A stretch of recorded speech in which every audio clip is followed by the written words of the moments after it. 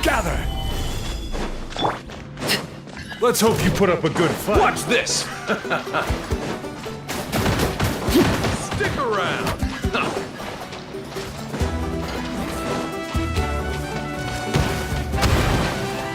Laid bare.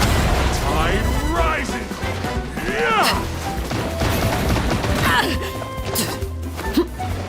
Yeah! Stabilize!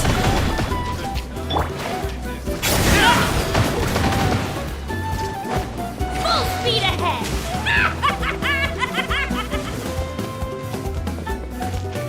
Let's see if you can keep up with me.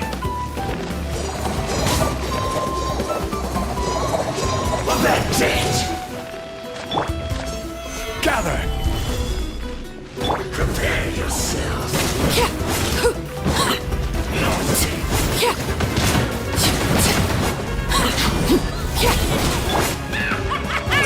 Careless.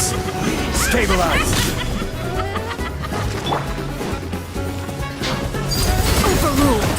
This shall be my fate.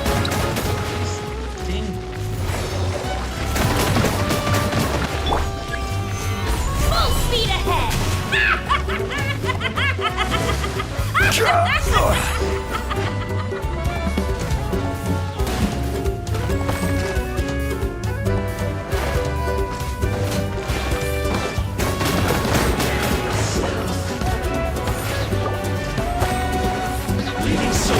Solidify!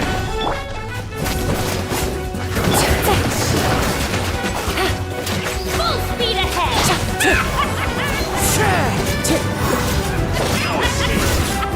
This is...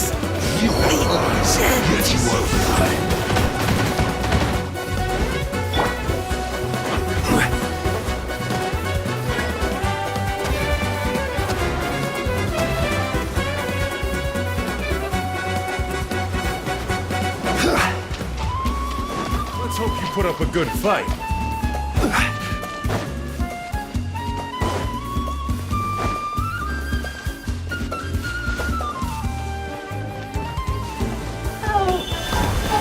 All right, let's finish this fast.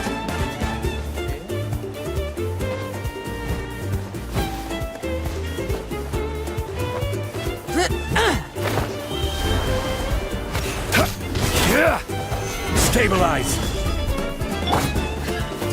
Transfixed. Round them up! Gotcha.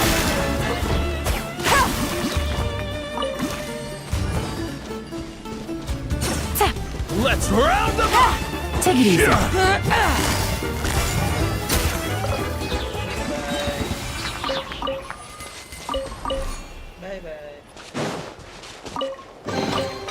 A chest full of valuables and a trove of potential clues.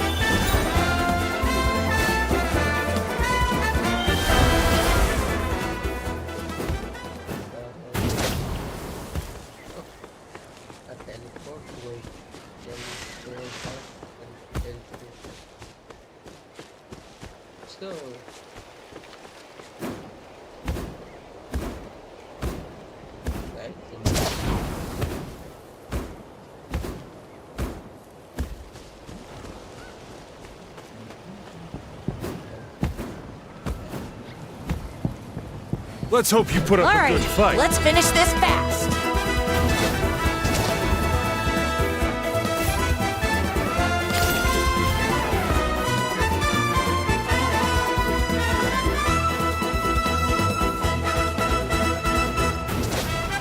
Yeah!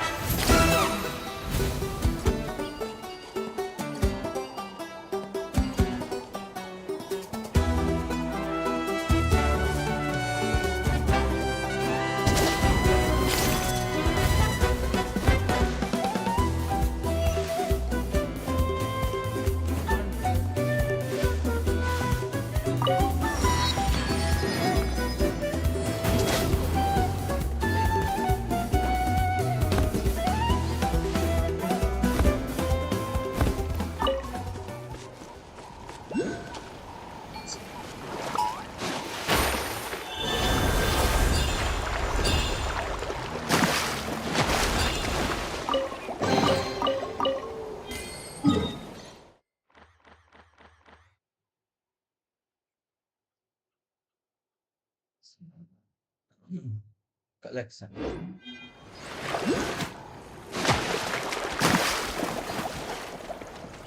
Hello.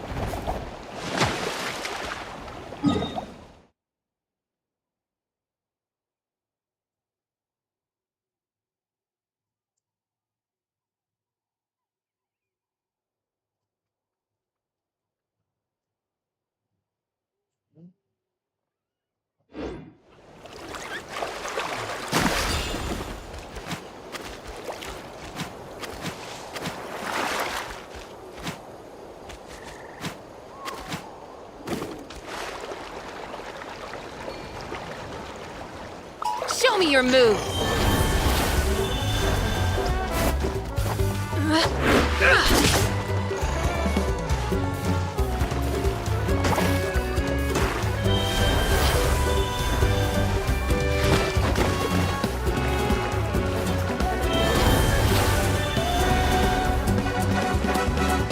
The tide rises. Quietly now. The hearth. Now it's destroyed. The tide rises. Overruled. You're.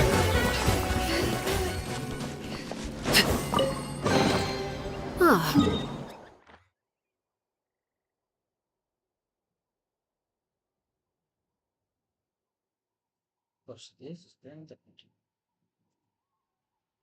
Something with which to commemorate this occasion.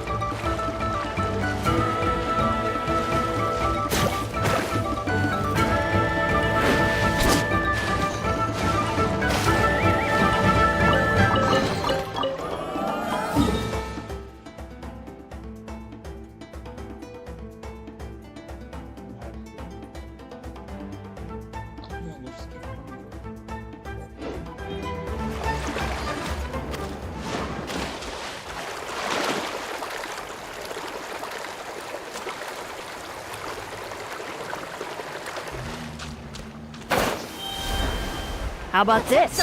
Transfixed!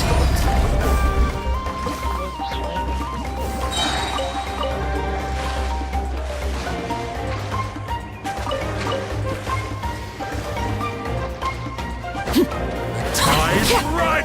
This shall not be my fate.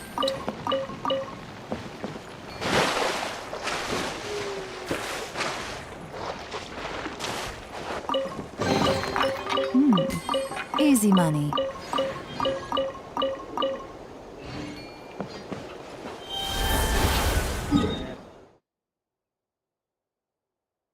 There.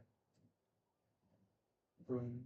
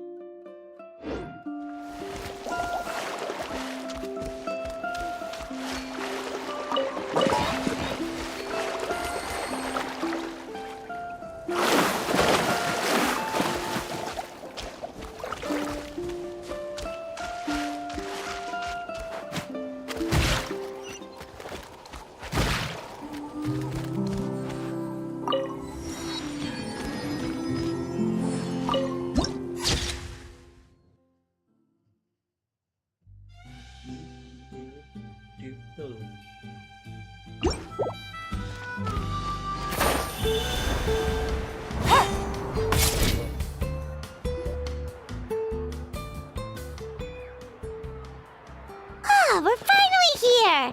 So this is your home, Mualani? Paimon can't wait to have a look around. Okay.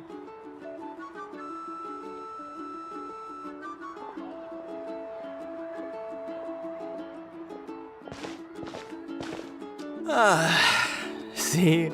What did I tell you? A dip in the hot springs after a battle is just the best. Fetch me a bottle of wine, would you, dear? Just one? Let's get another. It's still early in the day, isn't it? Want to go to Golden Dusk later? Now this is a vacation. Absolutely amazing. Wow, it's so lively around here. Is there some kind of holiday going on? We try to treat every day like a holiday around here. We believe every day is worth celebrating. Now, let me show you around. Where to start? Shochiqui Cattle Records, Kalumchi Plaza. Oh, there's so many options, but the hot springs, of course. Natural hot springs have tons of health benefits. Go for a nice long soak and you're guaranteed a good night's sleep. Wait, you want us to bathe? Here? Oh, don't be shy. Come on, I'll take you to get changed. Mualani! Huh? Oh, Auntie Atea! Please, I've told you that just Atea is fine. Do I look that old to you? Were you taking these two to the hot springs? That's right. Oh, let me introduce you. This is the Traveler, and the small one next to him is Paimon. They only just arrived in Natlan, so I'm taking them around to experience our customs. Hi there! I'm Mualani's neighbor, Atea. By the way, Mualani, I heard you lost to Kachina during the pilgrimage. Is that true? Yeah, I was this close to winning. Oh, definitely not the result I wanted, but still not too surprising. Kachina's always been strong. Anyway, it's all in the past. I'm gonna take these two for a dip in the hot springs. Talk to you later. Oh, wait. You'll need swimsuits first. I'm sure I can find you something lying around the shop. I'll go look. Hold it right there, young lady. Have you forgotten the rule about bathing in the hot springs? Rule? Oh, wait, you mean... What? There's a rule about bathing in the hot springs? That's right. Outlanders have to complete a trial at an artificial hot spring before they're allowed access to the natural ones. It's not nearly as scary as it sounds. Basically, natural hot springs have higher temperatures that not everyone can withstand. A few travelers have gotten scalded by the water in the past, so now we have an unwritten rule. All Outlanders need to adapt to the lower temperature artificial springs first. But seriously, Auntie Atea, do we have to be so strict? These two are formidable adventurers. I know they can handle it. Famous last words. The hot springs are not to be underestimated. You can never be too careful. Besides, the environment's been unstable lately. Could be a sign that the abyss is about to attack. Oh, that sounds dangerous. You know, Paimon's really not all that formidable, so careful is good. Exactly. There will be no excessive risk-taking on my watch. Mualani, take them to the artificial spring first. Okay. That's more like it. And don't try anything funny. I'm heading to the artificial spring in a bit, and if I don't see you there, your days of copping free meals at my place are done. Relax. Oh, by the way, Atea, how have you been feeling lately? Much better. How else would I have the energy to keep an eye on all you rascals? Hey, you over there! How many times have I told you no roughhousing near the hot springs? Oh, shoot! That weird lady's back again! Run! Stop right there! You need a stern talking to! She sure has a lot of energy. She's a legend in our tribe. Everyone knows her. Back before I inherited my ancient name, she was one of Natlan's most renowned warriors, famous for her love of hot springs. In fact, she often threw parties at the hot springs. She referred to anyone who came to these parties as her hot spring buddies. The attendees were all respected warriors like Liliuo, Kaiulani, Vichama, and the Archon. If Paimon lived here, she would take advantage of the hot springs too. It's just... during battle, she was impaled in the abdomen by an abyssal monster. The doctors managed to save her life, but they made it clear that she could never bathe in the hot springs again.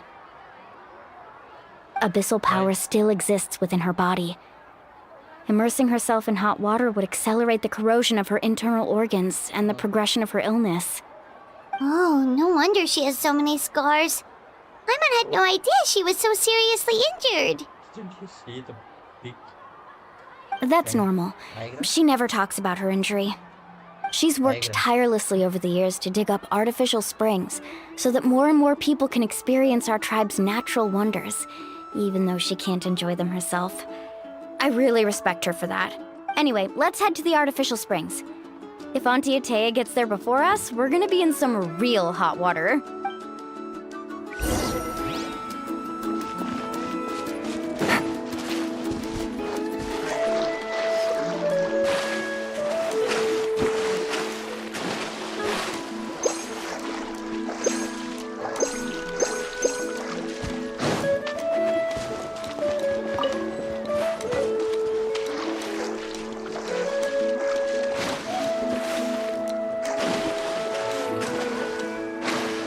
Take it easy. map it?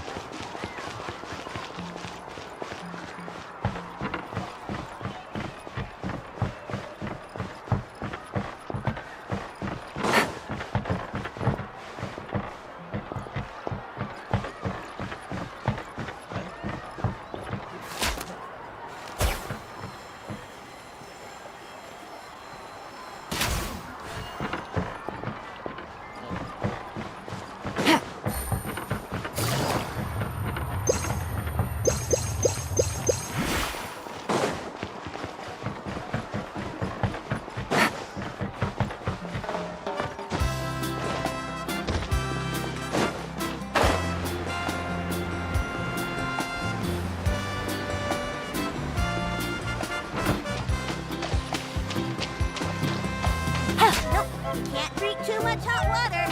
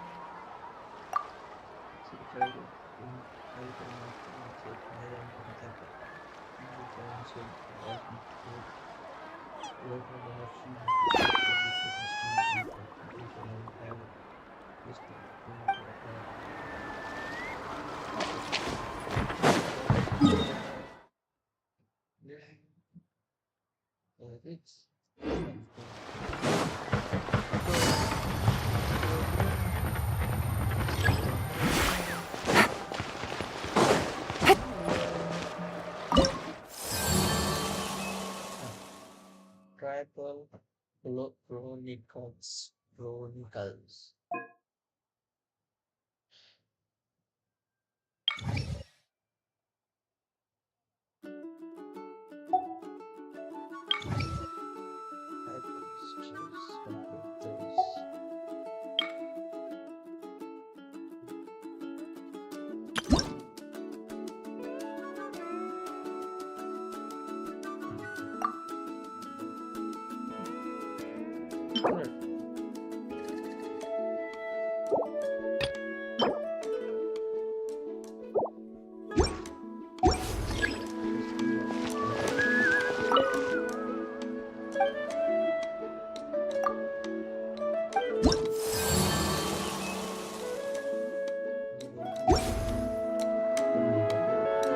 Take it easy.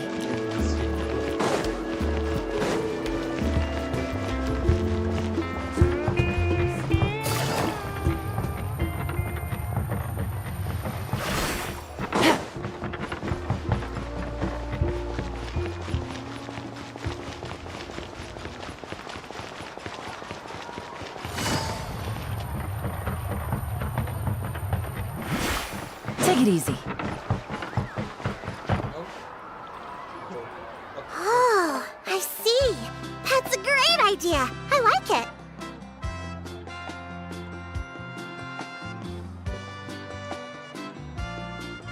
See, I told you the chief would agree. Well, let's get moving then. We can't let a word of this slip to anyone else. Hey, Amina, Hikaru, Marukao. You three seem particularly cheerful today. What's the occasion? Oh, Mulani! You're back. Who are these two? This is the Traveler and Paimon, two very important guests. I wanted to take them to the natural hot springs, but Auntie Atea caught us, so we had to come here first. Oh, what a coincidence. We were just talking about her. We think Auntie Atea's illness has taken a turn for the better. Really? How can you tell? Okay, so while you've been busy with the pilgrimage, we noticed that she's been visiting the hot springs alone at night. Specifically, the hot springs in the cave to the north of our settlement. I'm sure you know the one. Apparently, she used to go there a lot before they became abandoned for some reason. She could never come into contact with hot water before, and now she's visiting the hot springs every night. I mean, it's pretty obvious what that means, right? Yeah, so we got to thinking, what if we renovated the abandoned spring behind her back, then threw her a huge surprise party? Chief Amina thinks it's a great idea too. So, you want in? Of course! How could you even think of pulling this off without me? I'm a little busy right now, though. I'll come find you once we're done at the hot springs. Of course! Take your time. You should focus on our guests for now. These artificial springs are pretty new, but the experience is just as good as the natural ones if you ask me. We really worked hard on them, so I hope you enjoy. And you two, I know you want to focus on Atea's surprise, but don't forget your patrol duties in the meantime. The Abyss could attack at any moment, so we need to stay vigilant. You got it, Chief. We'll keep an eye out. You can count on us. All right, we're off then. See you at the abandoned spring, Mualani.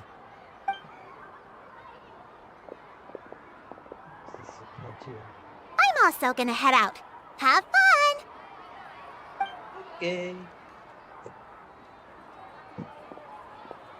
Finally, it's hot spring time! Oh, I already arranged swimwear for you guys, by the way. Come on.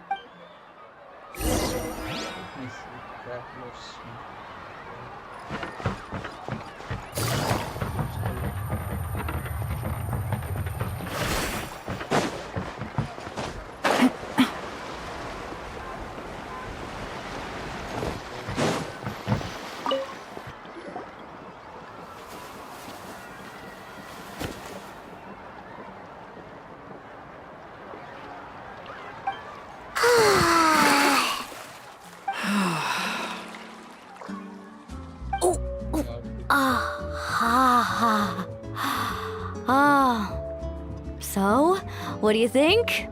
Can you feel the warmth relax every muscle in your body? Yeah, it's so nice. The steam is warm too. The first time I came to the hot springs, there was no calming effect whatsoever. I was such a little ball of energy, the moment my parents looked away, I ran off to the high temperature pools. It was actually pretty funny looking back on it. They were absolutely frantic, looking for me all over, until finally they saw my head slowly poke out from under the water. I was too young to remember the whole ordeal, but my parents told me all about it. A natural-born swimmer, my mother called me. Just like her, I taught myself how to dive underwater the first time I ever went swimming. So feel free to go for a swim. I'll be right here if you need rescuing. Okay, here goes nothing. Auntie Atea, you really came to check on us? Of course. And I'm glad you listened.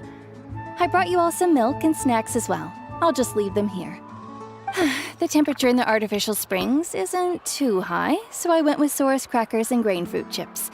See how you like them. Oh, thank you! These are great! Well, I did make them myself. Very few young people know how to truly appreciate hot springs, so listen carefully. The temperature of the hot spring not only determines the type of snacks you should choose, but also the amount of time you should spend in the water. To bathe in a hot spring is to completely empty your mind. As such, swimming around the pool is incredibly disruptive and impolite, and something you should absolutely not learn from Mualani. Hey! All right, looks like you were able to adapt to the temperature, no problem. You should be able to switch to the natural springs then. Okay. Well, I've got to get going. Oh, and make sure you drink your milk. I'm looking at you, Mualani. I still remember how you used to pour it into the water when you were little. That better not happen again, whether I'm here to catch you or not. Okay. Paimon didn't think you were the type to do something like that.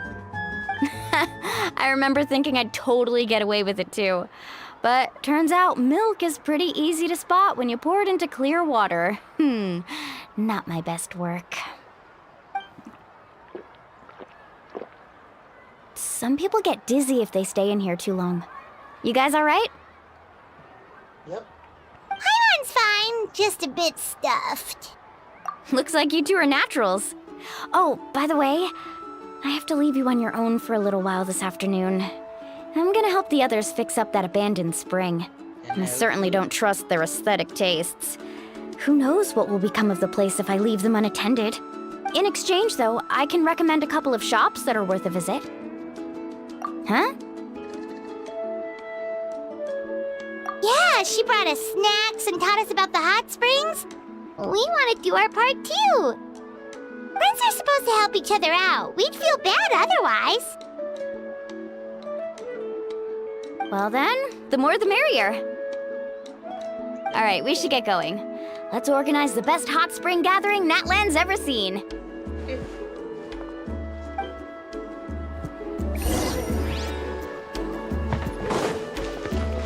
Take it easy.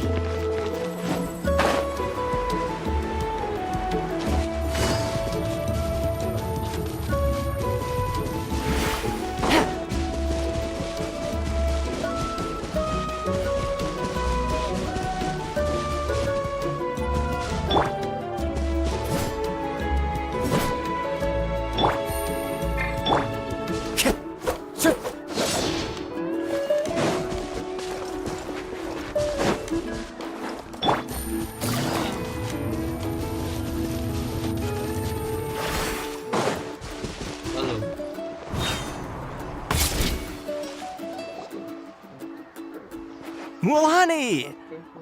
Wait, you brought our guests too? We're here to help. But you're important guests. We can't put you to work.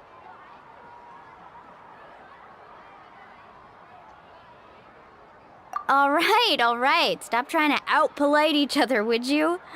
The sooner we get this party started, the sooner we get to enjoy the real party. Now, where to start? Looks like the water outlet is blocked pretty bad. We'll need to dig under it. Ooh, those boxes in the corner need to be thrown out as well. Oh, they're moldy as all get out. Ugh. Also, someone needs to go out and get some cloth, wood, and decorations. Oh, and snacks too. I say we get enough for 20 or 30 people. Bulk purchases fetch the best prices after all. Oh, but don't just accept the first offer they give you. I'm not good at haggling. Why don't you go? Hey, I'm not any better, and I wouldn't even know what to buy.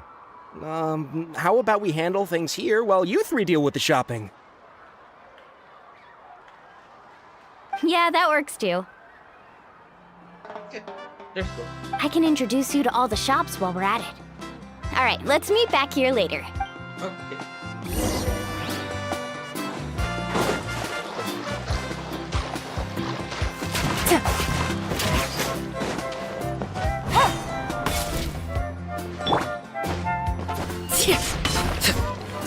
Overruled.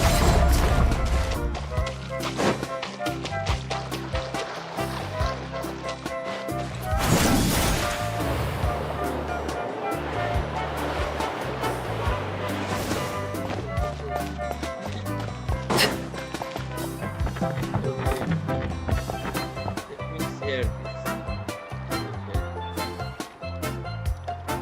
Studio.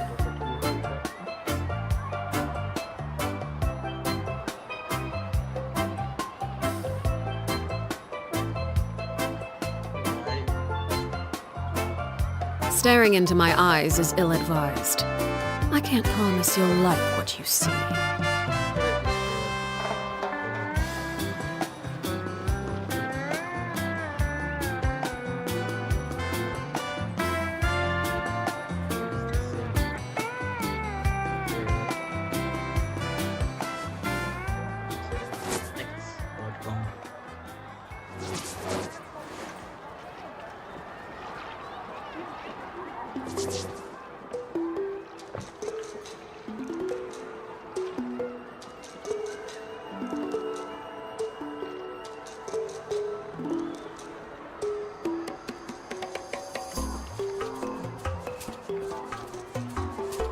What could the children be up to?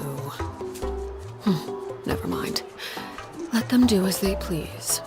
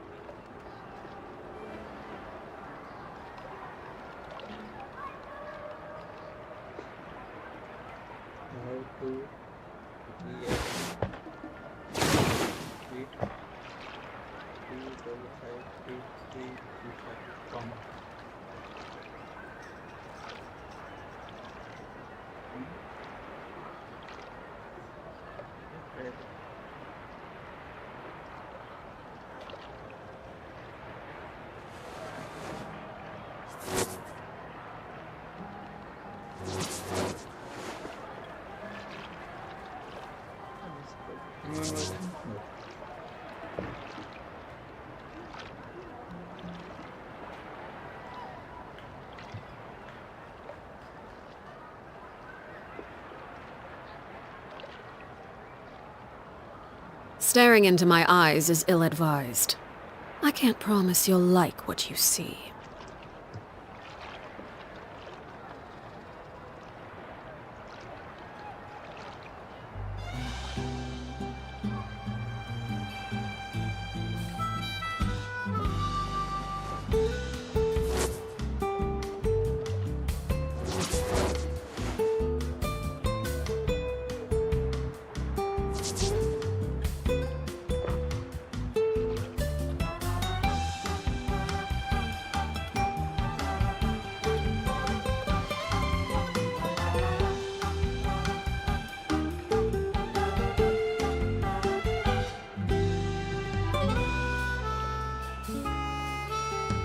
Something you wish to report?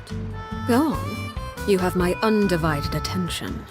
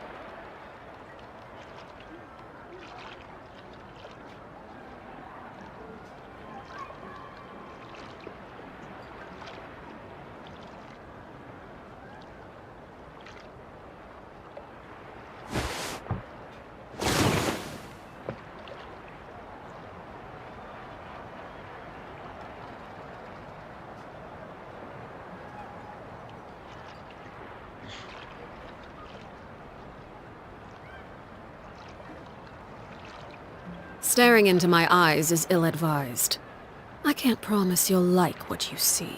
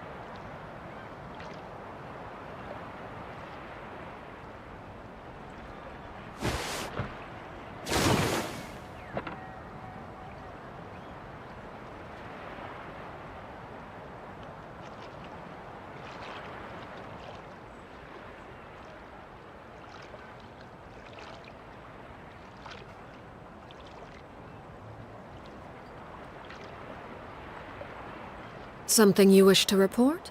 Go on. You have my undivided attention.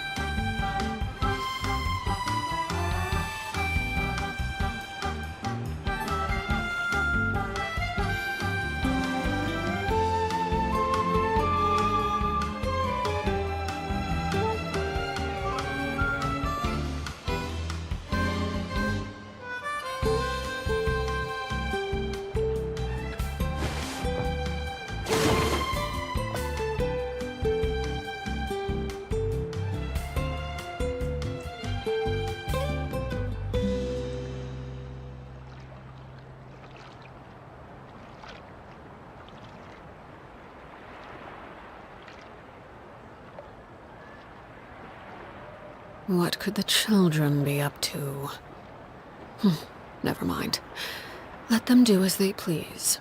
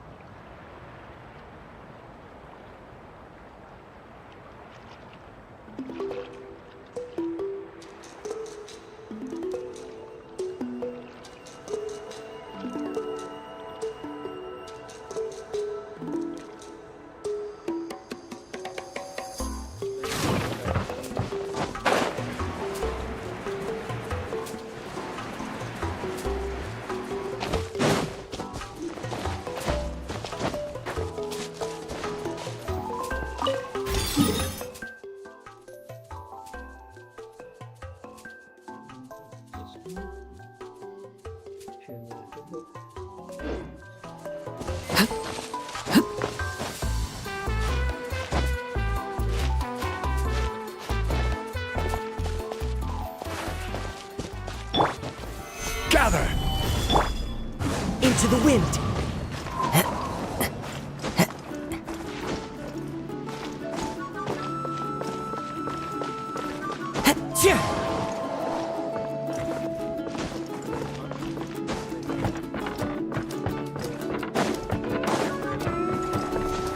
Follow the wind.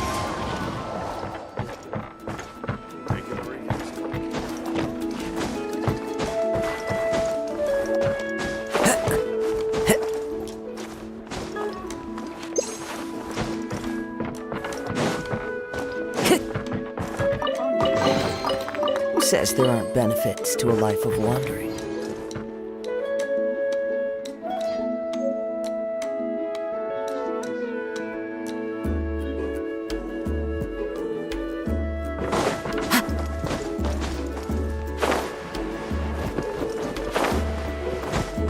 Follow the wind.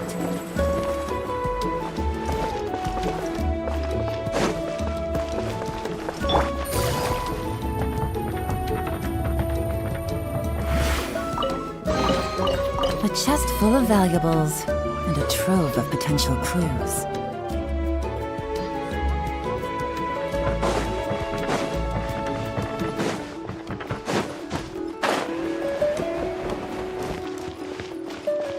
Take it easy.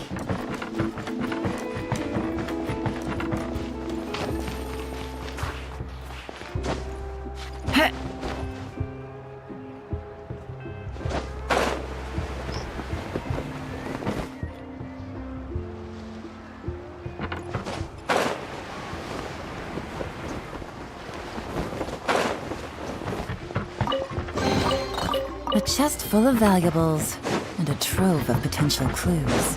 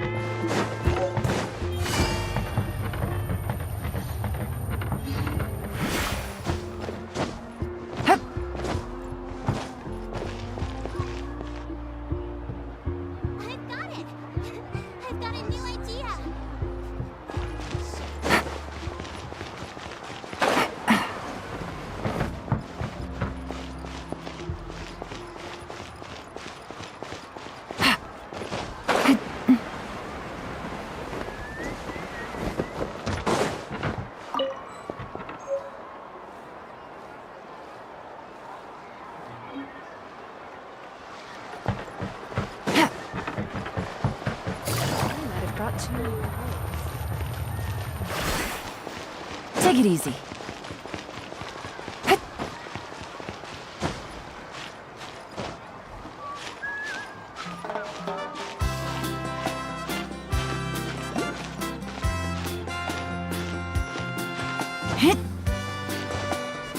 Yeah.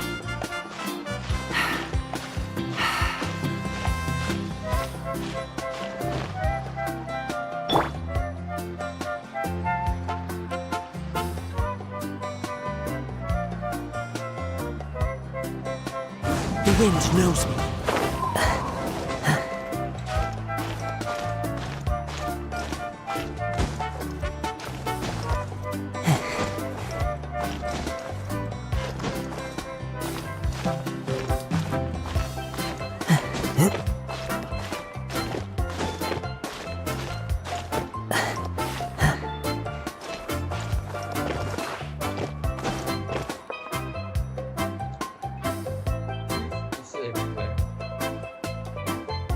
Into the wind.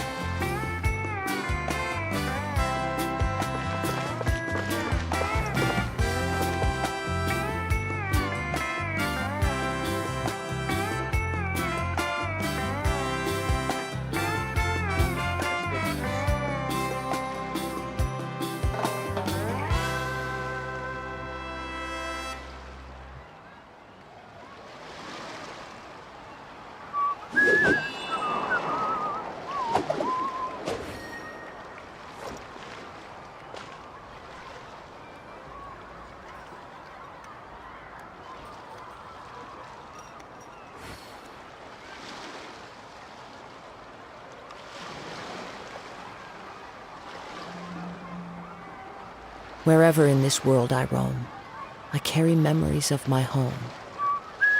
This blade, it is the last link I have to the land of my birth.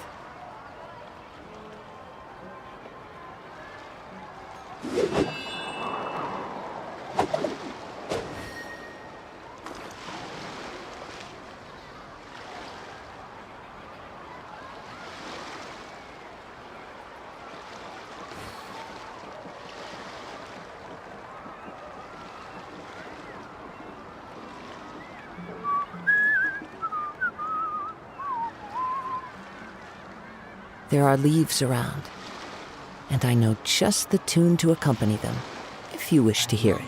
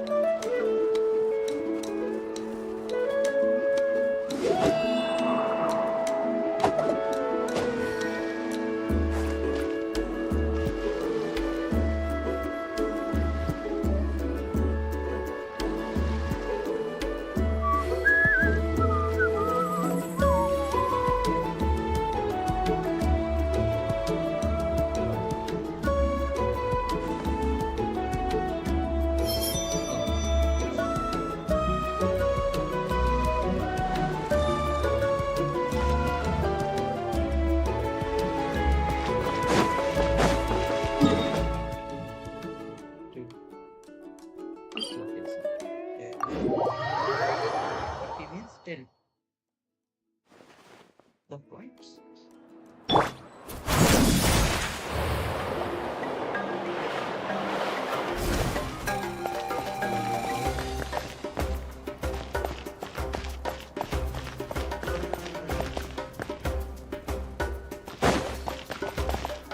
What a place.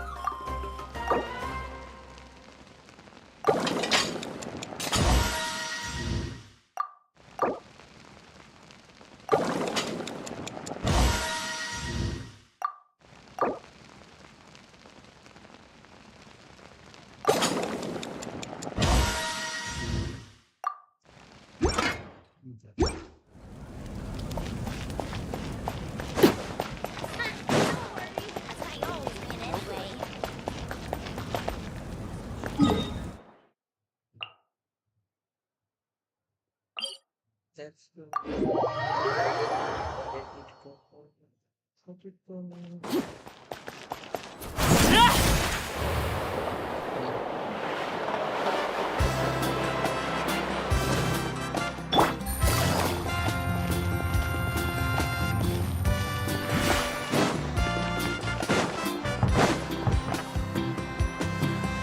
Hey there, Yellowfast. Hope business has been going well. Well, if it isn't Moalani, back from the pilgrimage? That's right. Didn't make the cut this year, though. Well, it wouldn't be a competition if everyone got to win. So what'll it be today? Here, it's all on the list. Quite a sizable order, as you can see. So, can we expect a discount? Wow, that is a large order. What's it all for? A party? That's right. Keep this between us for now, but we're throwing a hot spring party for Auntie Atea. Wait, you're saying she can go in the hot springs again? That's great news! How about this? You can have the decorations on the house, and I'll give you 20% off the cloth and wood. Come on, I know you can sweeten the deal. That pile of wood's been sitting there since I left for the pilgrimage. At this rate, you need to get rid of it or it's gonna go moldy. All right, all right. Such a handful. Just give me a moment while I pack all this up for you. Wow, that was amazing, Lualani! All in a day's work. By the way, Yellowfath, are these 2 stones for sale? Interested? They won't come cheap. I'm not planning to haggle this time, I promise. Package them separately, would you? Nope. Kachina likes shiny little trinkets, so whenever I come across something like that, I always buy it for her. I'll hold on to them for now. It'll be a nice little surprise for her when she returns victorious from battle. I'm sure she'll like it. All right, that should be everything. If you could just double check, make sure nothing's missing. Let me see. Huh? What's this crate of juice doing here? That's on the house. 7 years ago, when the Abyss attacked our tribe, Atea saved my brother's life. She never asked for anything in return, but I could never forget what she did for my family that day. So, send her my regards, would you? And have fun! Oh, we will. It's gonna be a party to remember. Thanks a lot, Yellowfath. Well, that's our shopping done. Let's head back. Nope.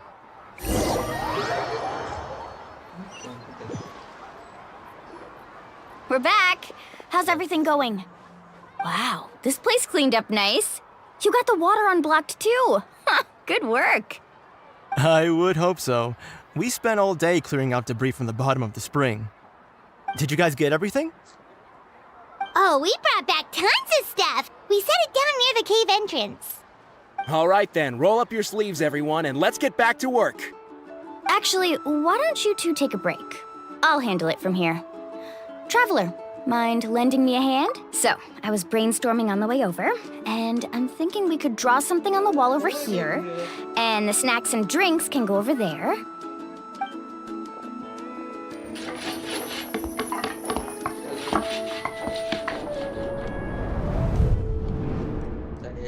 So, what do you think? Not bad, right? It looks amazing! I had no idea you were such a great designer! Well, I'm usually the one in charge of the family store, so I'm pretty good at things like renovation and organization. Not to mention, this was totally a group effort. Still, I didn't expect it to take quite this long. Guess it's too late to invite Auntie Atea over, huh? Yeah, tonight's definitely not gonna work. Chief Amina set up those patrols to guard against the Abyss, and Atea volunteered. So she's on watch tonight. I see. Well, guess the surprise will have to wait until tomorrow. This could actually be a good thing. Hello. She can relieve all the exhaustion of keeping watch all night by soaking in the hot spring. Ha! She's gonna love it. Hello. Well, let's call it a day then. Traveler, Paimon, you must be tired Please too. say something. Come on, I'll take you to the inn.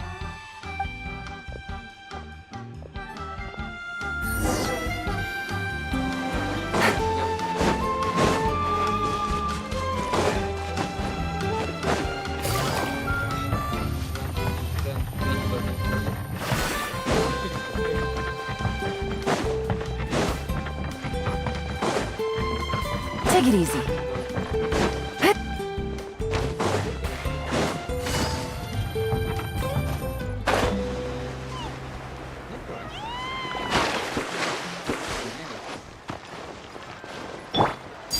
Laid bare.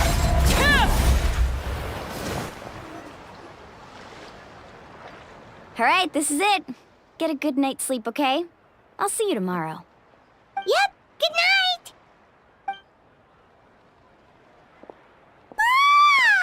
Paimon's exhausted. We really went all over the place today, didn't we?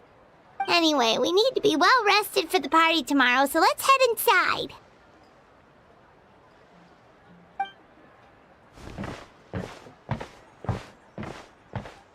Inside.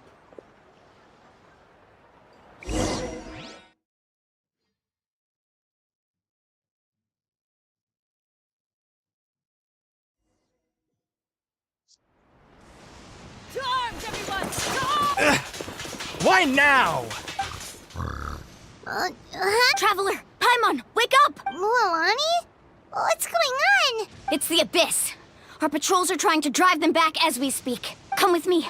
I'll take you somewhere. Mualani, a little help over here. We can't hold them back much longer. One moment. I'll be right there. Really? That's perfect. I've been waiting for the chance to fight by your side. Hey, Hang in there. We're here hey, to help. Hey.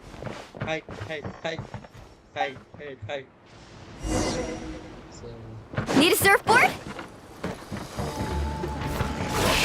Let's ride! The tide rises! Woohoo! Yeah! Overruled. Let's round them up. Oh, have they been contaminated by the Abyss? No, they are the Abyss. Destroy them.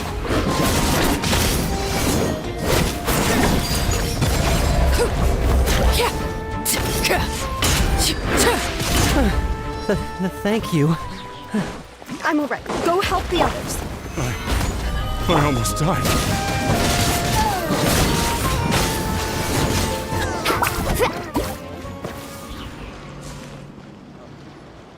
We've cleared out most of the monsters over here.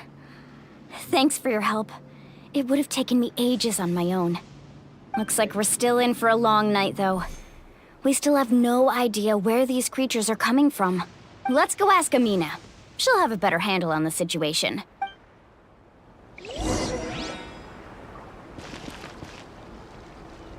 Carving waves!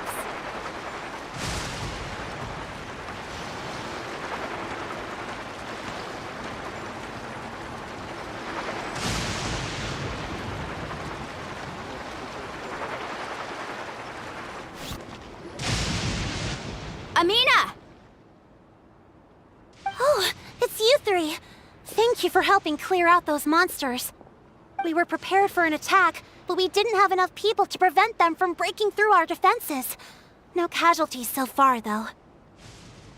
Where'd they come from this time? The east side.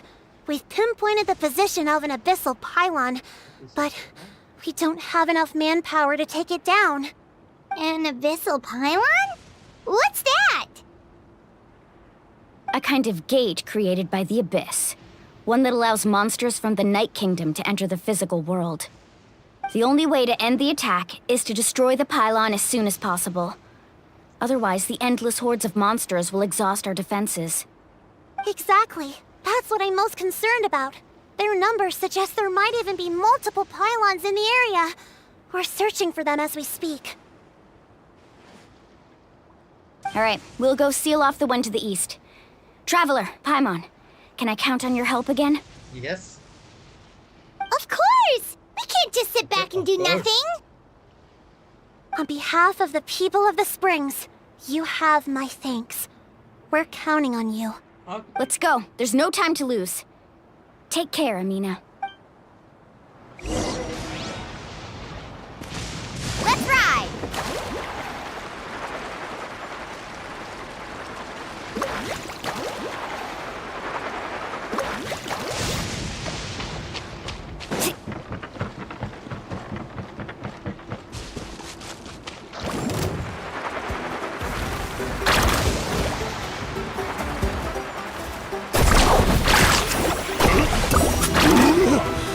Thank goodness you were here.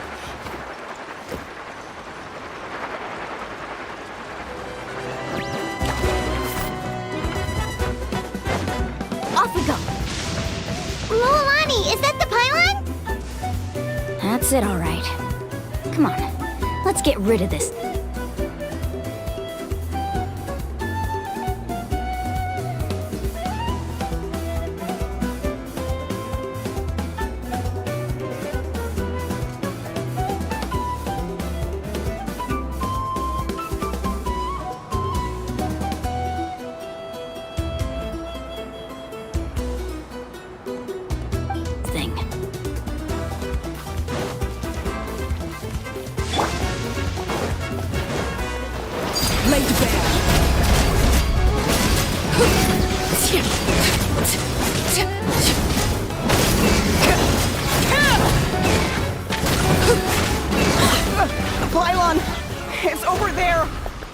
hurry!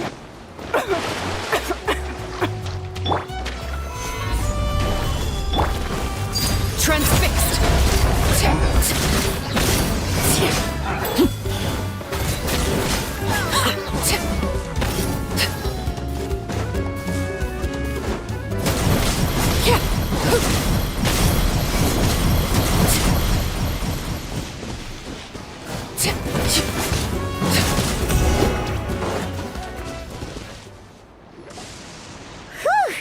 That should do it, right?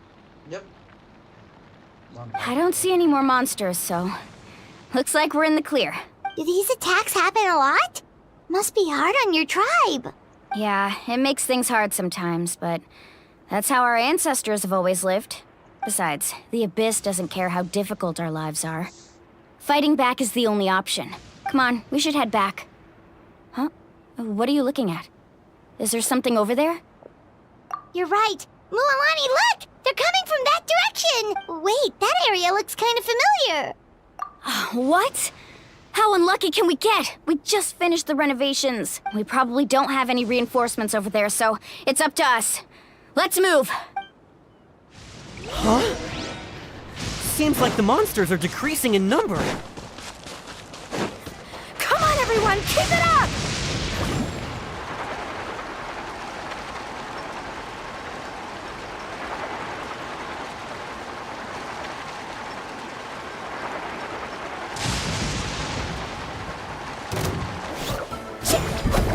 Tide rises! You can't hide! This is where you fall. Busted.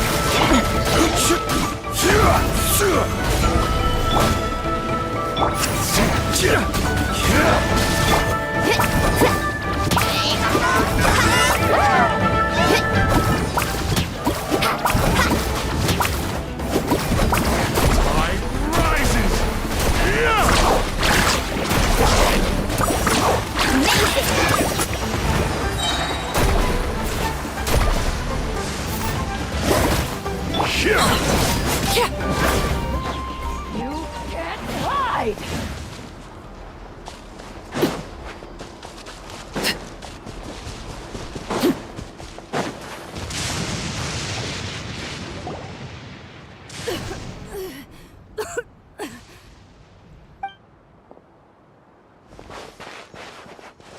Ataya, what are you doing here? Where's the pylon? Where do you think? If I'm here, means that thing is long gone. I was in a hurry, so it's not my best work. You should check if all the important stuff is still here. Stop talking for now. That wound looks bad.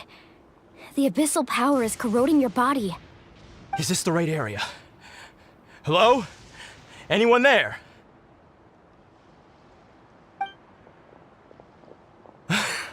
Mulani and Ataya, what's going on? We were told the second pylon was over here. Ataya took care of it, but she's injured. Quick, someone get a doctor! All right, stop fussing. Don't you think I know my own limits? The main thing is they didn't destroy anything.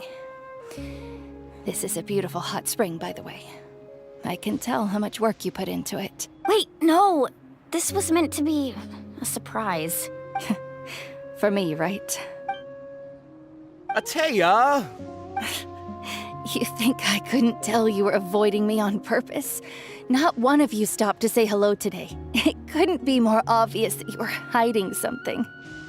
And you, Mualani, were you the one that brought the snacks? How many times have I told you, you have to choose them based on the temperature of the water? Oh, forget about that. The doctor's almost here, and you're gonna get all better. Then we can have a meal together, and I'll help you make whatever you want, okay? You just have to hold on.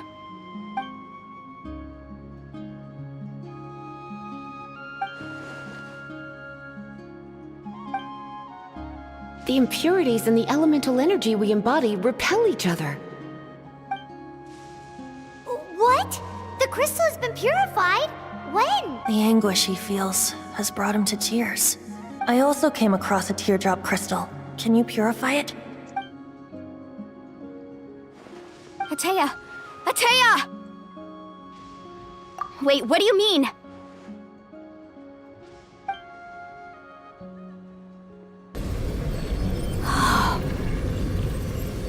What is this? Some sort of purification? The abyssal power, it's being cleansed away! How can that be? I never knew that was even possible. Atea!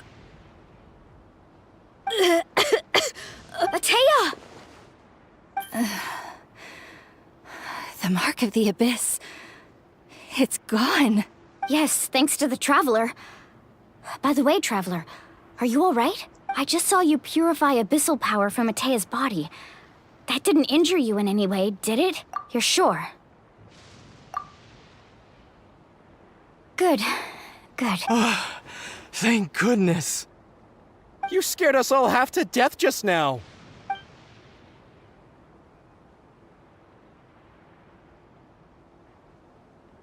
All right, everyone, head back and get some rest.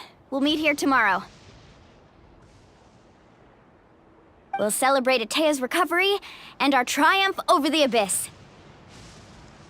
And most importantly, we'll show the Traveler and Paimon how grateful we are for their aid. Let's make it an occasion to remember. Dismissed! Got it! Got any other secret powers I should know about? But seriously, you really came through for us tonight, so thank you. Paimon almost forgot you had that ability. You used it back in Mondstadt to cleanse Dvalin's tears, didn't you? That was some quick thinking, Traveler. Huh? You look like something's bothering you. What's wrong?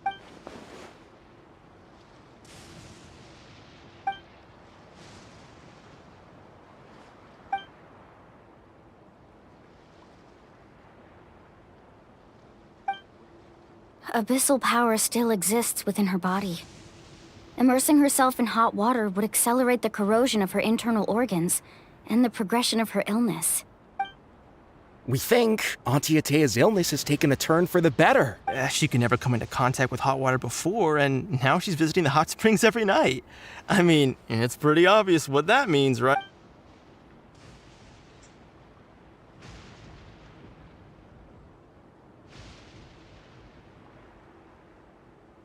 Hello? Traveler? Maybe you can zone out some other time because Paimon can barely keep her eyes open. Let's head back for now.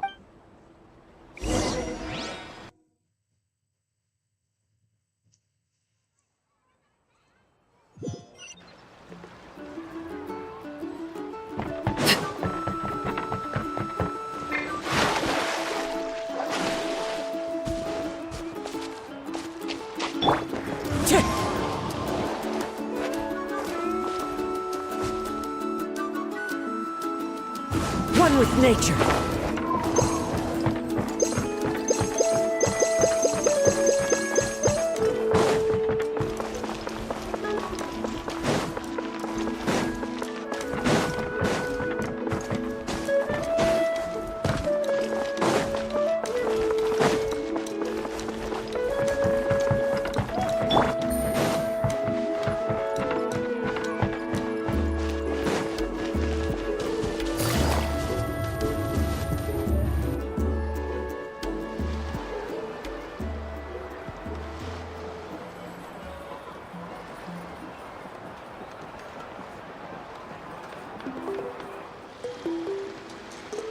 Not interested in hanging out with the other kids? Snacks not to your taste? Hot spring temperature too high? None of the above, huh? I heard you were the one who cleansed the abyssal power yesterday. You sensed it, didn't you? I was hoping to keep it a secret for a few more days. Didn't want to ruin the celebrations and all. But looks like it was no use. Hey! Who? Me? Yes, you. Come on. Let's go for a walk. Hey, where are you going? Did something happen? Just going to get some air. It's too noisy in here. You have fun. We'll be right back. Oh, and there are extra snacks in that box over there if they need replenishing. Baked them all fresh this morning. All right! Sounds great!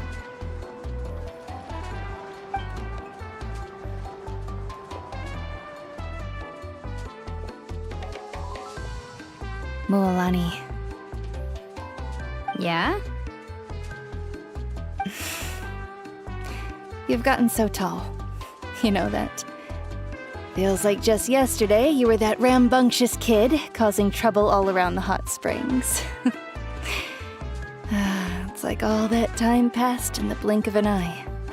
Tell me, how are your parents? They're away on business.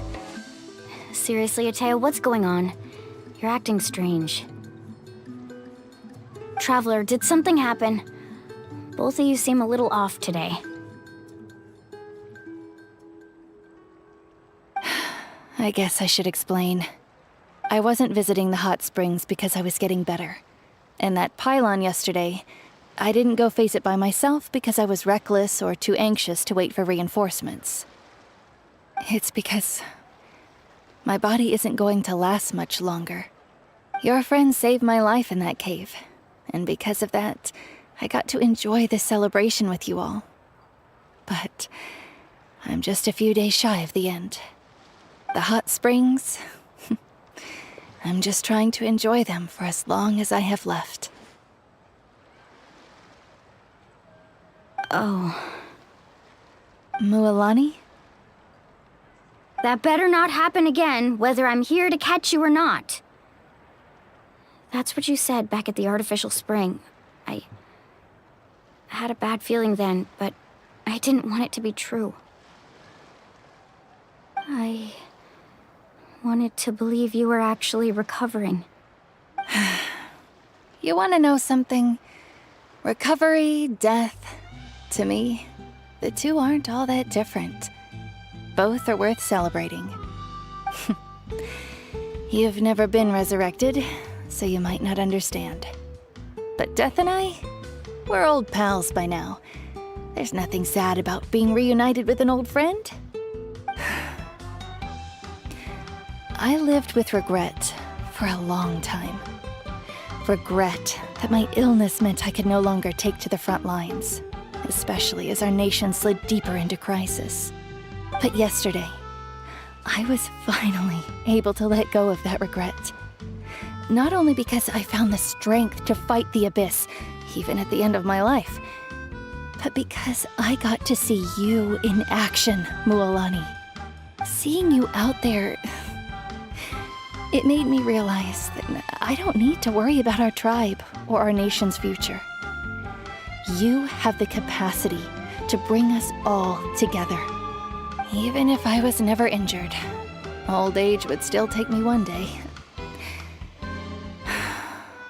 But I've done what I needed to do. The future is in your hands now. Just remember, whether in life or death, I am always with you. I understand. Seems like you've given this a lot of thought, Atea. Thank you for telling me all this. I'll do everything in my power to protect our tribe, our nation, and live up to the example you set for me. Good. Oh, and if any of you have the chance to meet with the Archon, could you give this to her for me? A talisman I've carried with me my whole life. It may seem strange to say while I'm still alive, but just think of it as a relic I'm leaving for her. It's brought me good fortune in battle. Even after I became too sick to fight, I never took it off. Just tell her it embodies fond memories and my strength of will. She'll know what I'm trying to say. Don't worry. We'll make sure she gets it. All right. That's all I wanted to say. Let's head back to the party. No use spending what little time I have left being sad.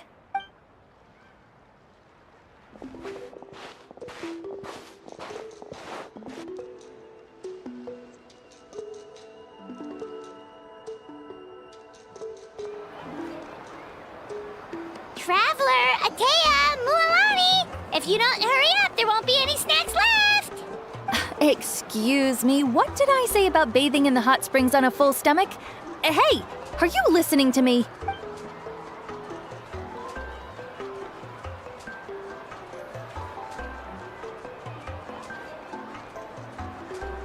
Life is a journey in which there's no turning back. So forge ahead and don't hold back.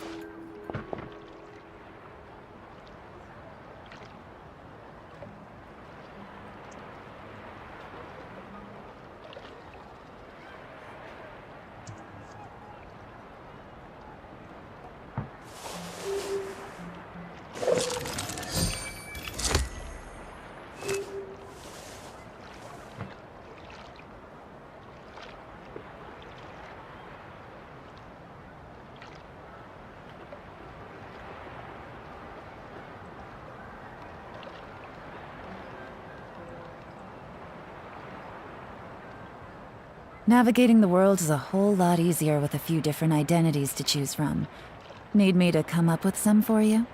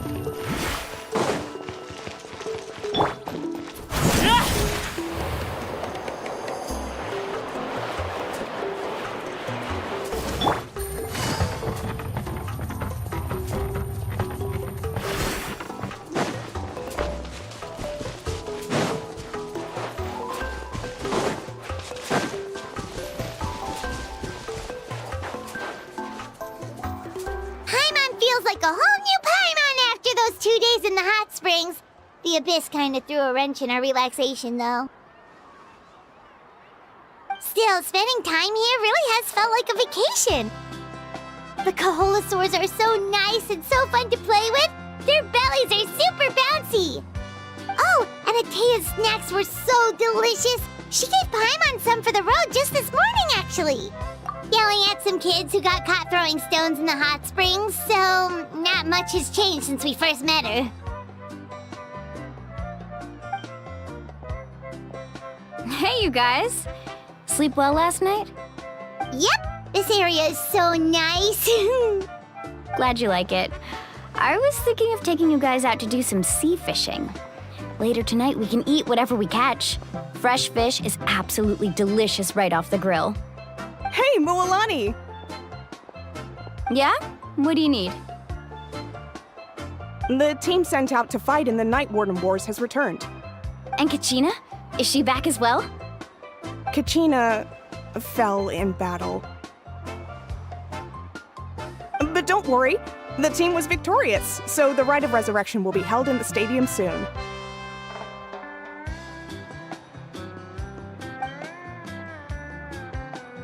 That's a relief.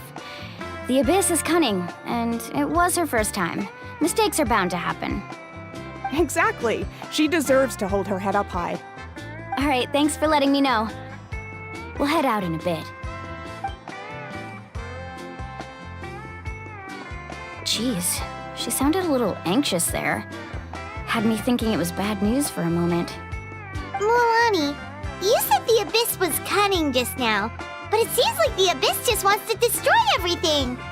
Like, think about all those monsters that attacked your tribe. If there really was some sort of cunning plan, wouldn't it make more sense to send them to attack Kachina and her small team? Not that Paimon wants them to be in any more danger, it's just... Relax, I get it. The Abyss is difficult to understand, that's for sure. At a glance, it certainly seems like the only goal is total destruction. The Abyss isn't a living entity after all, so what capacity for logic or planning could it possibly possess? But through our long history of fighting the Abyss, we've realized things aren't quite so simple. 500 years ago, the Abyss invaded Teyvat. You know about that, right? That's right. Conria suffered greatly during that time. But so did every other nation in Teyvat. And Natlan was the worst affected of all. It took the combined efforts of the then Pyro Archon and heroes from every tribe to finally repel the Abyss. Even so, the effects of the invasion lingered for hundreds of years, only able to be reversed little by little. Our tribe's waters were contaminated. The Children of Echo's territory was overrun by dangerous sludge surging from underground. Unrelenting black winds tore across the lands of the Flower Feather clan. It was like each disaster was designed for a specific tribe. Exactly. We once thought that the Abyss's desire for destruction was a sort of primal instinct, but its methods are, in truth, marked by intelligence. We now believe the Abyss has invaded the Night Kingdom, and has the capacity to read the memories of this land at any given moment. And that's how it became so dangerous and cunning, almost like it knows you inside and out. Yes, and that's why we've been unable to fully eradicate it, even after all this time. Luckily, the problems left behind by the Abyss have been successfully addressed by the various Pyro Archons we've had over the years. Now every tribe is prospering and things are looking up. I mean, just look at what we managed to do a few days ago. We totally fought them off.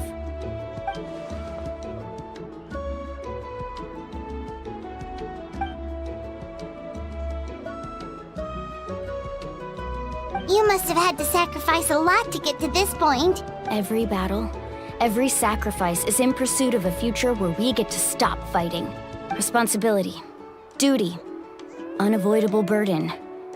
Everyone in Natlan views the war differently. But I believe we will be rid of the Abyss one day, and the efforts of all who fought against them will become a story for the ages. To think that my name could survive in ballads passed down to future generations, it's kind of romantic. Everyone has something that drives them forward, you know?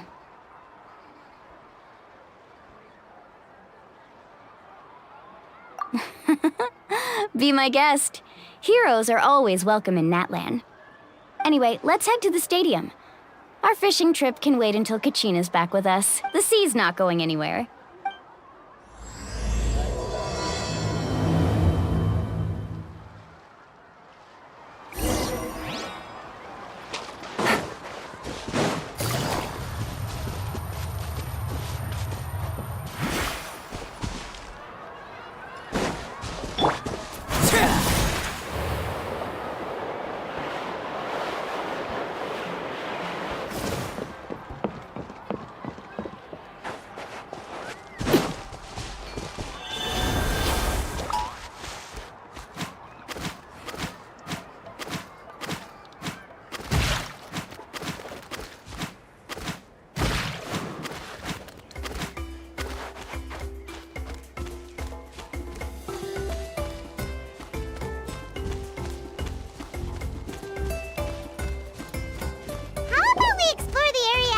Later.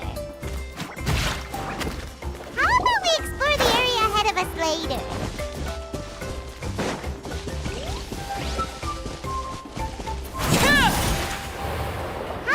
explore the area ahead of us later? How about we explore the area ahead of us later?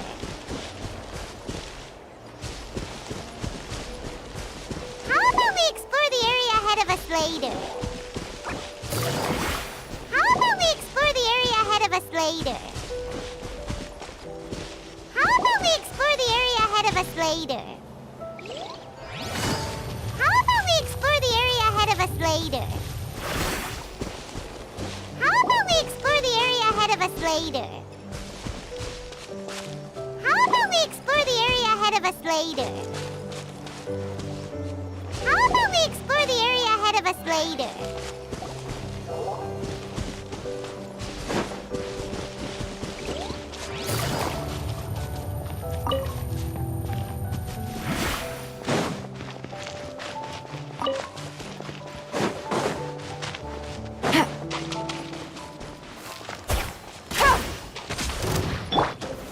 Stabilize! Stick around! The tide rises! Let's hope you put up a good fight. Transfixed! Tide rises! Solidified! Full speed ahead!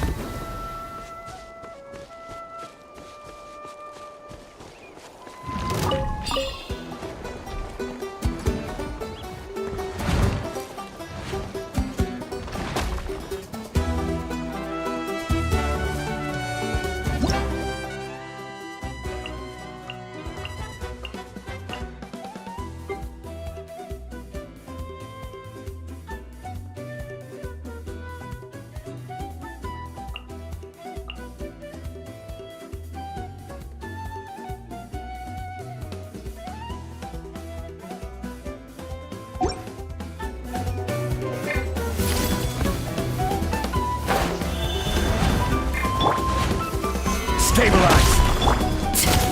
Overruled!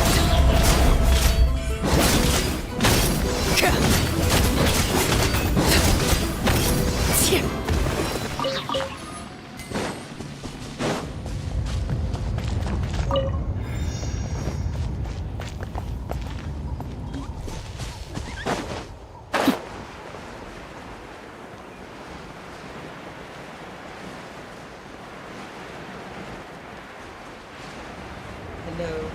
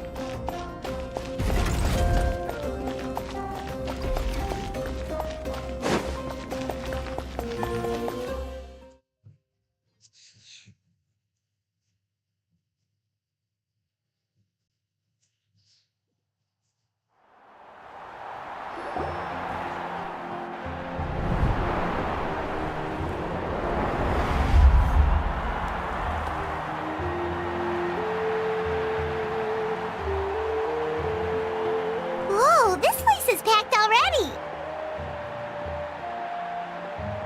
Of course. No one's gonna miss out on the chance to welcome our heroes back from battle. It's their moment of glory. Kachina's gonna be so flustered. She's never had this many eyes on her before.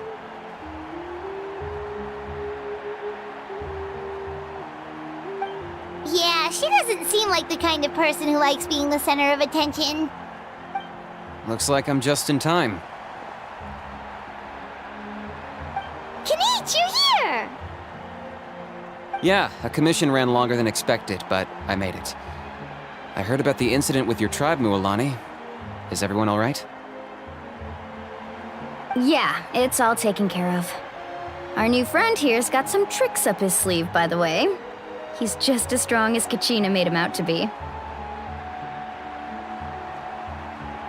Hey, look! Is it about to start? That's right. Someone will come out and recite a eulogy, and then we'll sing the Ode of Resurrection together. Come on, let's find a spot with a good view. When the singing starts, just follow my lead and you'll be fine. Let's go somewhere higher up so Kachina can spot us.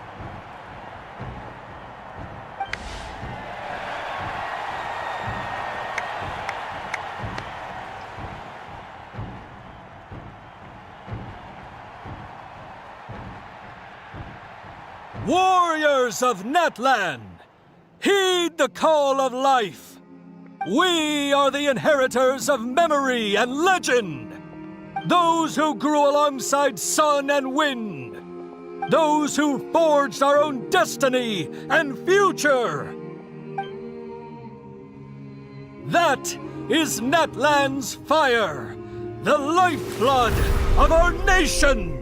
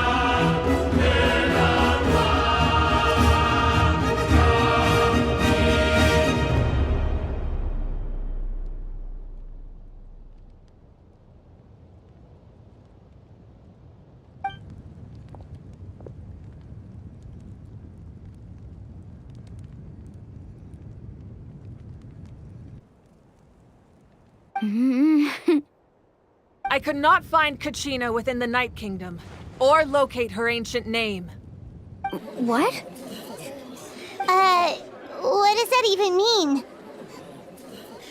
Usually once the ode is complete, the Pyro Archon and resurrected person will emerge from the flames.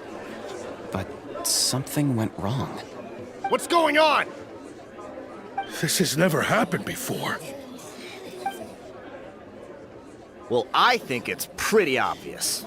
Clearly, the team sent to fight the Abyss didn't win after all. Think about it. The Ode rekindles all victors. We've witnessed it countless times.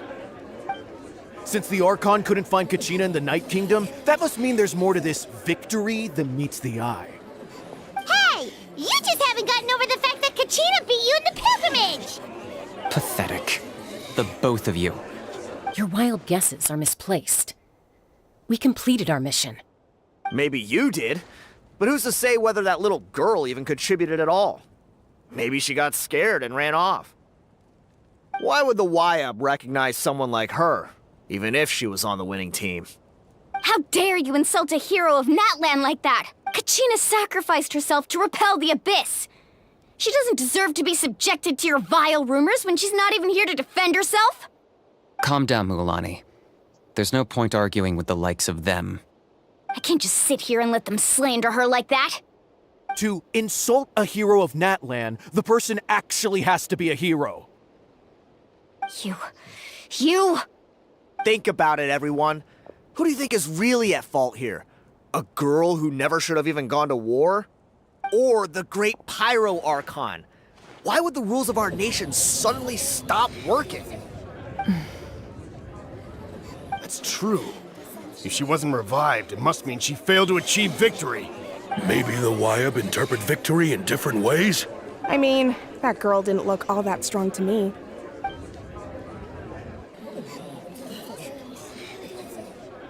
Kachina wouldn't have run! That's not like her at all! No! She's been waiting for this moment for too long. No matter how daunting the situation, no matter how scared she might feel, she's always the first person to stand up and face it head on. We don't even know what happened. So don't you dare try to use this as an excuse to vent your anger or slander her reputation. Fine. We'll find out what happens soon enough. Then, we'll see who truly deserves glory. That's enough. There is no doubt about today's victory, or Kachina's part in it. However, the failure of today's ceremony is undeniable. Kachina has not been rekindled, and I offer you all my deepest to prevent further casualties. I have decided to suspend the pilgrimage until this matter is resolved. What? No one is all-knowing. No one is infallible, not even myself. But doubt is a means by which we seek the truth, not a weapon we wield against others. I didn't mean it that way, Archon. If there are things you wish to clarify, then ask me directly. Doubt my answer if you wish. But now's your chance. You have concerns?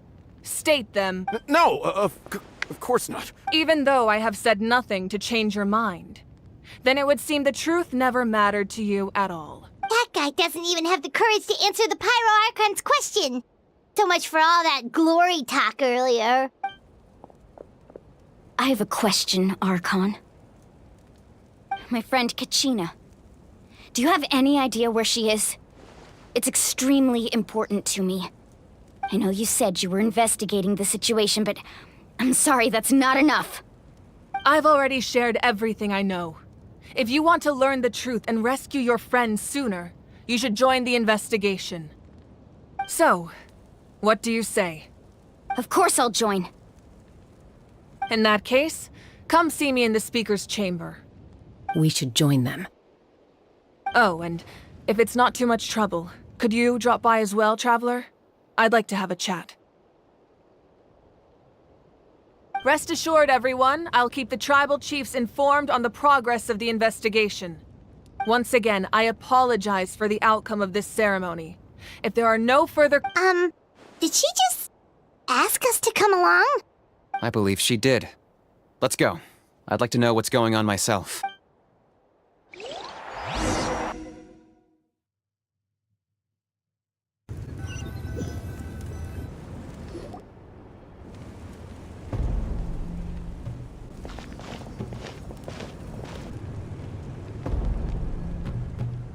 The situation is urgent, so I'll get straight to the point. Kachina is undoubtedly a hero of Natlan, and I'm deeply sorry this happened to her. There's been unrest in the Night Kingdom, but I don't know what's causing it. As a result, I've been unable to track down her location. Until we find and address the cause of the unrest, the Ode of Resurrection will continue to be ineffective. And that means Kachina won't be able to come back? That's correct. Not until the problem with the Night Kingdom is resolved. How long will that take? It's hard to say. Kachina always dreamed of fighting the Abyss, of doing her part to defend Natlan. She wasn't afraid of death because she knew, if it came down to it, the Pyro Archon would be there to bring her back to life. Whenever we sat down together, exhausted from training, she would always hum the Ode of Resurrection. She was supposed to come back to us. We were supposed to hug her and celebrate with her and share her joy. We supported her every step of the way, but what are we supposed to do now?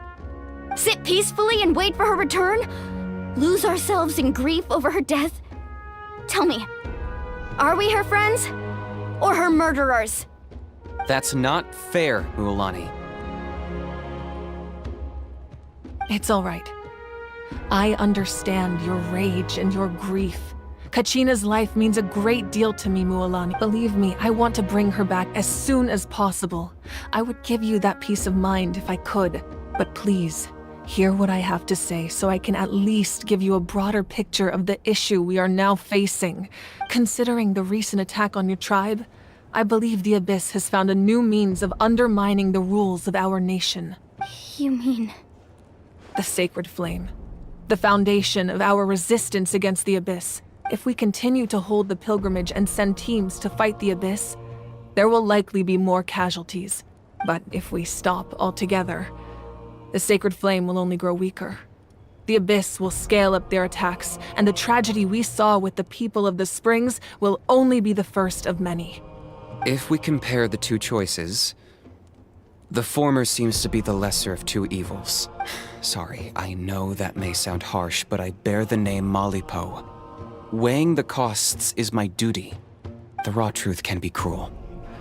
But we need to understand it if we want to approach this rationally. But what would you say, Mualani? This is personal for you. And unlike Kanich, I dare say it's not a simple case of weighing up which course of action is less painful, is it? No. I can't choose between them, and I don't want to.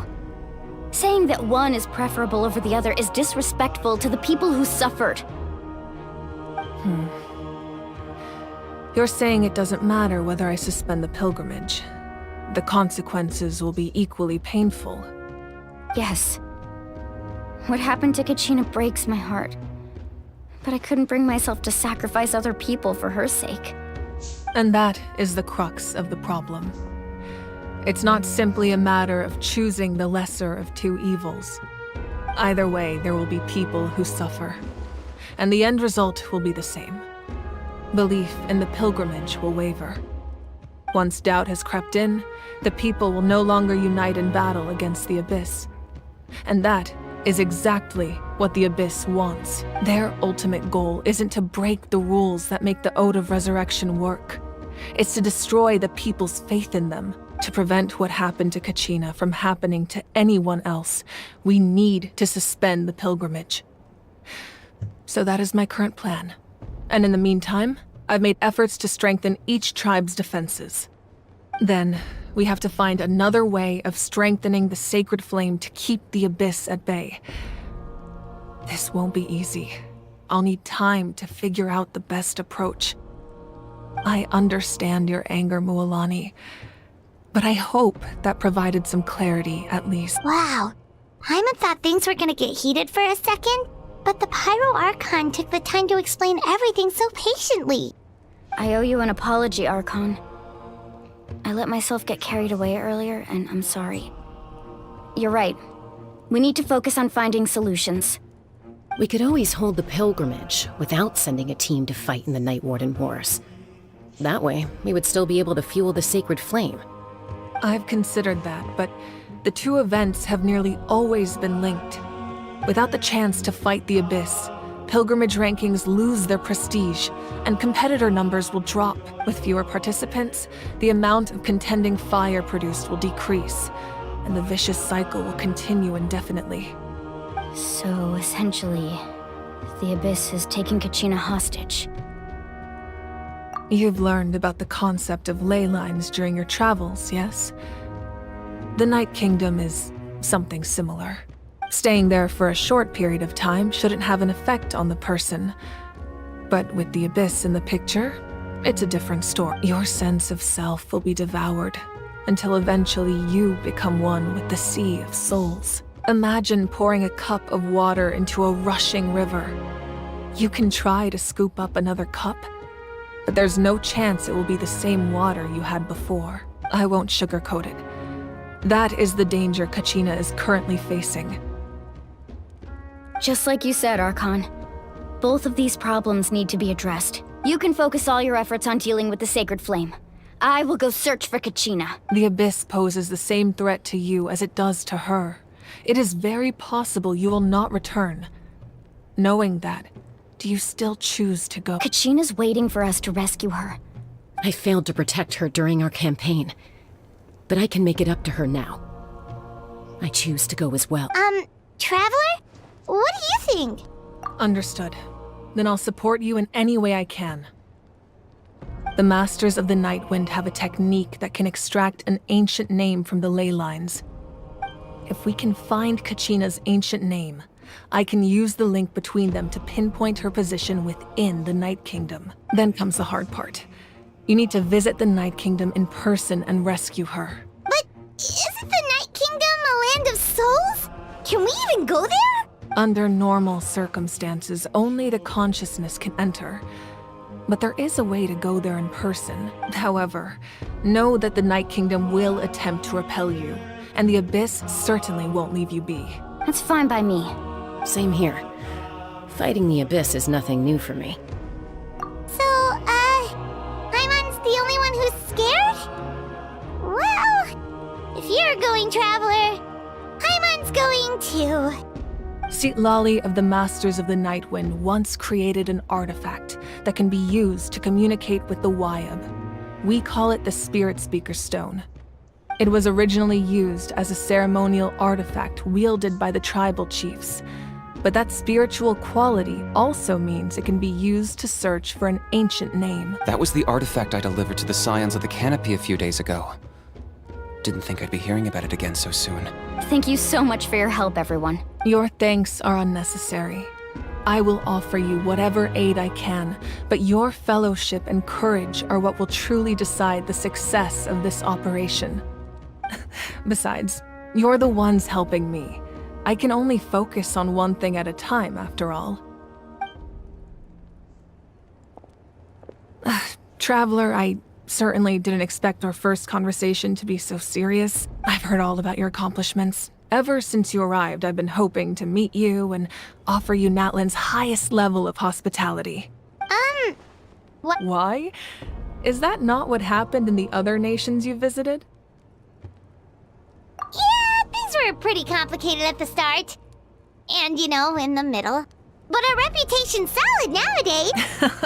That's more like it. After all, I've heard you're someone who transcends fate. Perhaps even more than you can imagine. But we can talk about that some other time. Ideally, this would be the perfect night for a drink and some musical ambiance. But there are important things to be done. Oh, I almost forgot. Atea was wounded in the fight against the Abyss. She wanted us to give this to you. It embodies fond memories and my strength of will. That's what she asked us to tell you. She said you'd know what that means. I didn't think this day would come so soon. The flames of her life force. I can feel them flowing within the talisman. If things were different, the two of us could have enjoyed the hot springs together while she gave this to me in person. We're supposed to be hot spring buddies after all. But don't worry. This talisman means a great deal to me. I'll take good care of it, and once this is all over, I'll pay Atea a visit.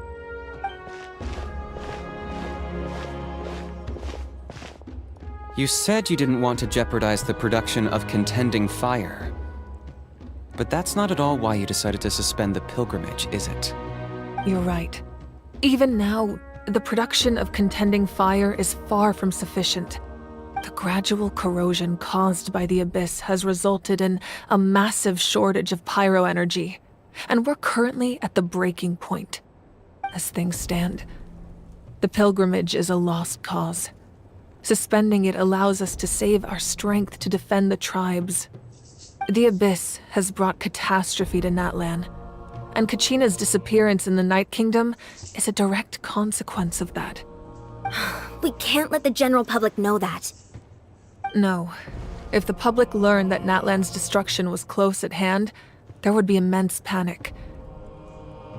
But if I said nothing at all, they would have continued to question the integrity of Natlan's heroes. Another simple choice. The latter was clearly the better solution. But you chose otherwise. I have never subscribed to the belief that the right choice is the one with the fewest sacrifices. Let's go. There's still a way for the sacred flame to last a little longer. You mean? Yes. Come with me.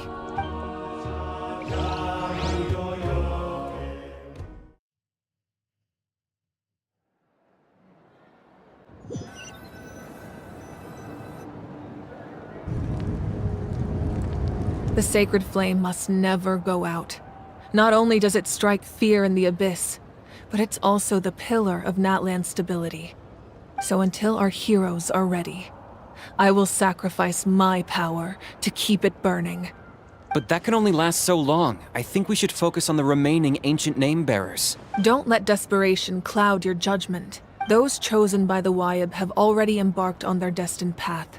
It is for them to decide how that journey ends, not us. All we can do is support them. Even so, for you to make this sacrifice, it's not right.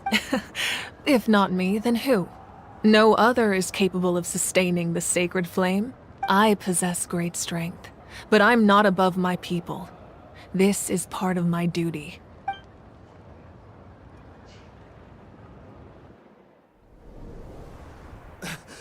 Archon, it's the Fatui!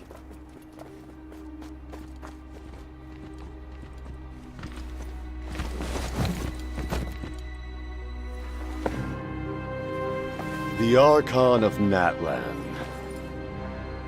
A force to be reckoned with. The secret of the ley lines is no secret to me. Long have they been destined for ruin.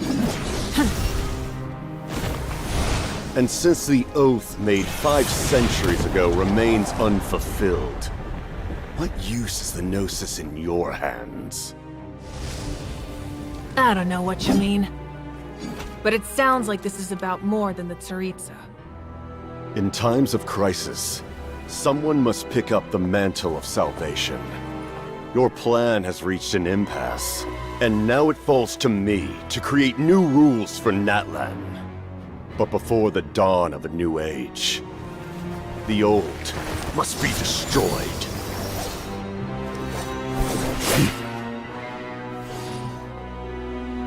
I assume that's the end of your speech? Good. People like us? Let our blades do the talking!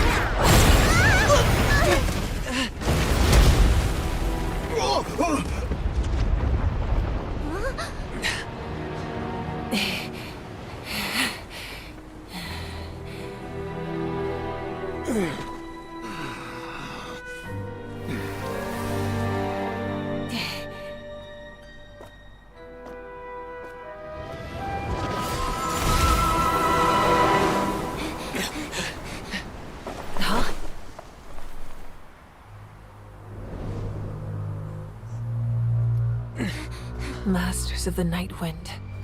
Send word. The captain and his followers must be apprehended.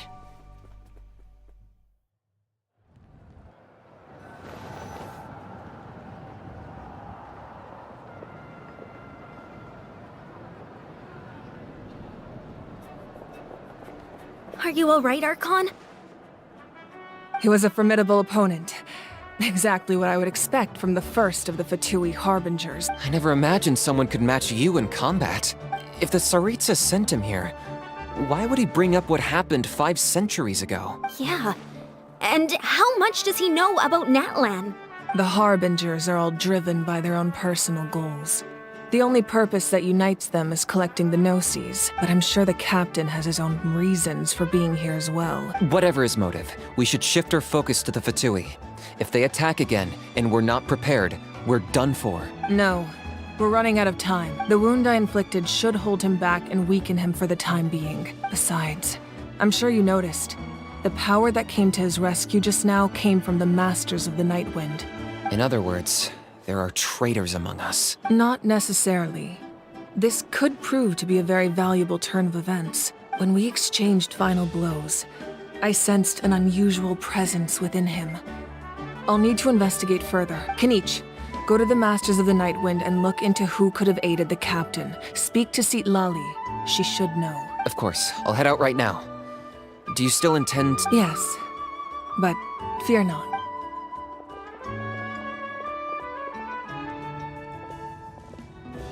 Natlan's strength has never rested solely in its Archon.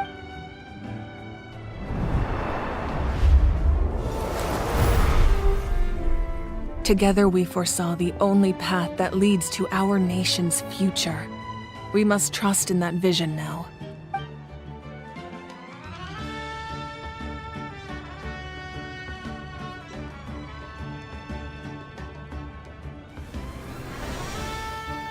Is everything okay,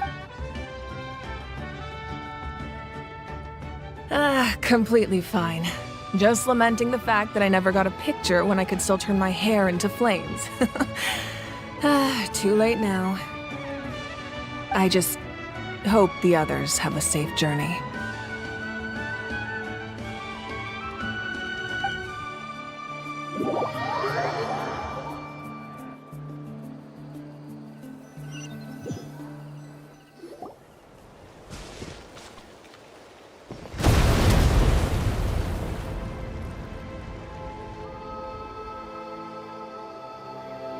What's happening at the stadium? Did something explode? It feels like the Archon unleashed her power.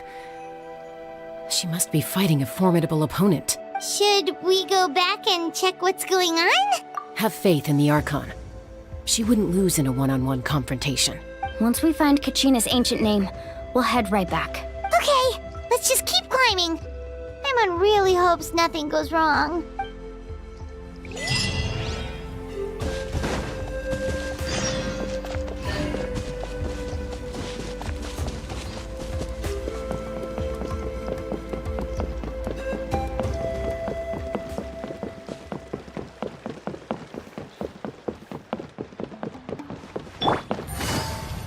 What can you tell us about the Scions of the Canopy?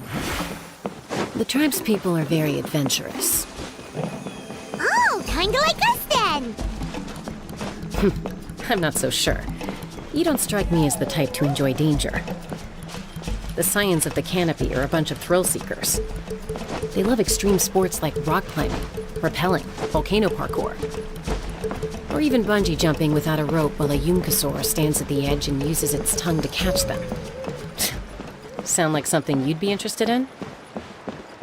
Okay, that does sound different from our usual adventures. Paimon's not doing any of that. She can just cheer you on from the sidelines.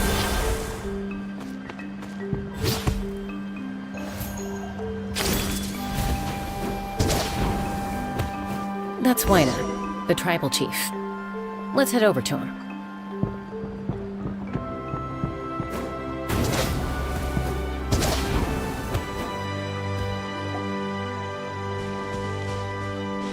Chaska. Nice to see you again, Wyna. I'm afraid we don't have time for pleasantries, so I'll get right to it. We're here for the Spirit Speaker Stone. Whoa, hold on a second. At least tell me why you need it first. My friend Kachina is trapped within the Night Kingdom. We need the stone to find her ancient name and rescue her. Rescue her? From the Night Kingdom? That's right. I'm sorry, but someone needs to tell you what you don't want to hear. Going there, a mature warrior would never make such a foolish decision.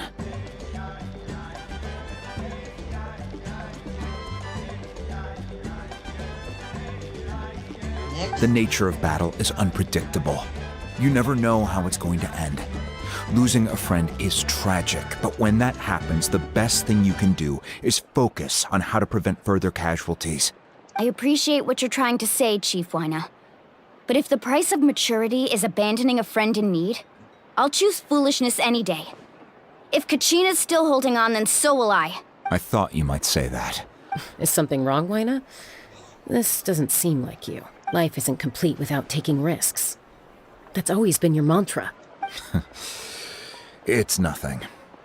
The Night Kingdom is a dangerous place. Can't blame me for checking if you were up to the task. If you're that determined, far be it from me to stop you. Here's the stone. Keep it safe, okay? It's not like we have a spare. Thank you. Huh. Seems like you two go way back. But aren't you from the Flower Feather Clan? Oh, Chaska's a peacekeeper, so she's famous throughout the tribes. She's always the one people call to resolve conflicts, so we slowly got to know each other that way. Her younger sister Quichi's always hanging around our tribe, too. She's helped us out a lot in the past. Oh, you have a younger sister? Yes. I'll introduce you to her sometime. But let's get back to business. Wyna, how do we use the stone? As you probably know, your intended destination is completely different from the real world. The Night Kingdom is like a river flowing with concepts, and the ancient name you seek is like a tiny fish swimming downstream. In that sense, the stone is like a fishing boat drifting down the river, but the boat alone isn't enough. You need a fisherman experienced enough to steer it in the right direction. We couldn't do that ourselves? With a little practice, I'm sure you could. You have the strength and the talent. If you want to make sure this works, though, I could recommend someone to you. Who? Vichama, a legendary warrior and scout from our tribe. He's got a keen eye and a well-honed intuition. Even his ancient name means to seek. If you're fishing for a name, you're gonna want him on the boat. Vichama? Why does that name sound familiar? He's one of Auntie Atea's hot spring buddies. I've heard stories about him. Where can we find him? Ever since Malco passed, he spends most of his time gazing out at the scenery from the cliff tops. Follow the path that way, and I'm sure you'll find him.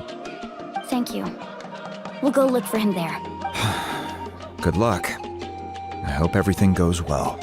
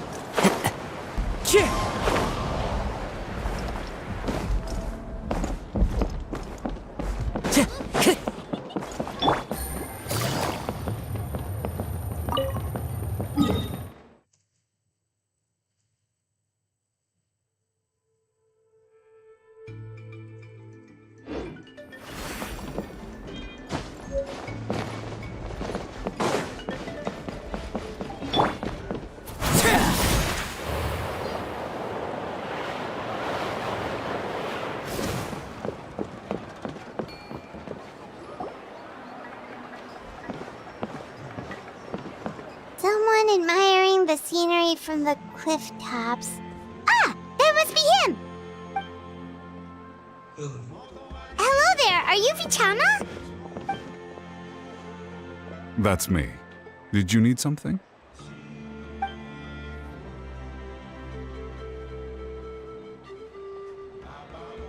What? You're saying you can bring someone back from the Night Kingdom? How is that even possible?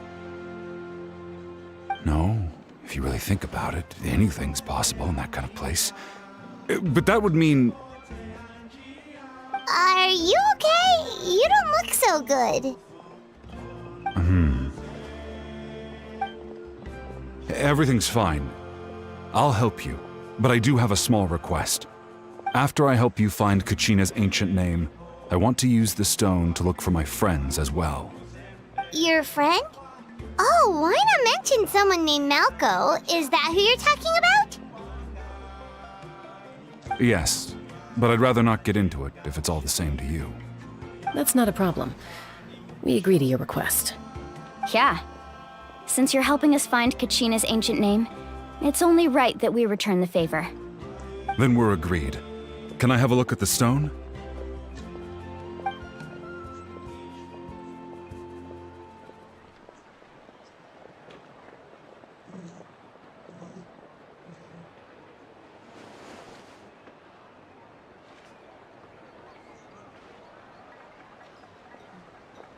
Huh. I see. From what I can tell, it functions almost like an abyssal pylon. Both connect the Night Kingdom to the living world. Once the connection is established, the abyss will come surging through the opening like a predator honing in on the scent of blood. So we have to be sure not to use it in a tribal settlement. Wow, you got all that just from looking at it? I just picked up on the basics, really. I still have no idea why it works. You said someone named Lali invented this. They must be a genius. I'll go find an open area and start setting things up. In the meantime, I need you to get 2 things for me. We'll go right away. What do you need? First, I'll need some hook ropes. Pretty much every store around here carries them, so no need to go anywhere special. Oh, and I need to build a net out of them, so make sure you get a good amount. Wait, are you saying you're going to use a real net to catch Kachina's ancient name? How does that work when one's tangible and one's not? By creating something tangible in our world, like a net, we can create a connection to a corresponding concept in the Night Kingdom. Basically, I'm going to use the concept of a net to catch something equally intangible, an ancient name. Oh, I see. What about the second thing you needed? Right. I need 2 chunks of obsidian. Once we bring the ancient names into our world, we'll need a place to store them. Normally, you can only get obsidian from the Children of Echoes, but I heard there's a traveling merchant from that tribe around here somewhere, so maybe you can try your luck there. Gotcha! All right, let's split up. See that clearing? Let's meet over there when you're done. Oh, and you can send someone with me if you want. In case you're worried I might take the stone for myself. What do you think, Chaska? There's no need. Lena spoke highly of you. That means you're trustworthy. I appreciate it, even though that doesn't mean much to me anymore. Anyway, it'll take some time to set everything up, so no need to rush. I'll see you in a bit.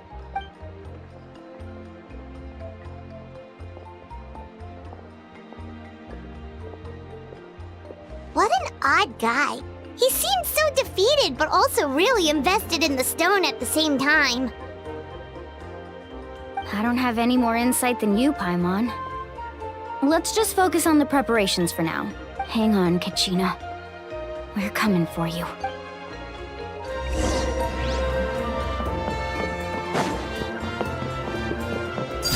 Transfixed!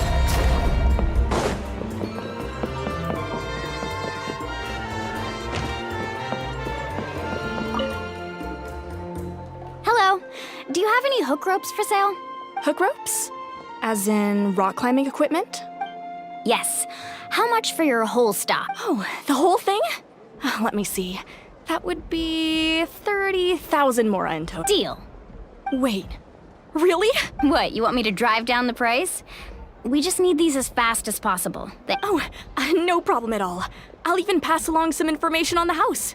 These ropes are usually used by rock climbing enthusiasts. If you want to learn, Roka's the... All right. That's everything. Now we need the obsidian. Let's go talk to the traveling merchant Bichama mentioned.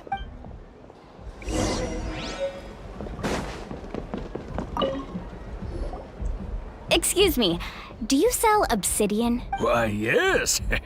I've got a chunk for sale right over there. Perfect. Is that the only one, though? We actually need two. That might be tough.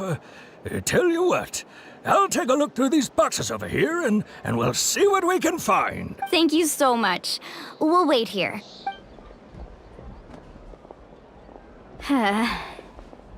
Relax. Everything's going according to plan. I know, it's just... I could tell Vichama feels the same way about his friend that I do about Kachina. I hope this chunk of obsidian isn't the only one. Kachina always carries all sorts of shiny stones with her. If I was the one trapped in the Night Kingdom, she'd have a whole pile of obsidian ready in a heartbeat. Well, would you look at that? I did bring an extra. Here you go, young lady. Perfect! Thank you. How much do I owe you? If you hadn't shown up, these stones would have just sat here collecting dust. I'll take 3,000 mora for both. Here you go.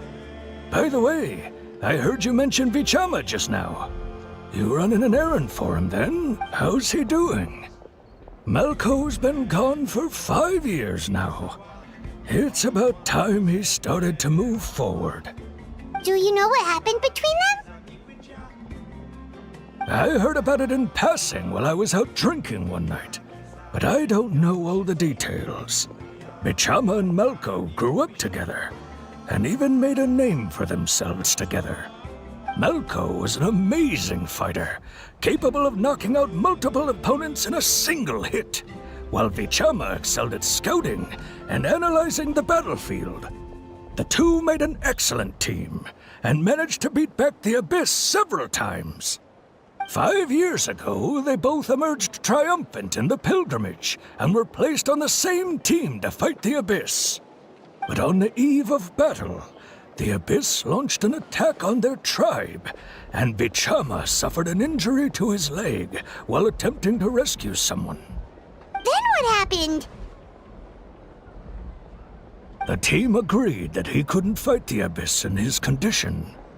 Vichama didn't argue. He knew going to the front lines with an injured leg would make him a burden in battle. So they raised the issue with the Pyro Archon, and she agreed to let him stay behind. It's just... Malko and the others ended up facing hordes of abyssal monsters in numbers that far exceeded anyone's expectations. The team made an error in judgment, and they fell to the onslaught. Vichama went into a deep depression after that. He blames himself for everything.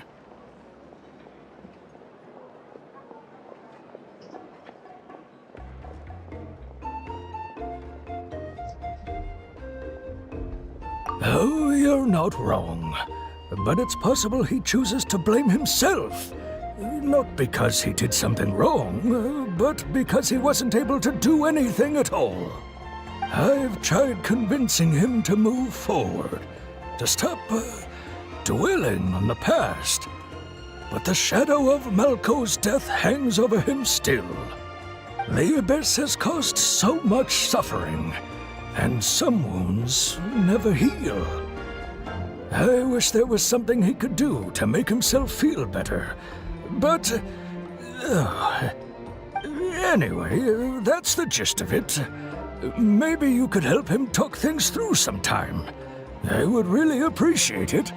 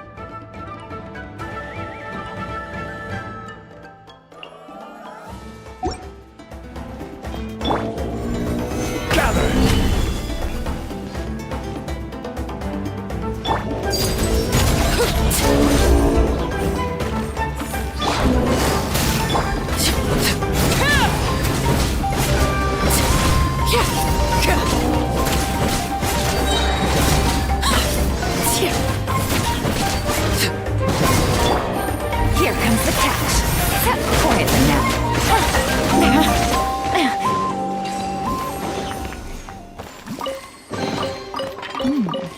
Easy money.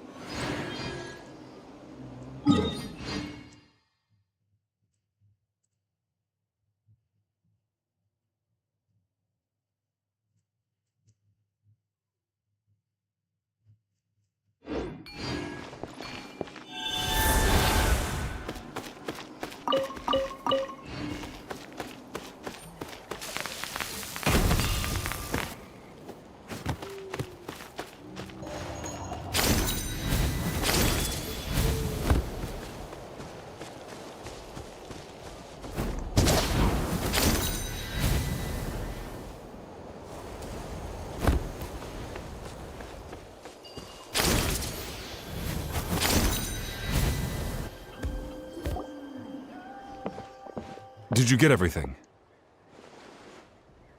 Yep, it's all here. When do we start? I've made all the necessary adjustments, so we're good to go. As agreed, I'll help you find Kachina's ancient name, and then you return the favor. Go ahead.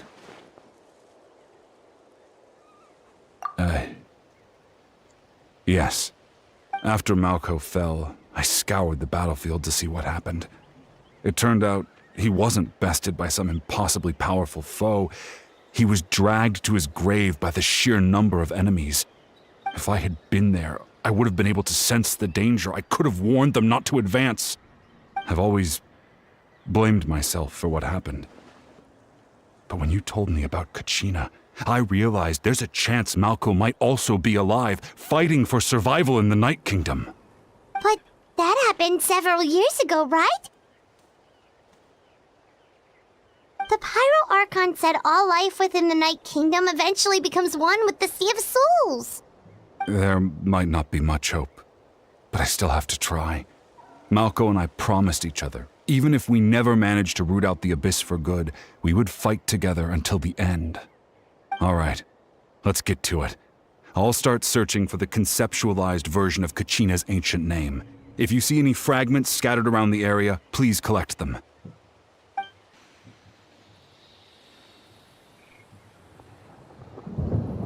Make sure you prepare yourselves for battle. As I said, the stone will link the mortal realm to the Night Kingdom. The Abyss will likely emerge in response. Look at that golden thing! It must be one of those fragments Vichama mentioned. Let's get closer!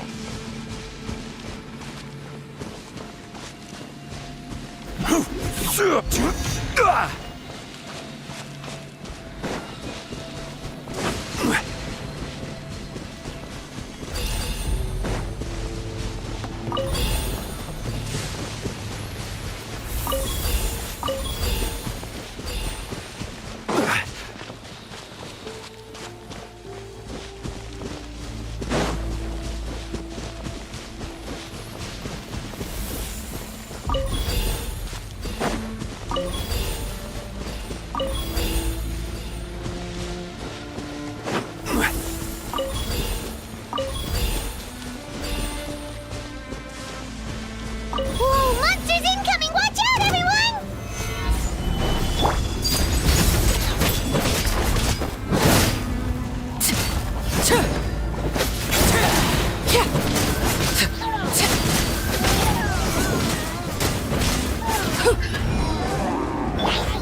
Gotcha! Compared to the storms I've... Overruled! Busted!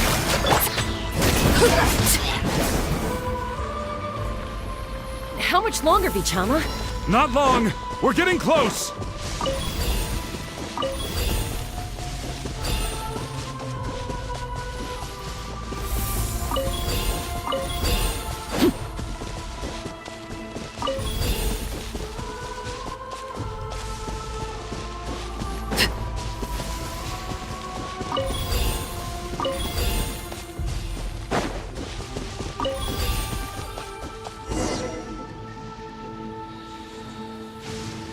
Vichama!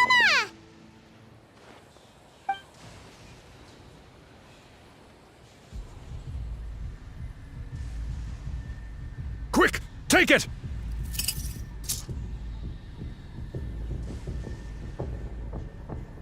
I found Kachina's ancient name. Hang in there, Malco. Just a little longer. Something's not right. The power of the Abyss is getting stronger. The Abyss is corroding his body. Vichama, you can't keep going. You'll die. I should have died 5 years ago. I just need a little more time. Please, I'm almost there. Thank you.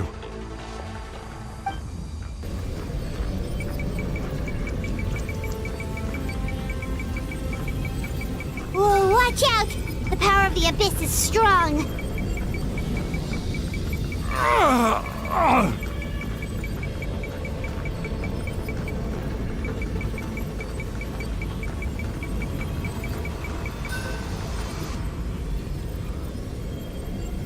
This power. Hanging in there? Malco. No! Why can't I find him? Why? We can't wait any longer. Pull him away from the stone, Mualani. I already tried, but the power of the Abyss has him in a chokehold. It's like he's tied to the stone with an invisible rope. In that case, we have no choice. I'm sorry, Sea Molly. Get back! Chaska, wait!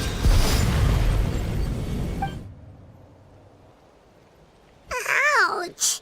What happened just now? It looked like The stone's power was spiraling out of control. The only way to stop it was to destroy. You were all caught in the shockwave of the explosion. You might feel dizzy for a while, but that's normal. Give us a heads up next time, will you? You're lucky we managed to dodge it in time. I thought I said to get back. Yeah, barely a second before you made it go poof. Not everyone has your reflexes, Chaska. We were this close to getting dragged into the explosion. Okay, I'll be more careful next time. At least Kachina's ancient name is still in one piece. Wait. Vichama! Vichama! I couldn't find Malco's ancient name. It must be completely gone by now. Once your ancient name disappears, there's no coming back. From the very beginning, I knew there was a slim chance, but still. And now... it's too late to save him. From the minute he left that day, it was already too late. Vichama. I'm sure he's heard enough condolences over the years. Let's just give him some space. Huh? What's that in your hands, Vichama? Huh? This is...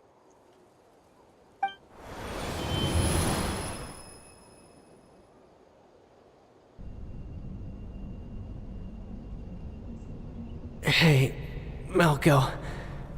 Got any strength left? Not enough to swing a sword, but to say a few last words? Sure. Too bad. No one will get to hear them. I never thought I'd actually die on this mission. Not that I'm afraid to die. It's just... hard. Thinking about my mom's face when she hears the news. Guess I have something to be thankful for then. My parents died a long time ago. They won't have to mourn me.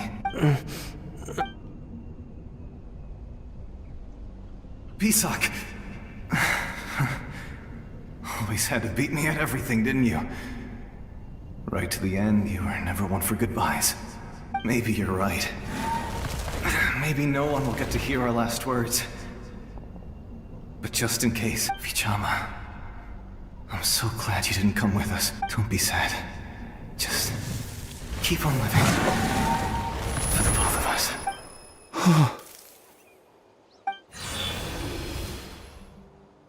Was that? Seems like we were able to salvage something after all. Of course. Seeing him, hearing his voice again, it makes me unbelievably happy, but it also brings with it an even deeper pain. A deeper pain? Why? Malco was always the type to put on a brave face. But in that memory just now, his hands were shaking, and his smile was forced. For all these years, I regretted not being able to fight alongside him to the end. And now I know, at the end of his life, he was thinking the same thing. Vichama! I'm fine. Actually, I heard Chief Wyna wasn't really on board with your plan to go to the Night Kingdom. When you asked for my help, I hesitated too. I knew helping you find your friend's ancient name meant leading you one step closer to danger, but I also understood why you had to try. Everyone has regrets in life, but not everyone gets the chance to make up for them. Once allowed to fester, guilt strips us of our most valuable qualities as warriors. In that sense, we might as well choose the braver path from the very beginning. If I could do it all over again, I would have followed Malco to the front lines no matter what. Even with an injured leg, there were still things I could have done. That way, even if the outcome stayed the same, I still would have fought alongside him to the end. There are critical junctures in life, and if you don't seize the chance to act, there's no going back. That's something I had to learn in hindsight, but you're still at the crossroads of your journey, so I hope you can walk away without regrets. Thank you, Vichama. I feel even more determined now. Kachina will come back to us. I'll make sure of it. I promised I would find her, and I intend to keep that promise. That's good to hear. Strange. My body, it's... Once abyssal corrosion enters the body, a portion will fuse itself to your internal organs. Even though the Traveler possesses powers of purification, the corrosion can never be fully eradicated. Thanks to him, though, you were only briefly exposed. Slowing your breathing and controlling your emotions should help you keep the symptoms in check.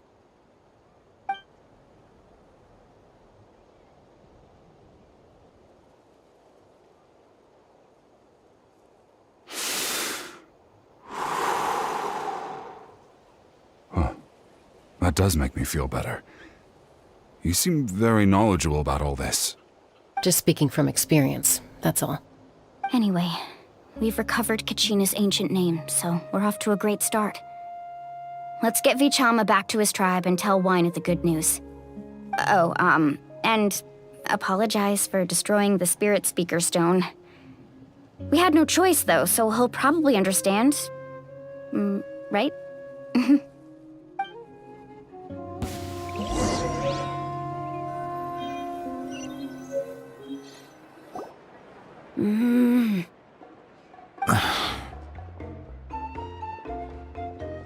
Koichi, are you really gonna just stand there like that? I don't know what you want from me. I think you know exactly what I'm trying to say, Uncle Wyna. I can hear it in your voice. Honestly, it's just one thing after another with you two. They're back. Koichi? What are you doing here? Don't play dumb with your own sister. You know exactly why I'm here. My apologies, everyone. I just need to borrow Chaska for a few minutes. You come with me.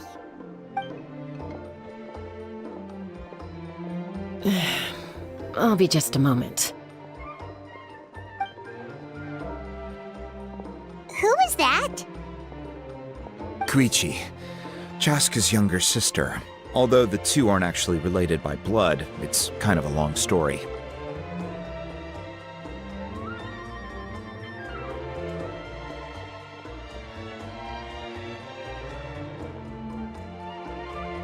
It's not really my story to tell, but I guess it's not a secret. You see, Chaska was actually raised by cuckoo sores. She was afflicted with a rare disease when she was a child, and abandoned in the wild as a result. The Abyss found her out there, all on her own, and tried to devour her. But in the end, all that did was trigger her will to live. That strength of will pushed her to survive. But it also planted a seed of conflict within her. Eventually, she was adopted by the cuckoo sores. Wherever they went, she followed, getting into fights right and left. For some reason, Paimon can totally imagine that. Well, when Chaska finally returned to human society, it was Koichi's parents who adopted her. At the time, Chaska still had a habit of getting into fights, so Koichi was always taking her around, apologizing to everyone. Ah, I remember those days. One of those fights was definitely with me. But, you know, kids. You're fighting one minute and your friend's the next. Eventually, she found a way to rein in that desire to fight. And now she's who people call to resolve conflicts. She's known as the Peacemaker. It sounds like she still argues with Koichi, though. Don't siblings usually stop fighting when they get older? That's partly my fault. Koichi asked me to stop Chaska from doing anything dangerous, but you probably know by now, once Chaska makes up her mind, there's no changing it. Oh, I get it. No wonder you tried to talk us out of going to the Night Kingdom. Chaska even said that wasn't like you.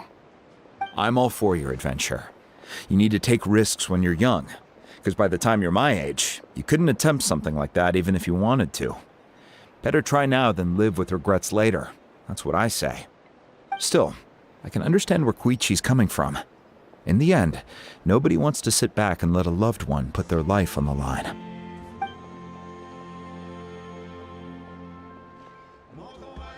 All right, it's just the two of us now. You have 1 minute to explain yourself. I don't have anything to say. You don't have to approve, but you should know I only do what's necessary. That attitude is exactly the problem. It's like you don't care. You try to sneak off to the Night Kingdom behind my back and then play it down as if it's just a trip abroad. Well, technically I am going abroad, right? Again with the excuses! We agreed, didn't we? There are 4 levels of danger. If it's not something urgent, you can only engage in level 2 danger and below. You can only go up to level 3 if a situation is so dire there's absolutely no alternative. But a trip to the Night Kingdom? If that's not a level 4, I don't know what is. And you were just going to sneak into the place without saying anything. What do you mean, sneak into the place? I always planned on walking in there with my head held high. You bought off Uncle Wina, didn't you? He promised me he'd stop you from doing anything dangerous. Oh, it's like he didn't even try. You feel like he went back on his word. What if I told you my mind was made up, and there was nothing he could have done? Not even by force. Oh, I knew it! So he did try to say something, but you didn't listen. This is important. If you were in my shoes, you'd make the same decision. You don't know that?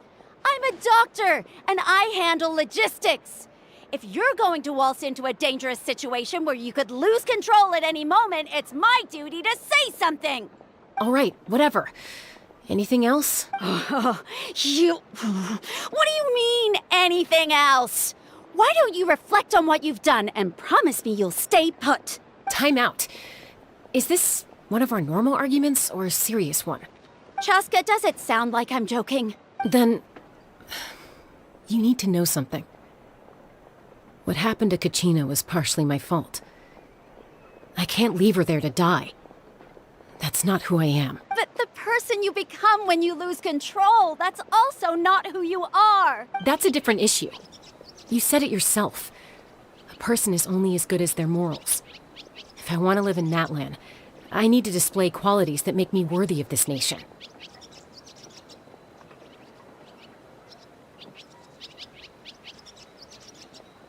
I've also told you that managing your condition is equally important.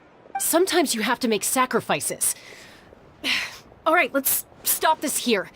If we keep going, I might actually have to get serious. And I think Wina prefers his roof attached to his house. Is that a threat? That sounds like a threat to me. Koichi!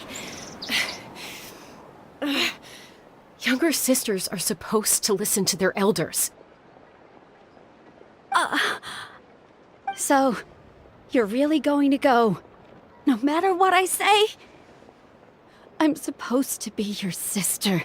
Then support me. I'll be back. All you have to do is wait.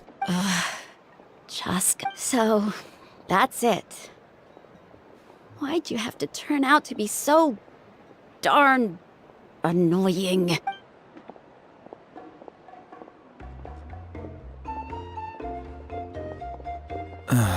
You two are something else. Something you wanted to say? I know you aren't related by blood, but you two sure are similar. Really? You know, I said that very thing to Koichi not too long ago, and she reacted the exact same way, down to the very tone of voice. It's not my place to get involved, but I will say this.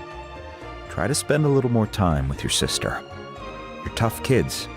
That doesn't mean you have to go it alone. Thank you. Anytime. All right. If you're done with the Spirit Speaker Stone, you might as well hand it over. According to Kinich, it's an important ceremonial artifact, so it'd be safer to keep it with me. About that. If only Tonegif Bard was here, he could have repaired it just like the Holy Liar. It might be in a few more pieces than you remember. Huh?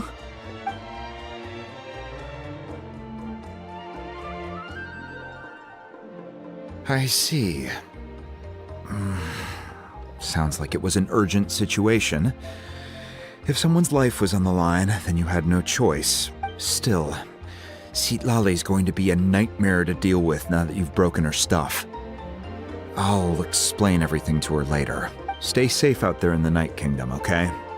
I'll wait here for your safe return.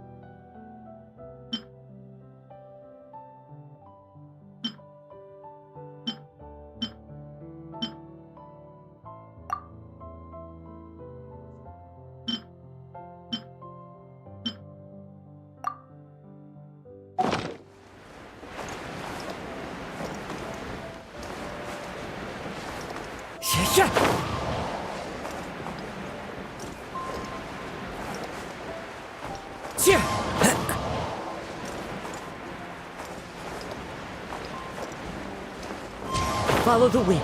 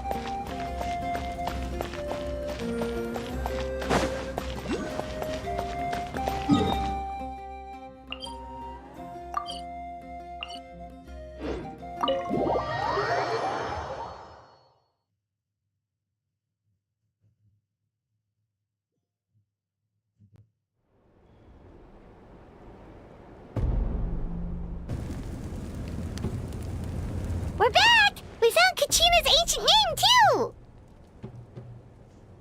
Well, it's fairly complicated. Let me give you the condensed version. The Fatui again? We can't go anywhere without them causing trouble.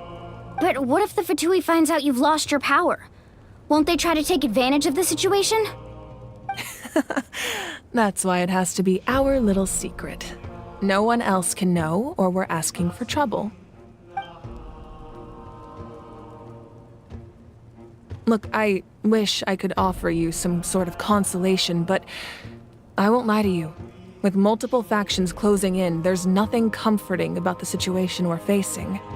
Still, all you need to do is focus on your goal.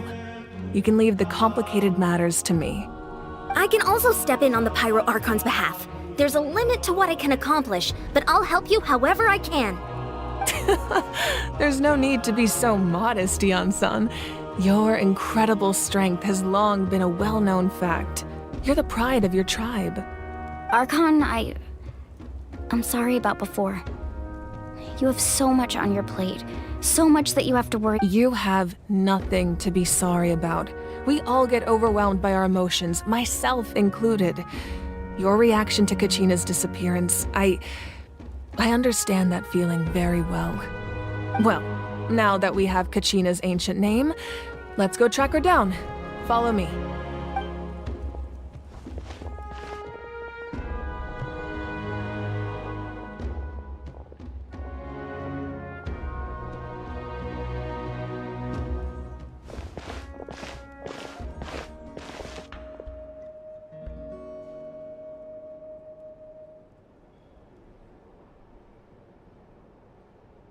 What is this place? Hey, isn't that Atea's talisman? Good eye. This is where I store all the various mementos I've collected. Whoa. I've never seen this place before. There's so many things in here. It looks like there are items from every tribe. Collecting them must have taken a lot of effort. I suppose you could think of it as a hobby of sorts. In Natlan, everyone grows up listening to the stories of heroes, and physical items do a far better job of preserving. Now, I still have some preparations to make for the ceremony, so feel free to take a look around in the meantime. If you're curious about an item, I'm more than willing to tell you about its origins. Alright, we'll have a look. I'll explore everything.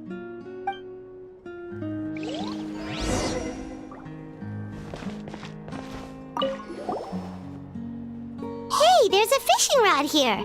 It must have belonged to the people of the springs. That's right. It belongs to a legendary fisherman named Matavaru. I have his entire set of fishing equipment, actually. He and I met in a tavern.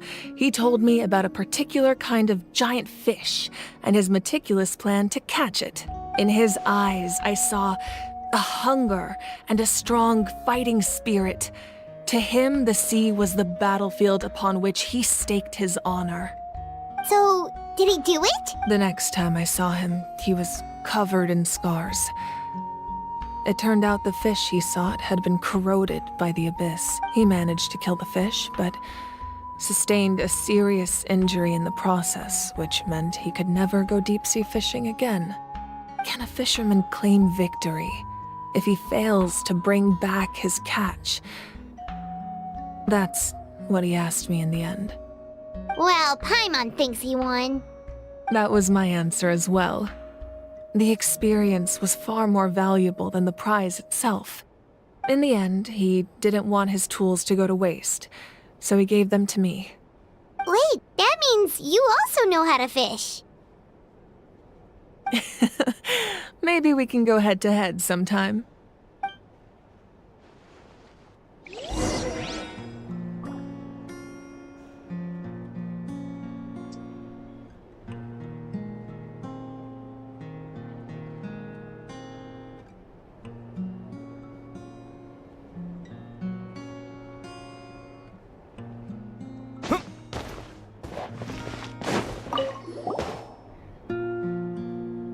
There are so many jars and potions around here. Do they have anything to do with alchemy? No, those belong to the Masters of the Night Wind. They're ceremonial tools used to amplify the ability to communicate with the Night Kingdom and the Wyab. Yamaya is an expert in this field, and she taught me a lot. Even though she appears stoic and serious, she actually has a keen sense of humor.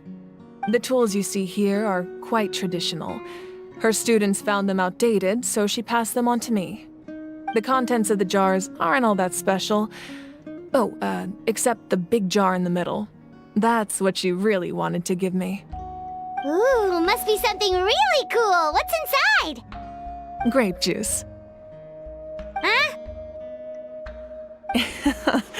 It's quite tasty, although probably expired by now.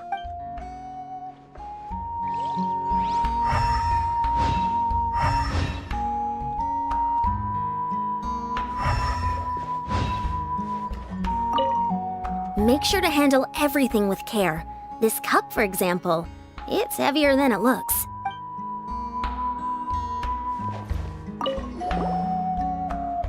Whoa, that belt is bigger than Paimon's head!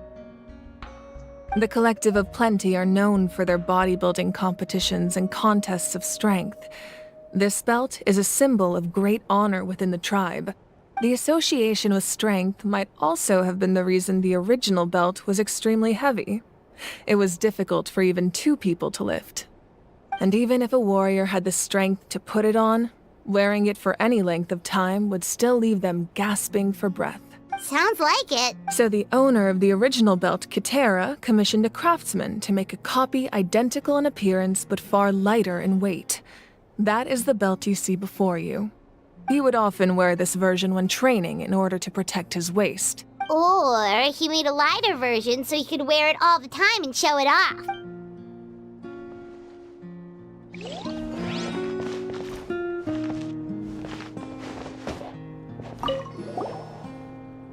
This is Atea's talisman. I'm sure you're familiar with this one already.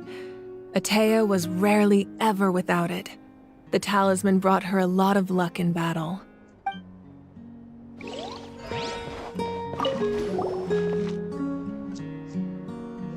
The powder still needs some time to settle, so let's wait a little longer. Well, what do you think of my collection? Do you feel like you have a better understanding of Natlan's culture now? Yeah! If each item represents a different story, seems like Natlan's really been through a lot. Does every item hold a special memory, just like Atea's talisman? That's right. The items in my collection actually serve a similar purpose to the ancient names passed down among the tribes. They demonstrate the true shape of time. The shape of time? Most people perceive time as a linear concept, almost like a straight line that can only move forward. We cannot change the past or predict the future. But there's also a different theory, one that I believe to be closer to the truth. Namely, that the past, present, and future all exist at once. At once? Paimon's not sure she understands. Let's say your journey ended right now. Thinking back on your experience in each nation, which one would you say was the most important? Exactly. Even at the end of your journey, the things you experienced along the way don't cease to exist. They become part of who you are. Take out a portion of that journey, and you would likely make very different decisions, and eventually arrive at a very different destination. The future is the same way. It exists even though it has yet to come to pass. We just lack the means to perceive it. Of course, there are those with the power to foresee the future. They simply call it by a different name. Fate. You're quite familiar with that concept, I would imagine. That does kinda... Humanity excels at living in the present, but too often we forget the past and neglect the future, while the pilgrimage and the Night Warden Wars lead us to a better future. Only by uniting the people of Natlan across countless eras can we fight back against an enemy as formidable as the Abyss to come up with such a set of rules. The first Pyro Archon must have possessed a level of insight I can only imagine. That's correct. At first, he was a mortal man with no special power. After he ascended to the divine throne, he used it to borrow power from the heavens and establish the rules of Natlan, namely a framework through which ordinary people can ascend to Archonhood. By holding the pilgrimage, we're able to determine the strongest among us. And when that person ascends to the divine throne, their inner flame will awaken. In addition, the sacred flame will grant them significant knowledge and memory of this land. After all, that's how I came to know everything I just told you. So, it all comes down to the power of the divine throne and the rules. Wait, is that a family portrait? Yes. That's my mother, father, younger sister, and the little saurians we raised. I turned a piece of my dad's leather armor into a canvas and commissioned a Your sister is so cute! I turned a piece of my dad's leather armor into a canvas and commissioned a famous artist to paint our likeness. Paimon was having a hard time thinking of an Archon as an ordinary person, but seeing this portrait, it really doesn't look like there was anything special about you before. Oh, wait, is Paimon allowed to say that? A little late for that question, don't you think? Sorry! Paimon's so sorry! Paimon's mouth works faster than her brain sometimes! It's all right. I'd never get upset over something like that. No matter what others may say, my past is a precious part of my identity. I'm forever proud of the life I used to lead. Becoming the Archon doesn't mean you sever ties with your family. The position just comes with a lot of responsibilities, so it impacts how often you get to see them. My father made the most delicious stew, so my sister would often bring me a large pot of his cooking, and he would sit on a blanket and eat it together.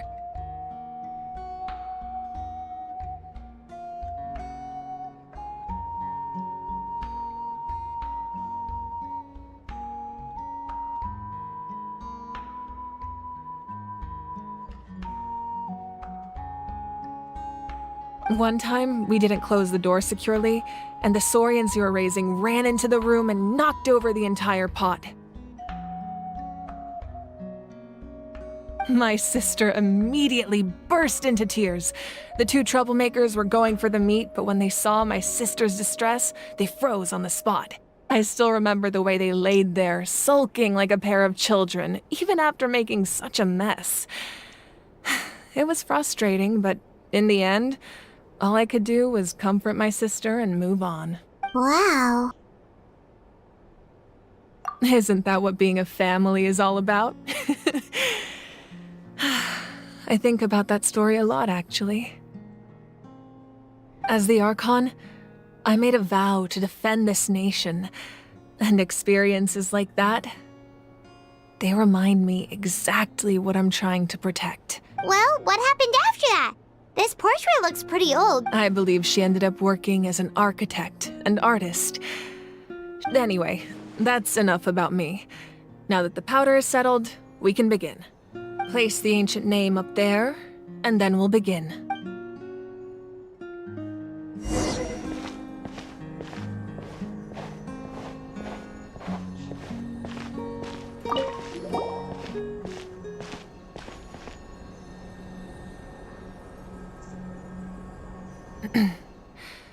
Surely as the echoes of life resound through heaven and earth, so too shall our stories remain eternal. Ancient name, take us to your fated bearer. Allow her to answer our call.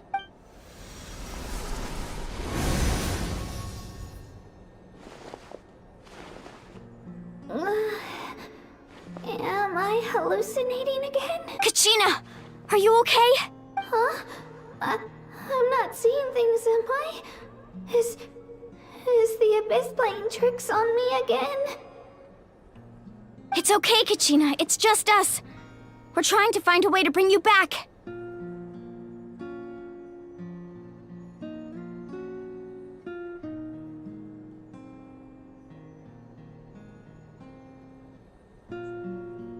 Everyone, you have to listen to me.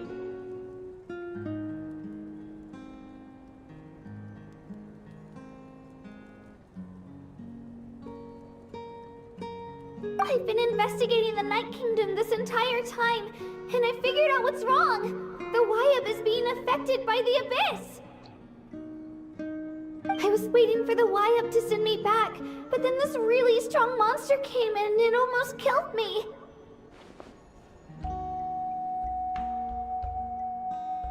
The Wyab saved me, even though its power is weakening, so I've been hiding from the monsters while trying to find a way to help. The Night Kingdom has become a huge mess, though. I keep hearing these awful sounds and seeing really horrible things. Don't listen to those sounds, Kachina. The Abyss is trying to strip you of your sanity. All you need to do is stay safe and wait for us. We'll be there shortly. It's okay. I feel so much better now that I've had the chance to talk to you guys.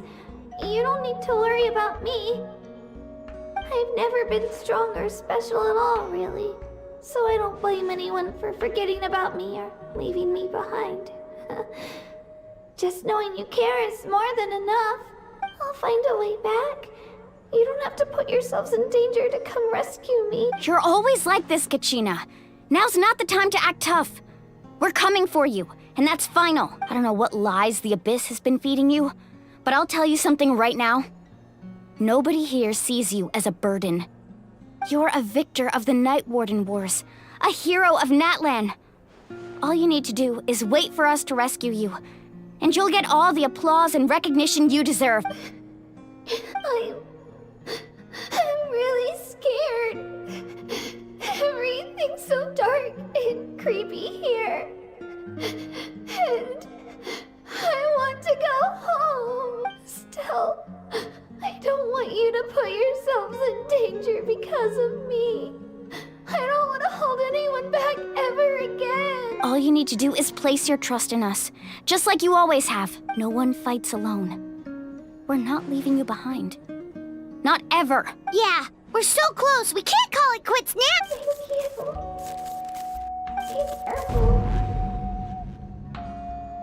Looks like we've lost contact. Now comes the most dangerous part. You have to traverse the Night Kingdom in your physical form. This entrance to the Night Kingdom was left behind after an abyssal invasion. Even a brief amount of time inside could expose you to corrosion. I know. I'm prepared for that possibility. All right.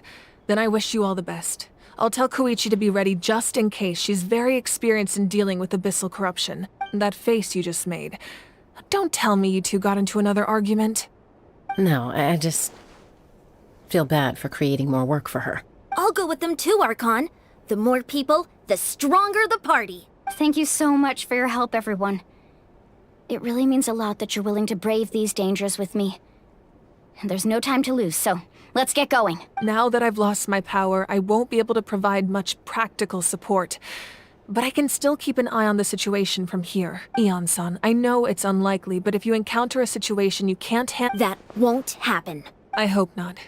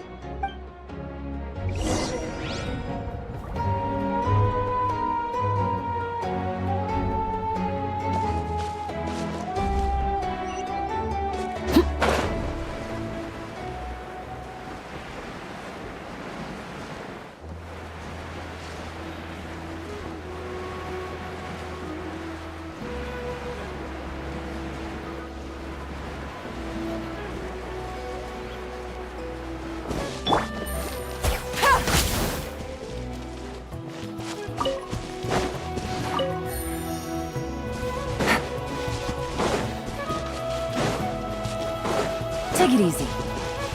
Wind Strider!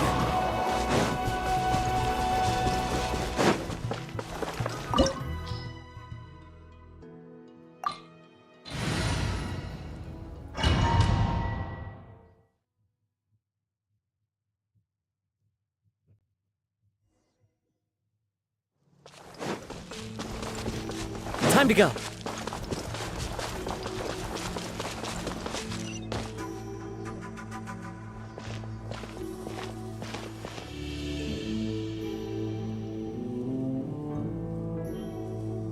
So we're underneath Natlan right now?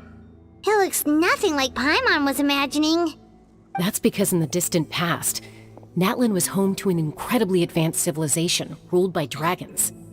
Humans only established their own society after the fall of the dragons. So these are Saurian ruins? Wait, you mean like the elemental sovereigns? They had their own advanced civilization?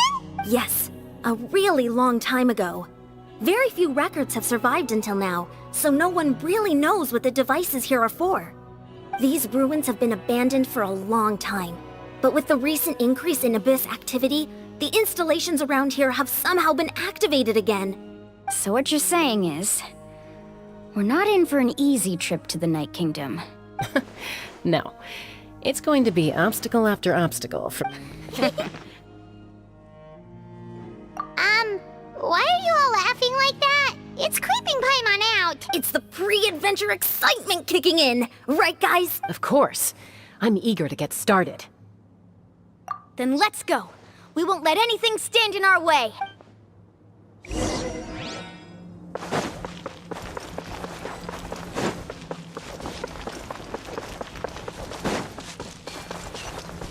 Seems like the road ends here. How should we get across?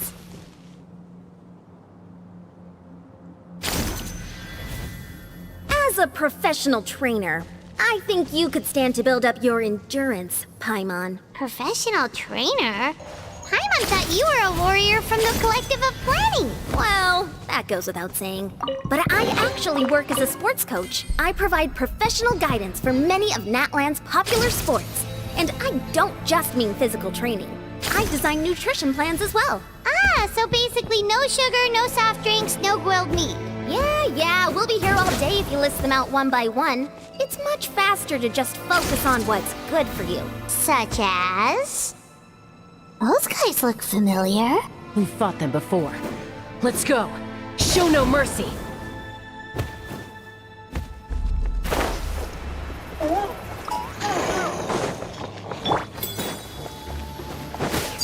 Transfixed. Into the wind. Quietly now. Commendable.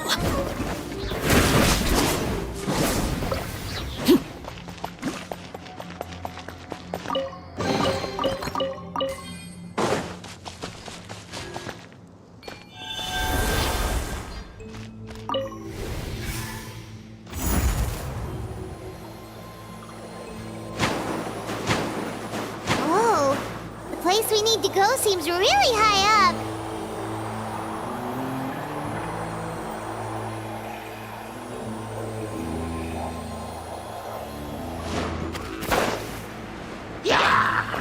Everlasting as the moon. Laid bare. The wind knows me.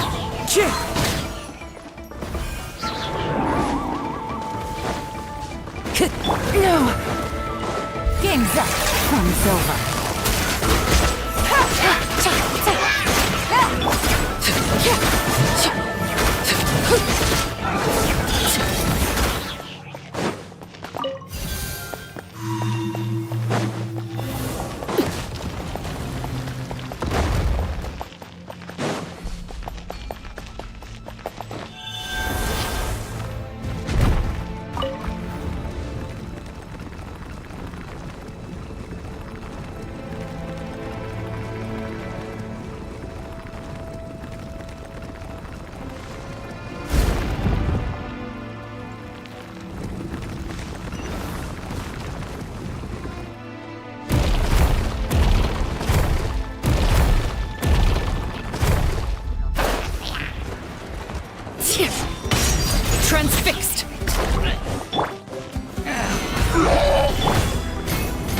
Into the wind!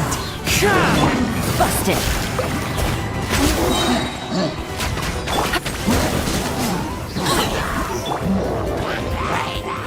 Take it easy.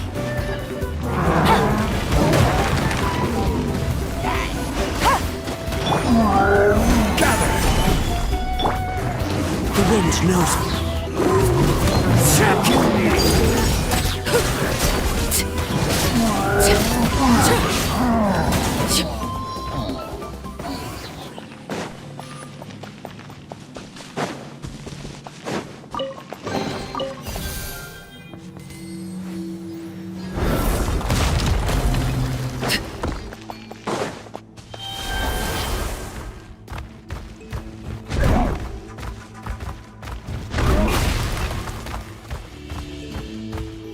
This is the final stretch. We just need to climb up, and we'll be there. Nothing to it. Easy for you to say.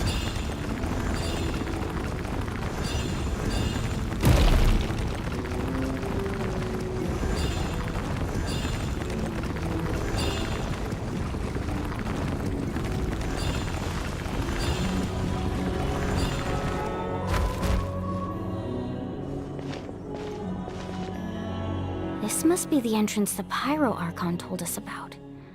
The one ripped open by the Abyss. Yes. There's something in the depths of this place that feels familiar, yet also foreign.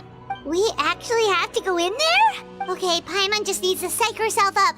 Don't push her through before she's ready.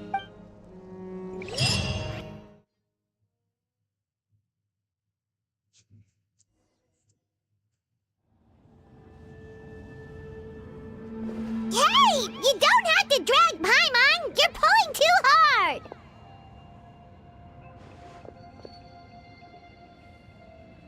Looks like we made it. This is the Night Kingdom.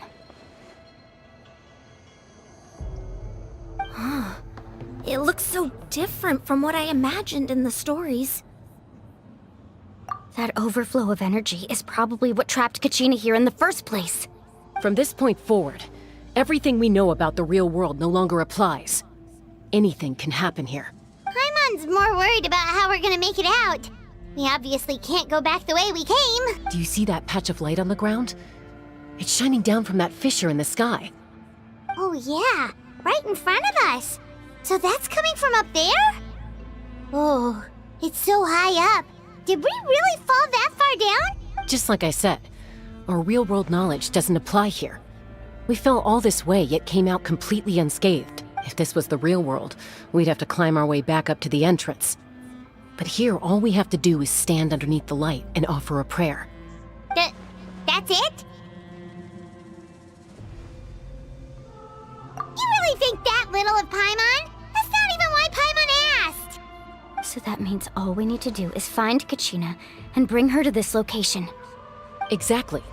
This light is streaming in from the real world. It's a link between the two realms. The terrain looks difficult to navigate, and the visibility's not great either. How are we supposed to find Kachina in these conditions? Yeah, these floating black things don't look super friendly either. Those are all manifestations of abyssal power. Be careful. Ghost! A talking ghost! Calm down, I'm here to help. You're the ones who helped Vichama, right? Yes, I'm Vichama's friend, Malko. I was completely lost to this realm until I sensed a mysterious power calling out to me. It's like it was seeking me out, attempting to reassemble the pieces of who I used to be. Of course, it could only do so much. I'm sorry I can only appear before you in this imperfect form. No, we should be the ones apologizing. If the Spirit Speaker's stone hadn't become corrupted by the Abyss, we could have done much more, but we had to destroy it. Otherwise, Vichama and his tribe would have been in danger. Of course. Thank you for protecting him. I never imagined that, even after all these years, he'd still take such a risk for me. Under the power of the stone, it felt like our souls were connected. Turns out even our regrets were exactly the same. Whether in triumph or death, you want your best friend by your side. Exactly. That may not be in the cards for us, but it's not too late for you. You're looking for a young girl from the Children of Echoes, right? She's being chased by an embodiment of abyssal power. I'd like to help her while I'm still in this form, so follow me. Be careful. This place has been severely corroded by the abyss. Paimon didn't realize it had gotten this bad. It's like a seething volcano ready to engulf our world at any moment. Ouch! Quick, get back here. Stick close to me. My power will be able to ward off attacks for the time being.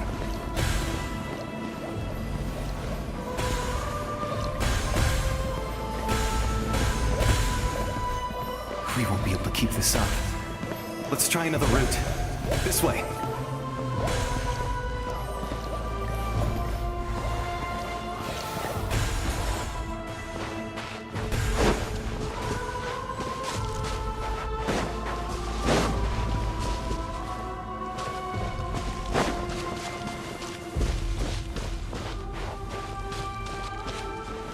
Not good. More monsters. We shouldn't waste our time on them. Into the wind. Gotcha.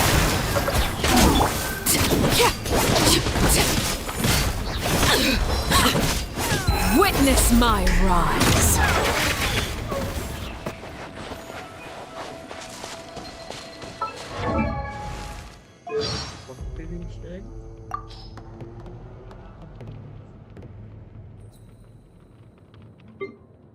This is where you fall. Witness my rise, everlasting as the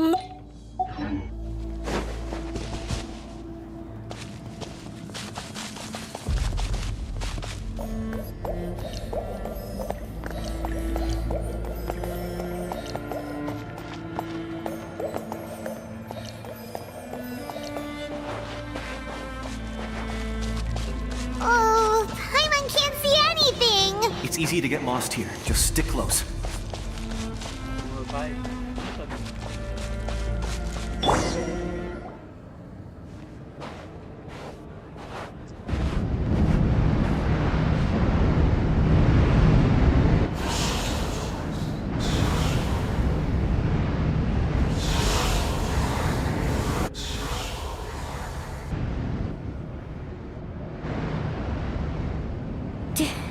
Did you hear that? What?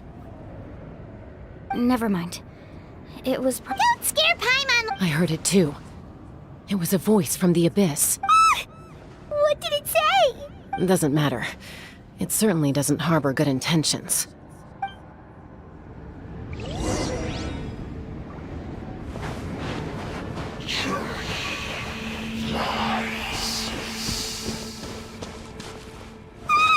Paimon just heard it too!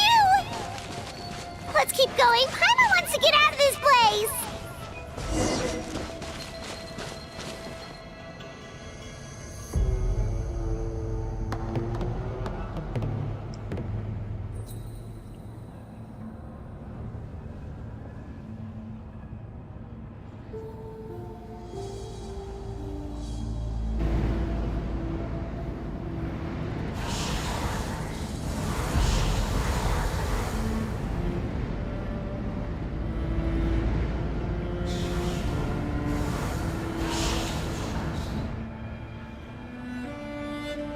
We're here, Kachina! Oh, honey? You made it! Looks like our reunion will have to wait until we take care of these monsters. Good idea. Let's go!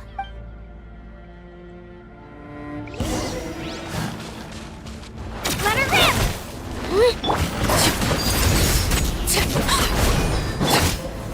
Solidify! Quietly now. The wind knows me.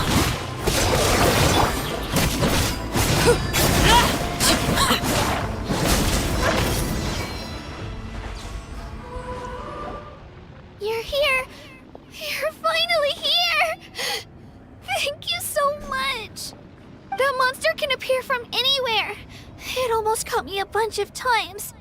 The Wyeb's power helped keep me hidden, so I just tried to stay out of sight until you got here. Good. Had a girl. You did so well.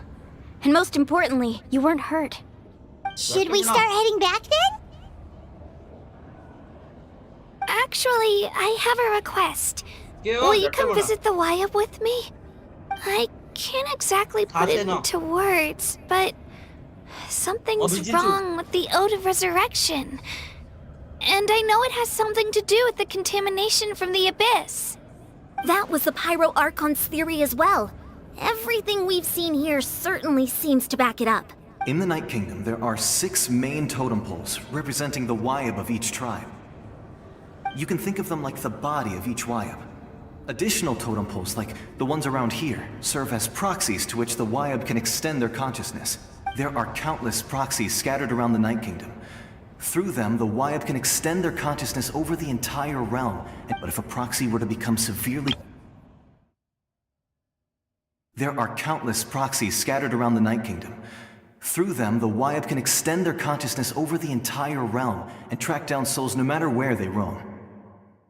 But if a proxy were to become severely contaminated, then a soul could become lost within the Night Kingdom.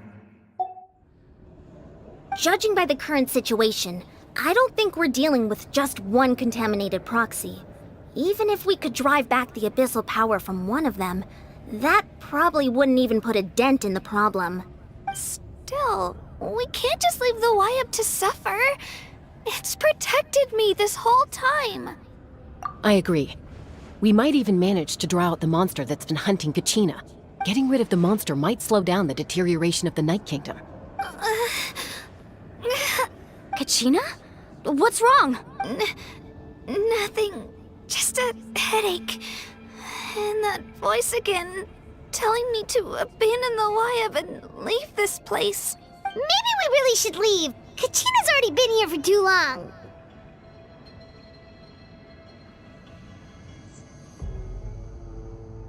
No, I'm fine. I don't plan on listening to that nonsense. I can hold on. Just up ahead. I'll lead the way. Besides, I can still fight, so please, help me out a little longer. Listen to me, Kachina. We'll come with you, but that's because we want to help the Wyab, not because we have something to prove.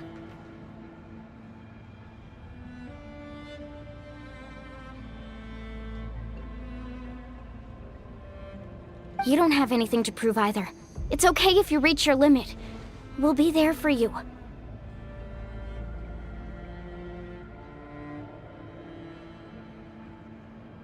All right, the sooner we get this done, the better. We've already come all this way, so we might as well try to get to the bottom of this. Let's go. This way. I'll stay here and try to stall the Abyss monster. All by yourself? That's too dangerous. It's all right.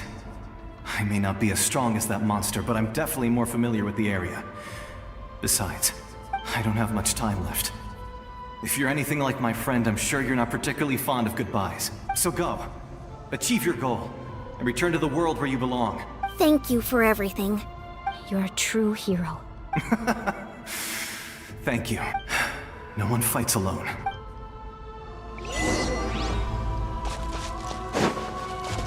Does your head still hurt? Let me help you walk.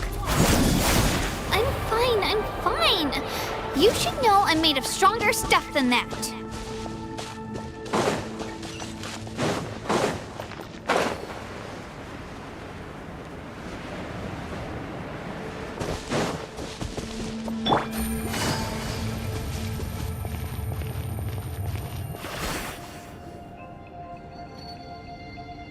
Wyab! I'm back! My friends and I are here to heal you.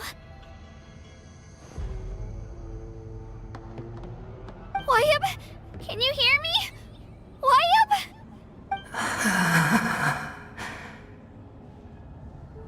So we were right. The contamination is already too severe. It's preventing the Wyab from answering our calls. All right, get ready, everyone. Time to purge the abyssal energy from this place. Careful. We've got company. Already? You really think that puny soul could slow me down? Courage in the face of futility is pure folly. He tried to get in my way, so I disposed of him. You killed Malcolm? He would have dispersed with or without me. Rather than worrying about him, I would urge you to focus on yourself. You may have defeated others of my kind in the past, but underestimate me now, and it will be to your peril. No, the power of the Abyss is intoxicating. The destruction it seeks captivates like a masterful work of art.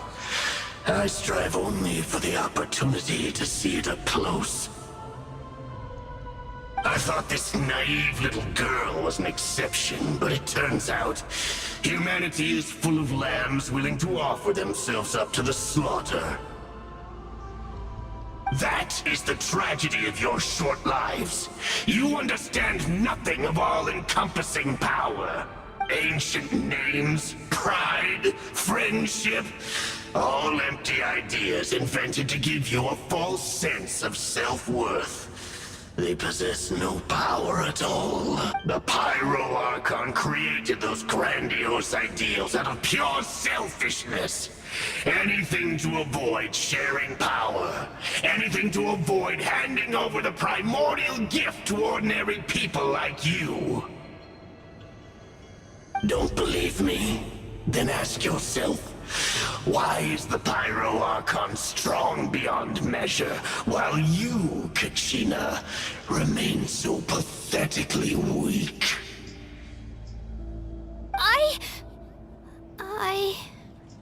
Kachina!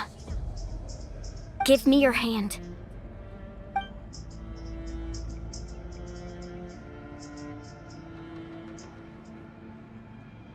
Feel that? I'm right here next to you. Thanks, Moalani. You're right. I have nothing to fear. Because I'm not alone anymore. You're right. Maybe comforting ideals don't have any power, but you also couldn't be more wrong.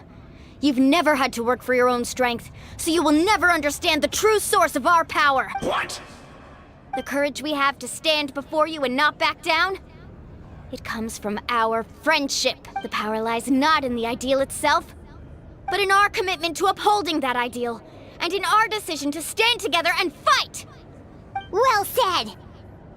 Let's go, Kachina. It shouldn't take more than two of us to handle an enemy like this. Sorry in advance, but you deserve what's coming to you! There aren't many in Natlan who can beat us when we're together. It's time he got a taste of that kind of power. From the ashes to the flames of redemption!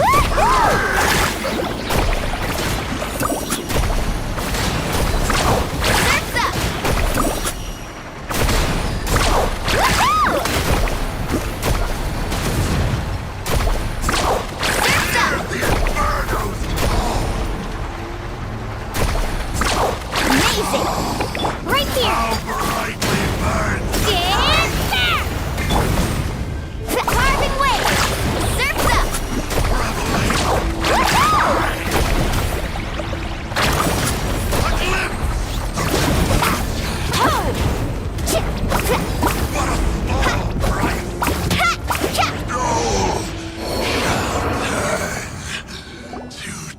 We won! We actually won! That's what he gets for underestimating you two. Fantastic work, Kachina! Absolutely fantastic! This makes me so unbelievably happy. I'm happy too, Moalani. Together we really are unstoppable! Huh?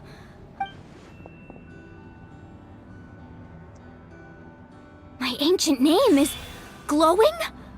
But I thought I didn't bring it with me. It's probably a projection from the real world.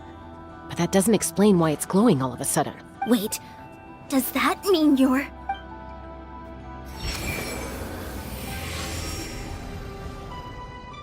That was a bold move, diving headfirst into the fire to save your friend, especially in a place so overrun with abyssal corruption. Still, seeing you pull it off was really something. Everything you said was exactly right.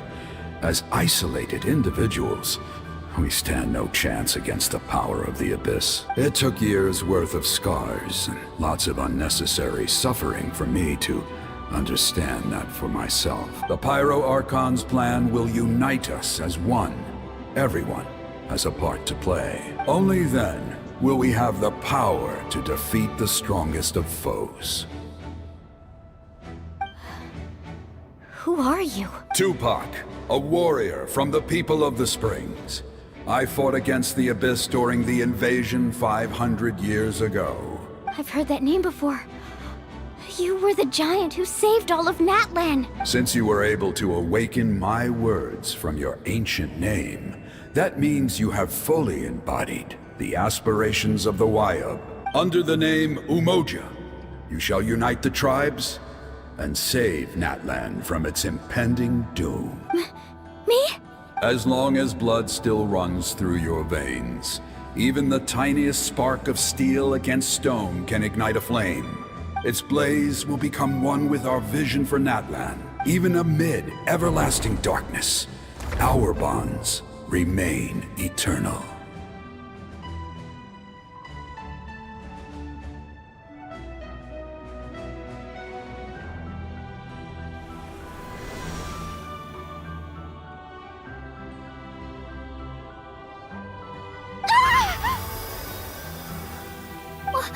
What's wrong, Malani? So many memories. My brain was just flooded with everything he once knew. So that's what happened. What do you mean? Did you just figure something out? 500 years ago, they foresaw the very crisis we're facing now. Efforts to save Natlan started all the way back then. We can go over the details once we get back. We shouldn't linger here longer than we have to. I know bits and pieces, but I had no idea Mualani was also part of the plan.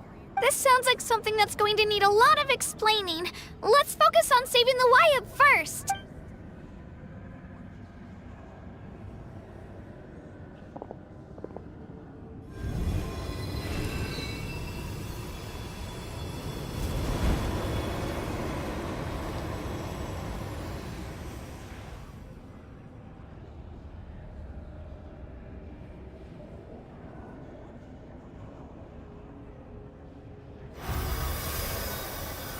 Okay, that should be enough.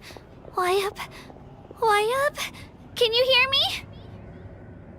I hear your voice, Kachina, my dear child.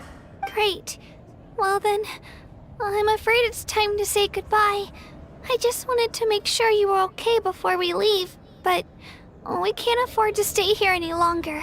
I was going to ask why you bestowed an ancient name upon someone like me, but it's okay. I'll keep searching within myself for the answer. I'll never stop trying to improve my strength. One day, I'll live up to the hero you saw in me. You are already an outstanding child in my eyes, Kachina. No matter what happens. Huh? You are all my most beloved children. It has always been my honor to protect and nurture you. Your ancient name is just that. A name. Much like your parents chose to name you Kachina, I also gave you a name, but it need not define you. Focus on who you want to be. You are already worthy of your name. Now, you need only devote yourself to becoming a better you. The story of your ancient name is for you to continue. Just like your parents, my love for you will never change, no matter what the future holds.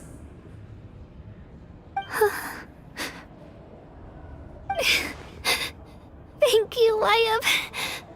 It gladdens me to see the Pyro Archon's plan move another step towards completion. But it is time for you to leave this place. The situation here is getting worse. Go now, my children. Save Natlan on behalf of all you hold dear. I know we've never met before, Wayub, but I just wanted to say thank you for encouraging Kachina. It was exactly what she needed to hear. What's going on? An earthquake? We're out of time. It's the power of the abyss. Quick, we need to run!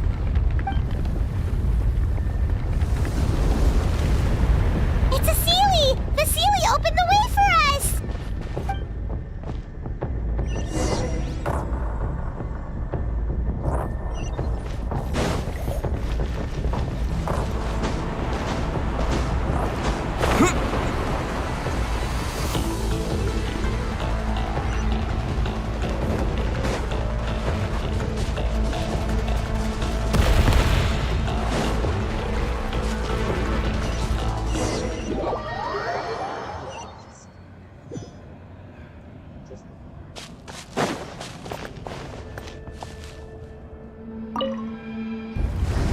Whoa!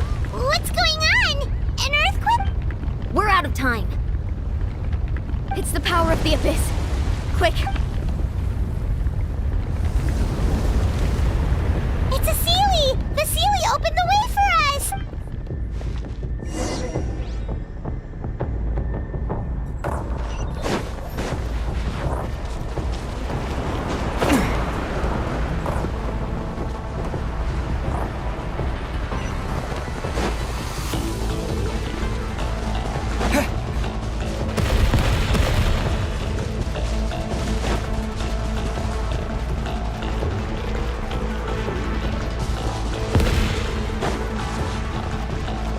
The opening in the sky! It's closing! We need to hurry, or we'll be stuck here!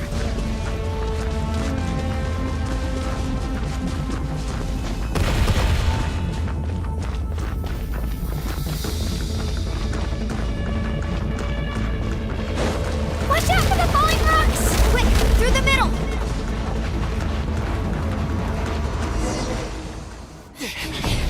Come on, faster! We'll never make it!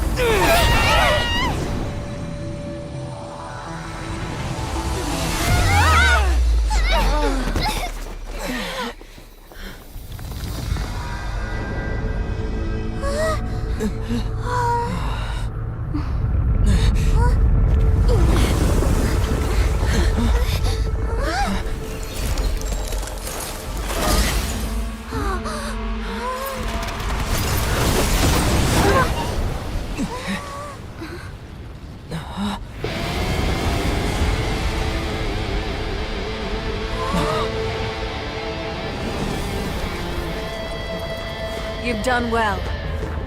Now come home.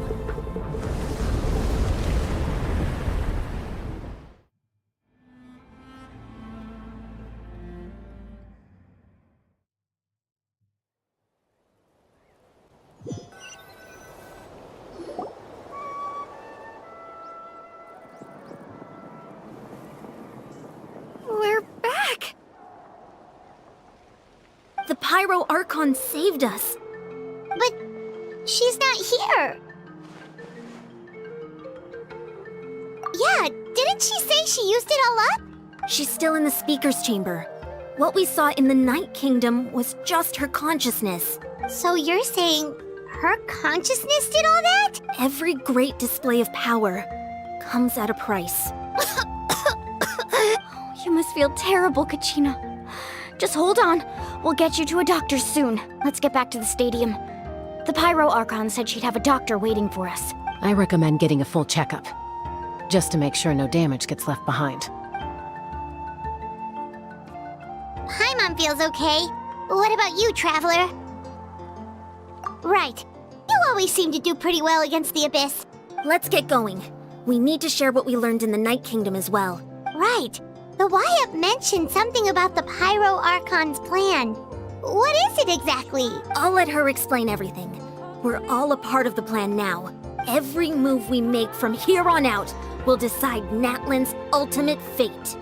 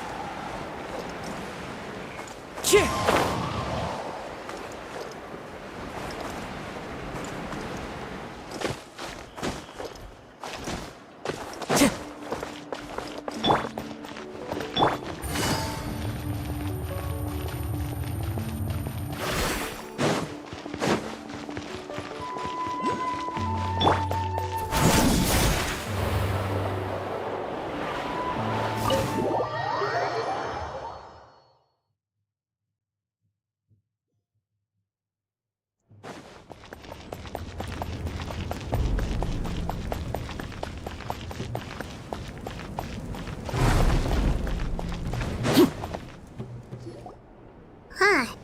There's a lot less stuff here than before. It's good to see you all here in one piece. I know you must have a lot of questions, but let Koichi check you over first. It's best not to let any lingering effects of the Abyss go untreated. Thank goodness you made it back. I came here as soon as the Pyro Archon told me about your plan. Take a seat, everybody. I'll examine you one by one.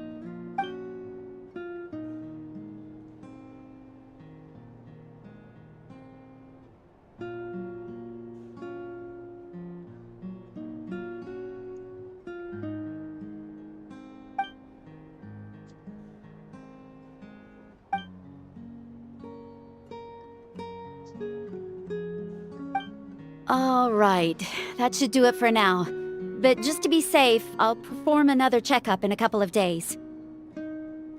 I have to say, though, I've never seen anyone react to the Abyss like you, Traveler. It's like you're completely immune to its power. He always has been special like that. He can even purify its power. Wait, now that you mention it, Paimon doesn't think she's affected either.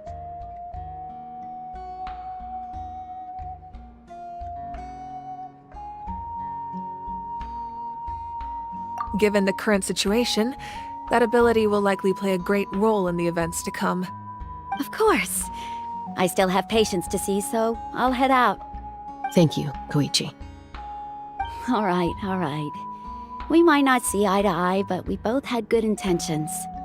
Just give it time. I'm sure we'll figure things out between us one day. Yeah.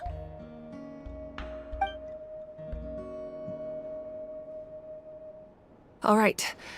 There's so much to discuss, I don't even know where to begin.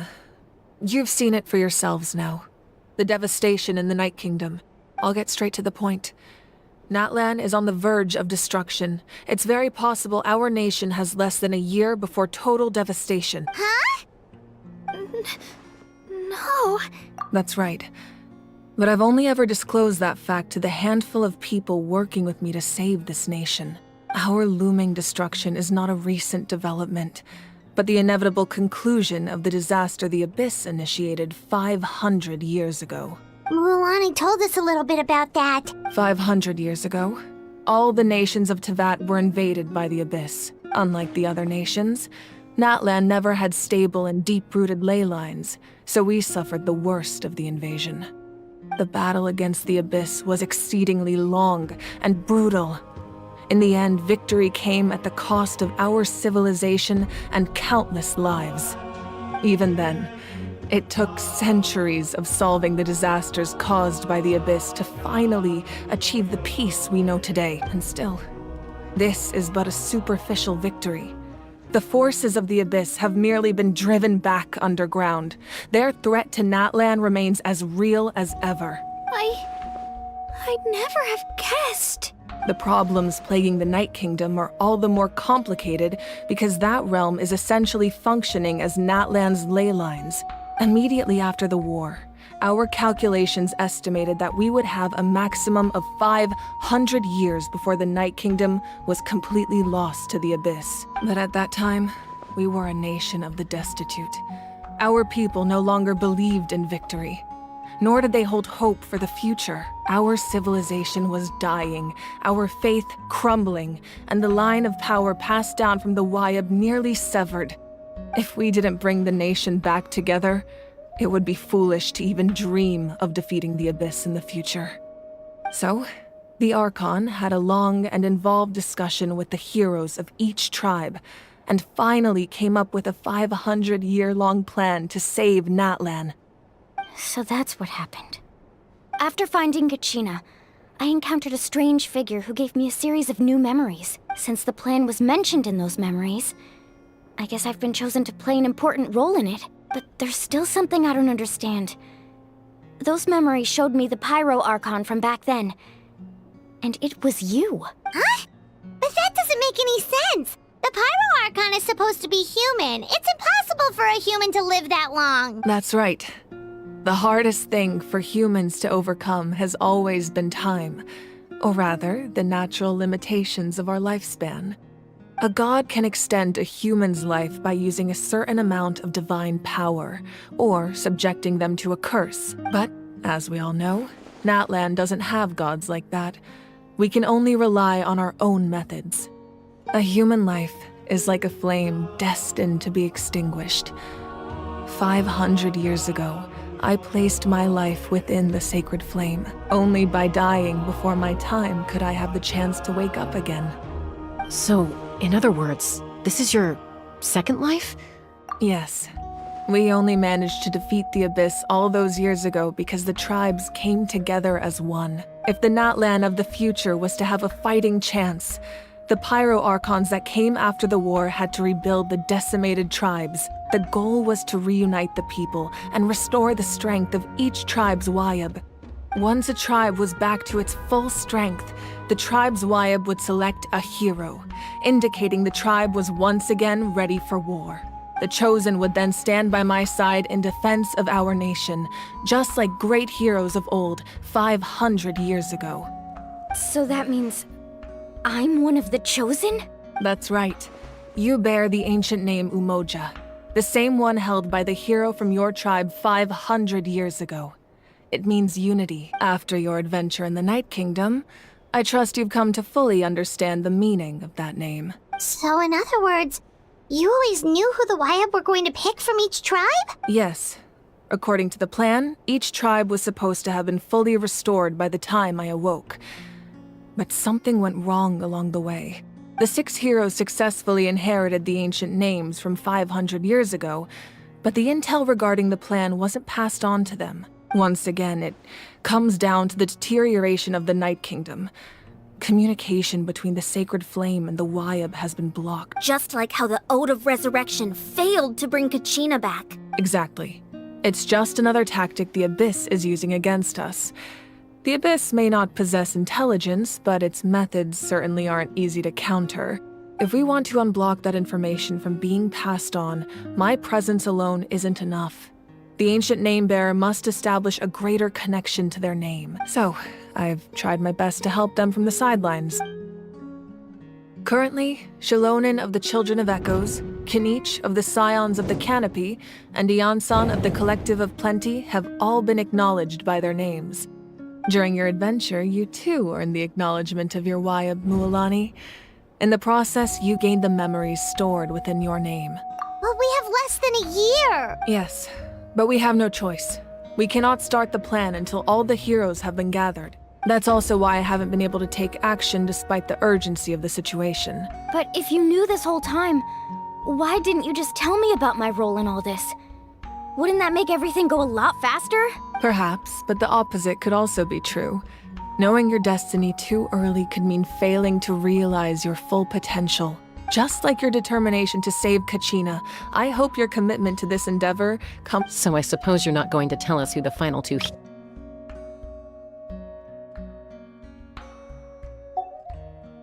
That's right. Their time is yet to come. Putting pressure on them beforehand will only hinder their development. I can only trust in the judgment of the Wyab. I have never believed I could solve this crisis alone. In fact, it was precisely because I chose to trust and rely on others that we managed to get this far. Natlan's salvation lies not in its archon or any singular individual, but in us all. You're quite perceptive, aren't you? I thought I might get away with avoiding the topic. Huh? Oh, right! All of the stuff you stored here before, where did it all go? Even though I sacrificed my power, I still needed a contingency plan to ensure you would make it back from the Night Kingdom. After all, I was the one who allowed you to take that risk, and Mualani has an important role to play in my plan. In addition to their sentimental value, the items I stored here held a much more important purpose: fuel. Fuel? Yes.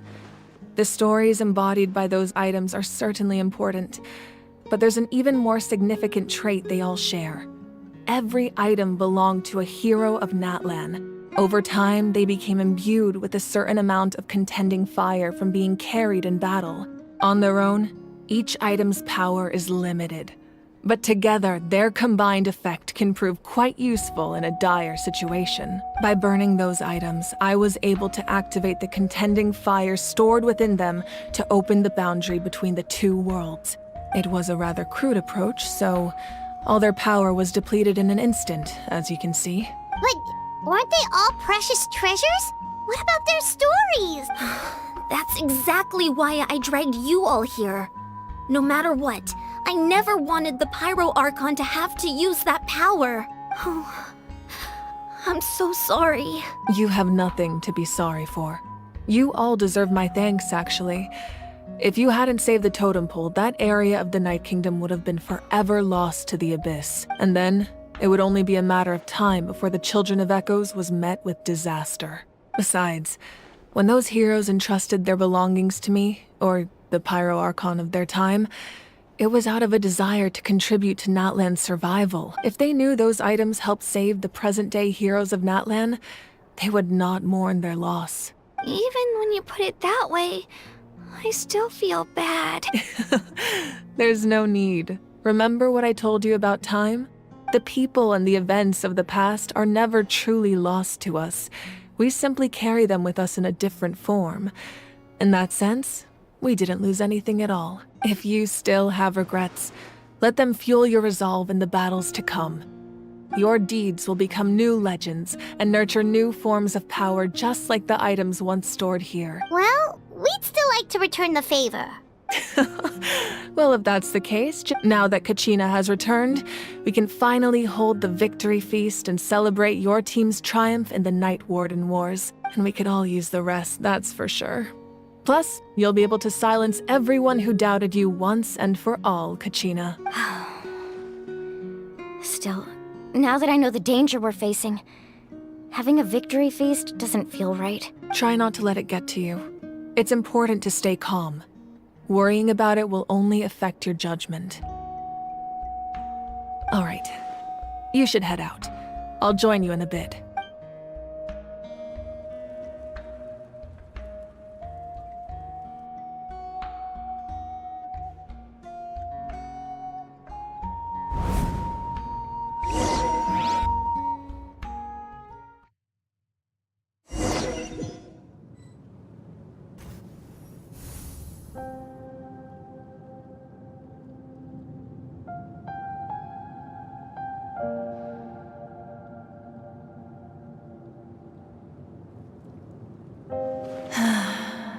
When I was young, I used to sit by the hot springs and listen to the stories of warriors from all over Natlan. They attract people from all walks of life. Friends come easy here, no matter what tribe you're from. The people of the springs have never claimed the hot springs as their own private property. They are there to bring all hot spring buddies together. It's been really nice, seeing the children of my tribe get older. It's helped me gradually understand the true value of the springs. I've witnessed their energy, their determination, their absolute passion for life. Even when they cause trouble, I never managed to hold on to my anger for long. It's unbelievable how quickly they worm their way back into my good graces. I'm certain Mualani will become a great warrior when she grows up. She possesses infinite potential. I can see it. One day, when I'm no longer in fighting form, I'll come here and tell stories to all the children. just like those warriors did for me. So, you better get busy, Pyro Archon, or I'll end up running out of stories.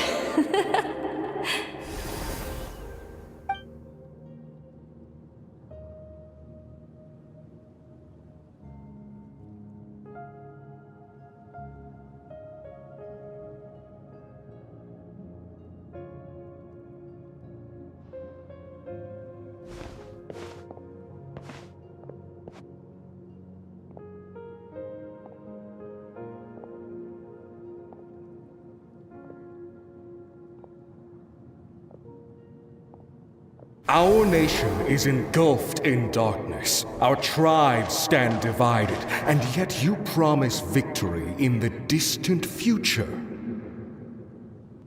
The Abyss is a cunning enemy, one that I faced in battle many times. Were that not the case, I would never understand exercising this degree of caution. My rage will never know absolution. Then my power will no longer aid you in victory. But you came to me because you knew you could convince me with just a single sentence. I understand your choice. The heroes of today will forge the path ahead with blood and fire. Just remember to earn us the victory we are owed. Otherwise, rest assured, I'll find a way to collect the debt. For Natlan.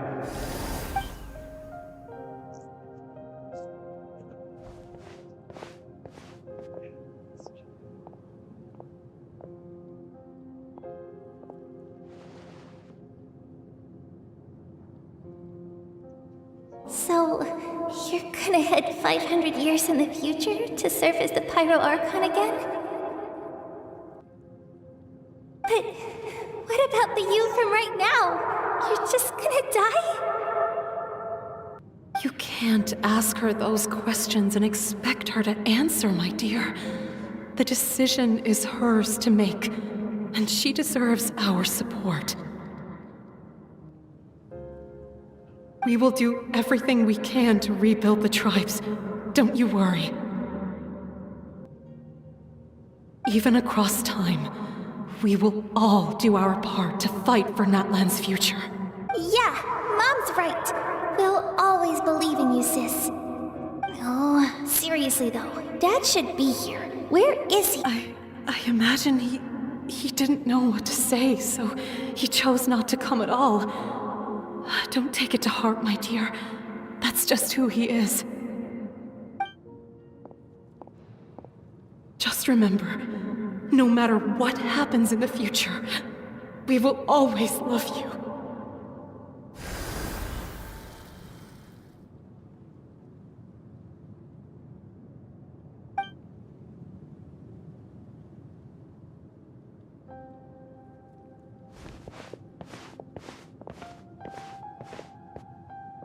I'll come find you one day. I know I can't live that long, but I'll think of something. There has to be a way for us to meet again one day. If there's an answer out there somewhere, I'm gonna find it. So, don't forget about me.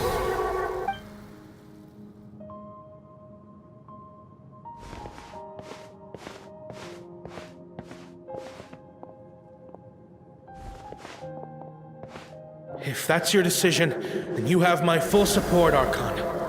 May our children live to see such a lovely son. For Natlan! No one fights alone.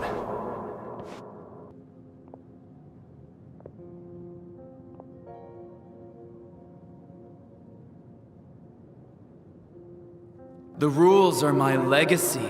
They shall grant us the strength to overcome the next tragedy.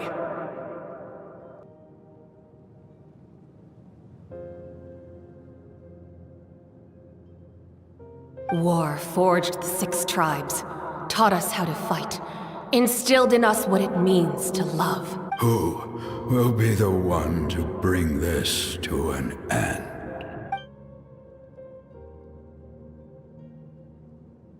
We are the inheritors of memory and legend. Those who grew alongside sun and wind. Those who forged our own destiny and future. That is Natlan's fire. The lifeblood of our nation.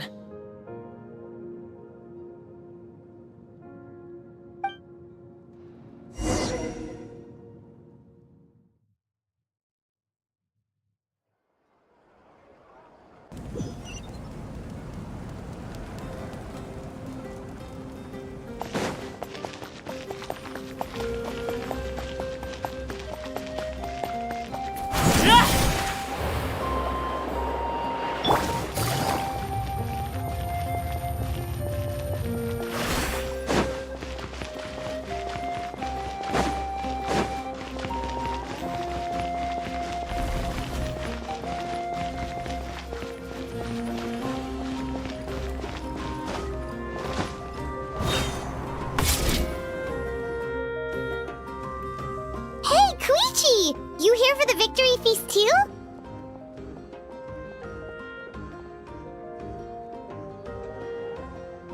Oh, no.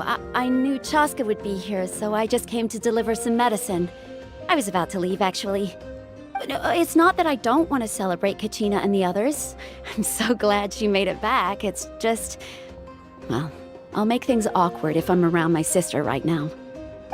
Well, you two had a fight, so Paimon can understand. She didn't cause any trouble during your trip, right? Yeah, she was super helpful. She gave us a lot of useful information about the Abyss. That's good. That's all I needed to know. Is there a reason you asked? You were pretty outspoken when we first met, but now it's like you're holding something back. Maybe it seemed unreasonable, picking that fight with her before you left, but I did it for a reason. Her impulse to fight is extremely strong. Her mental strength helps her rein it in, but she still loses control sometimes. I had no idea what you might face in the Night Kingdom, so I didn't want to take any chances. So what you're saying is... Okay, so maybe it sounds a little stupid, but it works pretty well. It helps her keep her cool for a little while, at least. Anyway, I'm just glad you were able to make it back safe and sound. That's all I wanted. But do you really have to go that far? Can't you just talk it out? No way. Chaska never opens up about her own pain, especially to her family. She can't learn about this, or it'll be even harder to help her. I appreciate the understanding, and don't worry.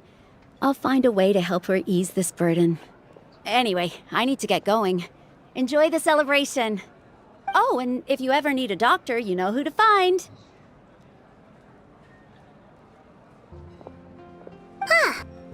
Who would have thought there was a deeper reason behind their arguing? In the end, it's all the Abyss's fault. Paimon's had enough of them.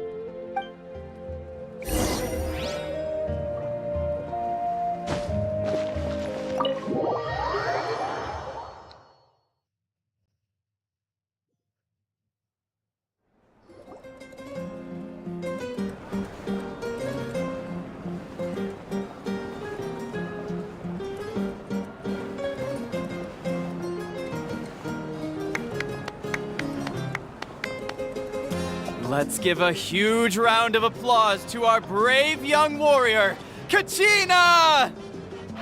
Woohoo! Well done, Kachina! Thank you, everyone! I'm so glad I finally made it! I always knew you could do it! With so much potential at your age, you have a great future ahead of you. You're one to talk. Don't think I didn't know you were the first person to abandon your team. I'll be dealing with you when we get back. I had no choice! My friend invited me, I couldn't just say no! Oh, really? So you weren't just trying to get ahead in the first round? I wasn't, I swear! I just happened to find that bearer injured in the wild, so I stopped to bandage his wounds. When he insisted on repaying the favor, what was I supposed to do? I'm just one person. I figured Kachina would have no trouble replacing me. But the fact of the matter is that after your departure, everyone else started thinking about swapping teams too. I'm really sorry, Kachina. It was wrong of us to abandon you like that. It's amazing that you still made it all the way through to the Night Warden Wars. That's the highest honor. So, what about you guys? Did you make it far? Our team captain drank too much the night before the competition and turned up late to the stadium on the day. We got disqualified. Serves you all right. No sympathy for me. Alright. There's no need to be like that, Uncle Pakal. Dear friends, I'd like to say a few words. Firstly, I'm grateful to my friends and our great Archon for helping to bring me back. This traveler and his companion Paimon are some of the strongest people I've ever met. If they were allowed to participate in the pilgrimage, I have no doubt that they'd win the whole thing. They've agreed to let me learn from them. With their help, I believe I can become even stronger still. And let's not forget my good friends, Moalani, Chaska, Kanich, and Aeon-san. They all helped the Traveler and Paimon figure out a way to bring me back from the Night Kingdom. They too deserve to be called our heroes. So, please give another round of applause for them. Well said! I'll drink to that.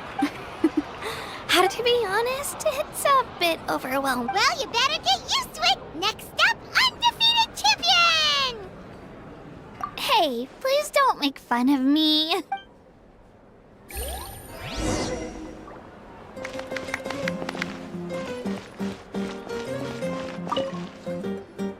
Ah, you're here.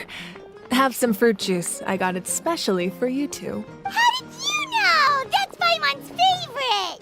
You look like you've still got questions. Ask away.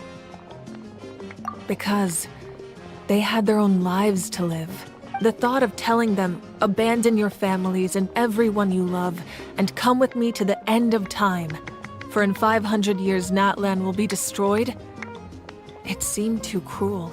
You could just as easily point out that everything in this world would come to an end eventually. But life is short. And beyond a point, it just doesn't seem real. Imagine if I said, let's leave right now and go save the sun because it'll flame out in a few million years. It would sound quite ridiculous. I couldn't make them shoulder that burden with me. Besides, every generation will have its heroes, this one included. The plan could still work without them. Or, of course, without me. But since I was the one who came up with the plan, I felt duty-bound to see it through to the end. Paimon's suddenly remembering that portrait in your room. Was that your family from back then? Yes, it was. So when you asked me who my sister grew up to be, the truth is that very little information survives. From what I've been able to piece together, I can conclude with a reasonable degree of confidence that she ended up as an architect and artist. She played an instrumental role in rebuilding the scions of the Canopy tribe, designing and building many houses. But of course, none of her buildings are around anymore. Still, it was an impressive achievement, and I'm very proud of her. You feel loss keenly. It seems to stir up feelings of regret in you. This is a war. And there can be no war without loss. I am already far more fortunate than those who lost their lives to the abyss.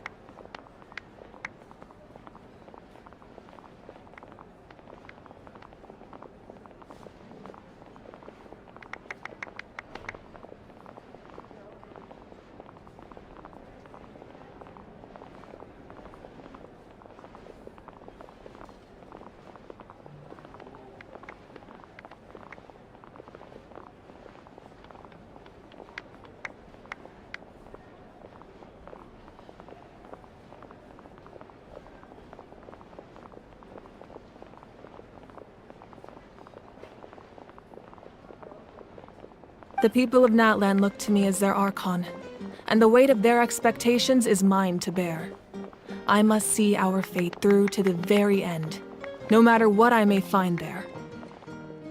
Yeah, doesn't that mean the way everything ends has already been written, including your plan? I suppose, but so what? Don't forget, time takes many forms. The past, present, and future coexist, And all are equally important, even if the future ends in destruction. There's still no reason to give up on the here and now. And it's precisely because we humans cannot know our fate that we will never give up on our struggle. This is a pivotal moment. We are still 2 heroes short. Well, 3 to be precise. There's one further hero who I'm hoping to get on my side, whatever it takes. Your resistance to the corrupting power of the Abyss is truly remarkable. It would easily make you an all-important figure in the upcoming battle. If you agree to join us, you will not only gain my full support in your journey, but I will also forge a brand new ancient name for you. Ancient names can be forged? They can. Several strict conditions must be met, but if they couldn't be forged at all, then the number of them in circulation would have long dwindled to 0. Possessing an ancient name would mean that your adventures in Natlan are recorded in full. Your stories will be remembered by our people for all the years to come. The Ode of Resurrection may have temporarily lost its power, but still, take this as my personal guarantee that I shall never let you fall. Just like in the Night Kingdom, I will be there for you. That is a promise I will fulfill at all costs. This nation always honors its heroes. Yeah, we can't just ignore the situation here. Wonderful. Then I'll reach out to Shilonen right away. She's the one who will forge the name. We've never forged an ancient name for an Outlander before, but I trust she'll find a way.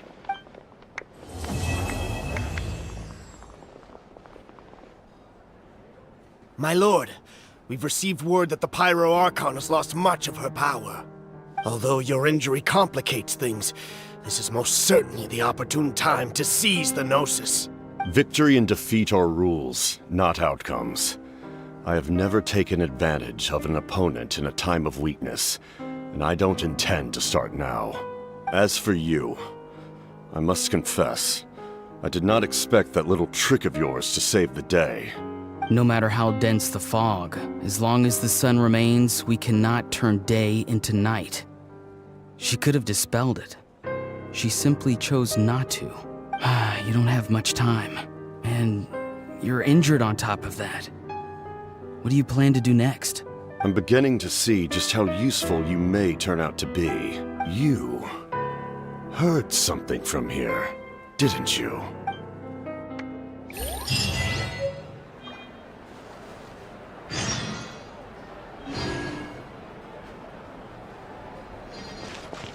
Take it easy. My apologies.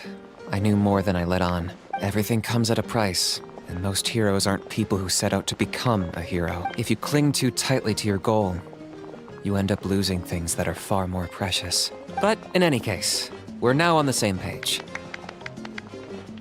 I wonder how long before the 2 final heroes appear.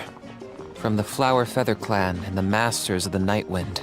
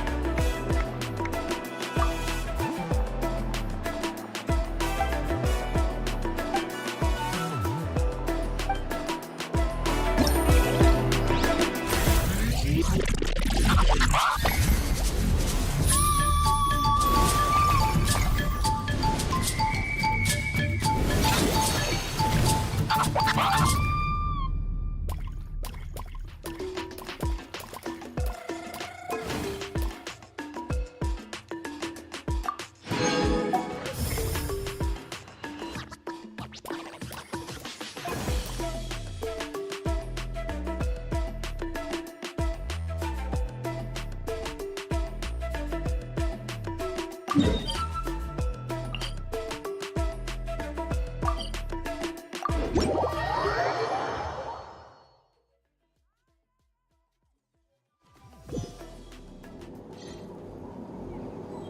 new hero. How are you? What are you doing?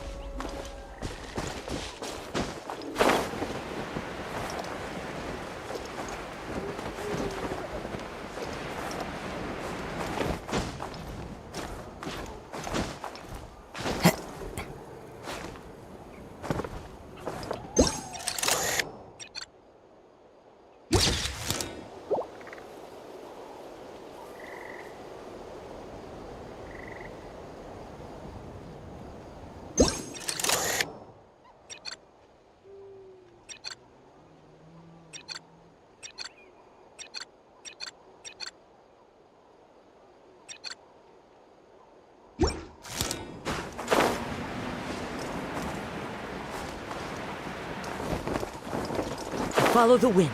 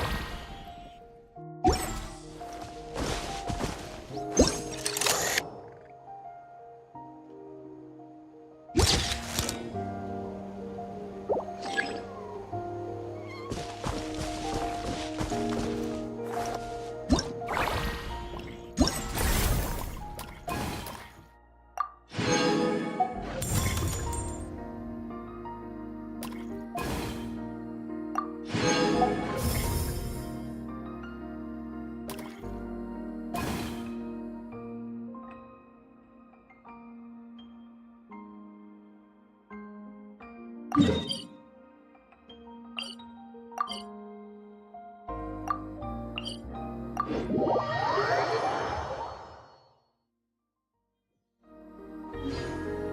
to go.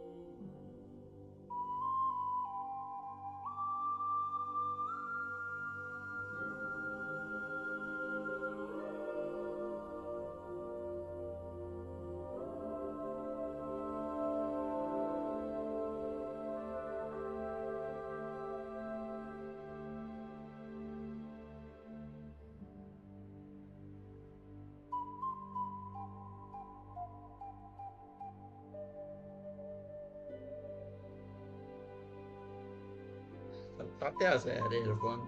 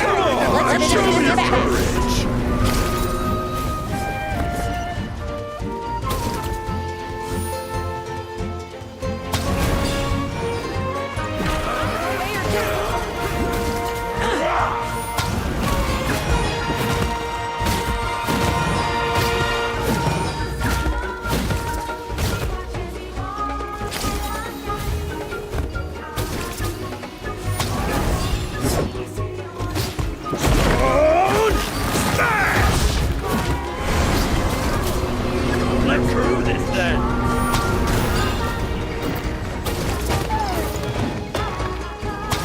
Out of the way, or get blown away!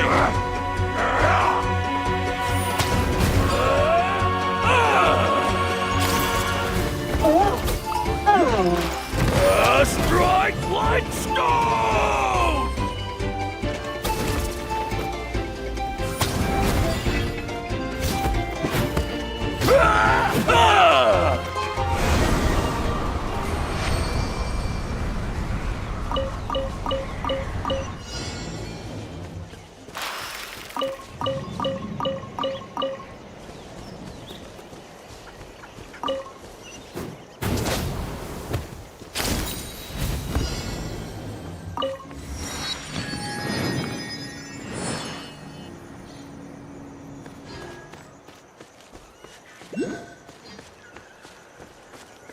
Let's hope you put up a good fight. Transfixed. Busted. Let's do this then!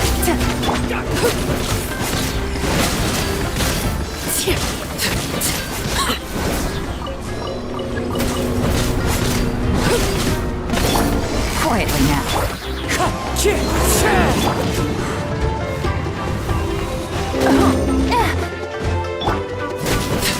Overruled.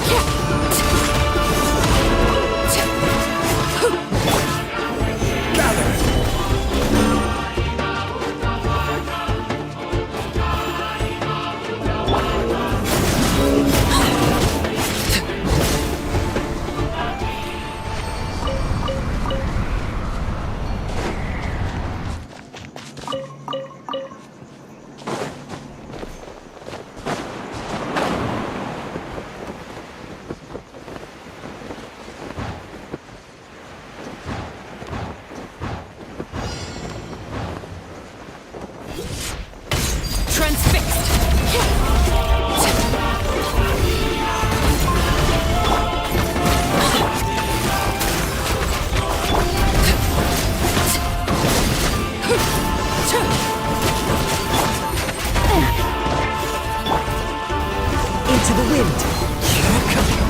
Stay.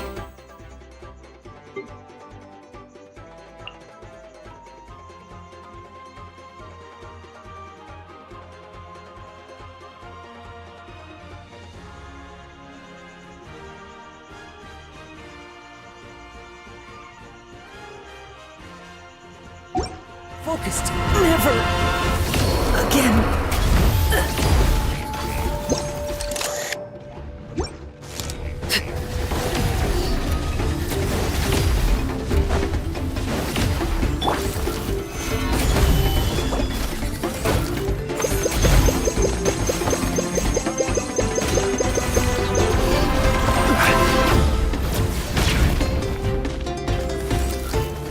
Stabilize!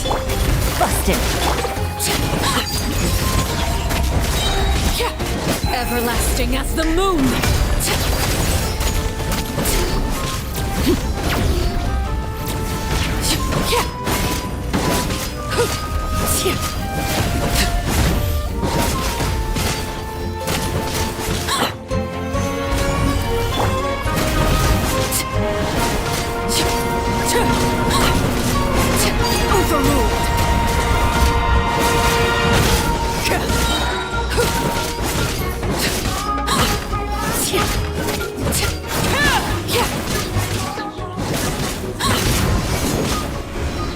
Come on! Show me your courage!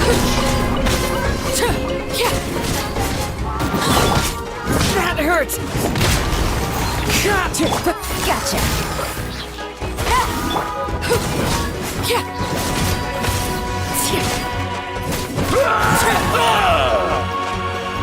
Transfixed!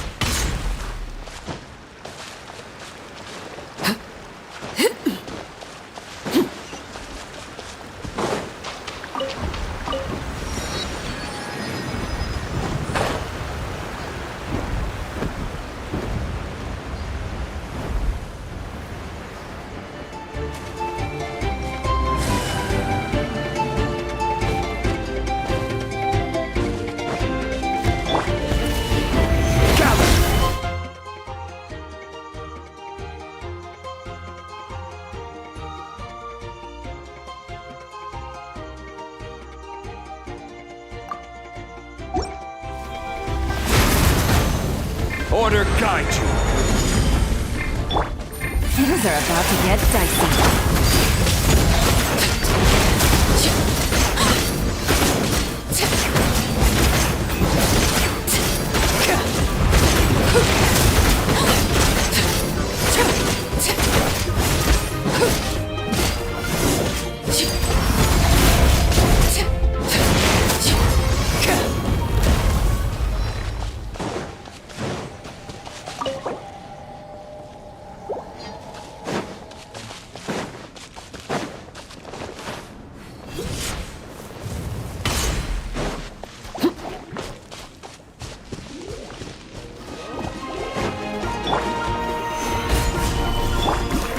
One with nature.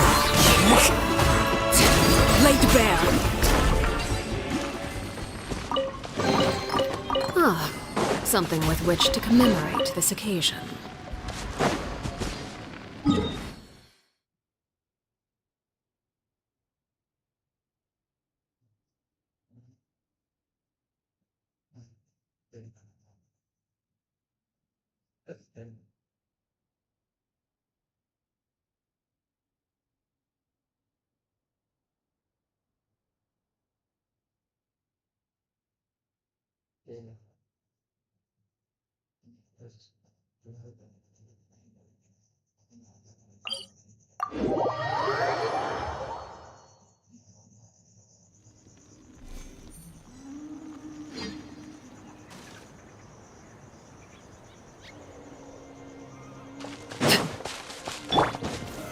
Solidify!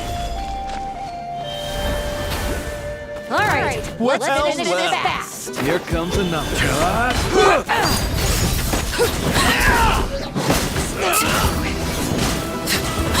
That was quick.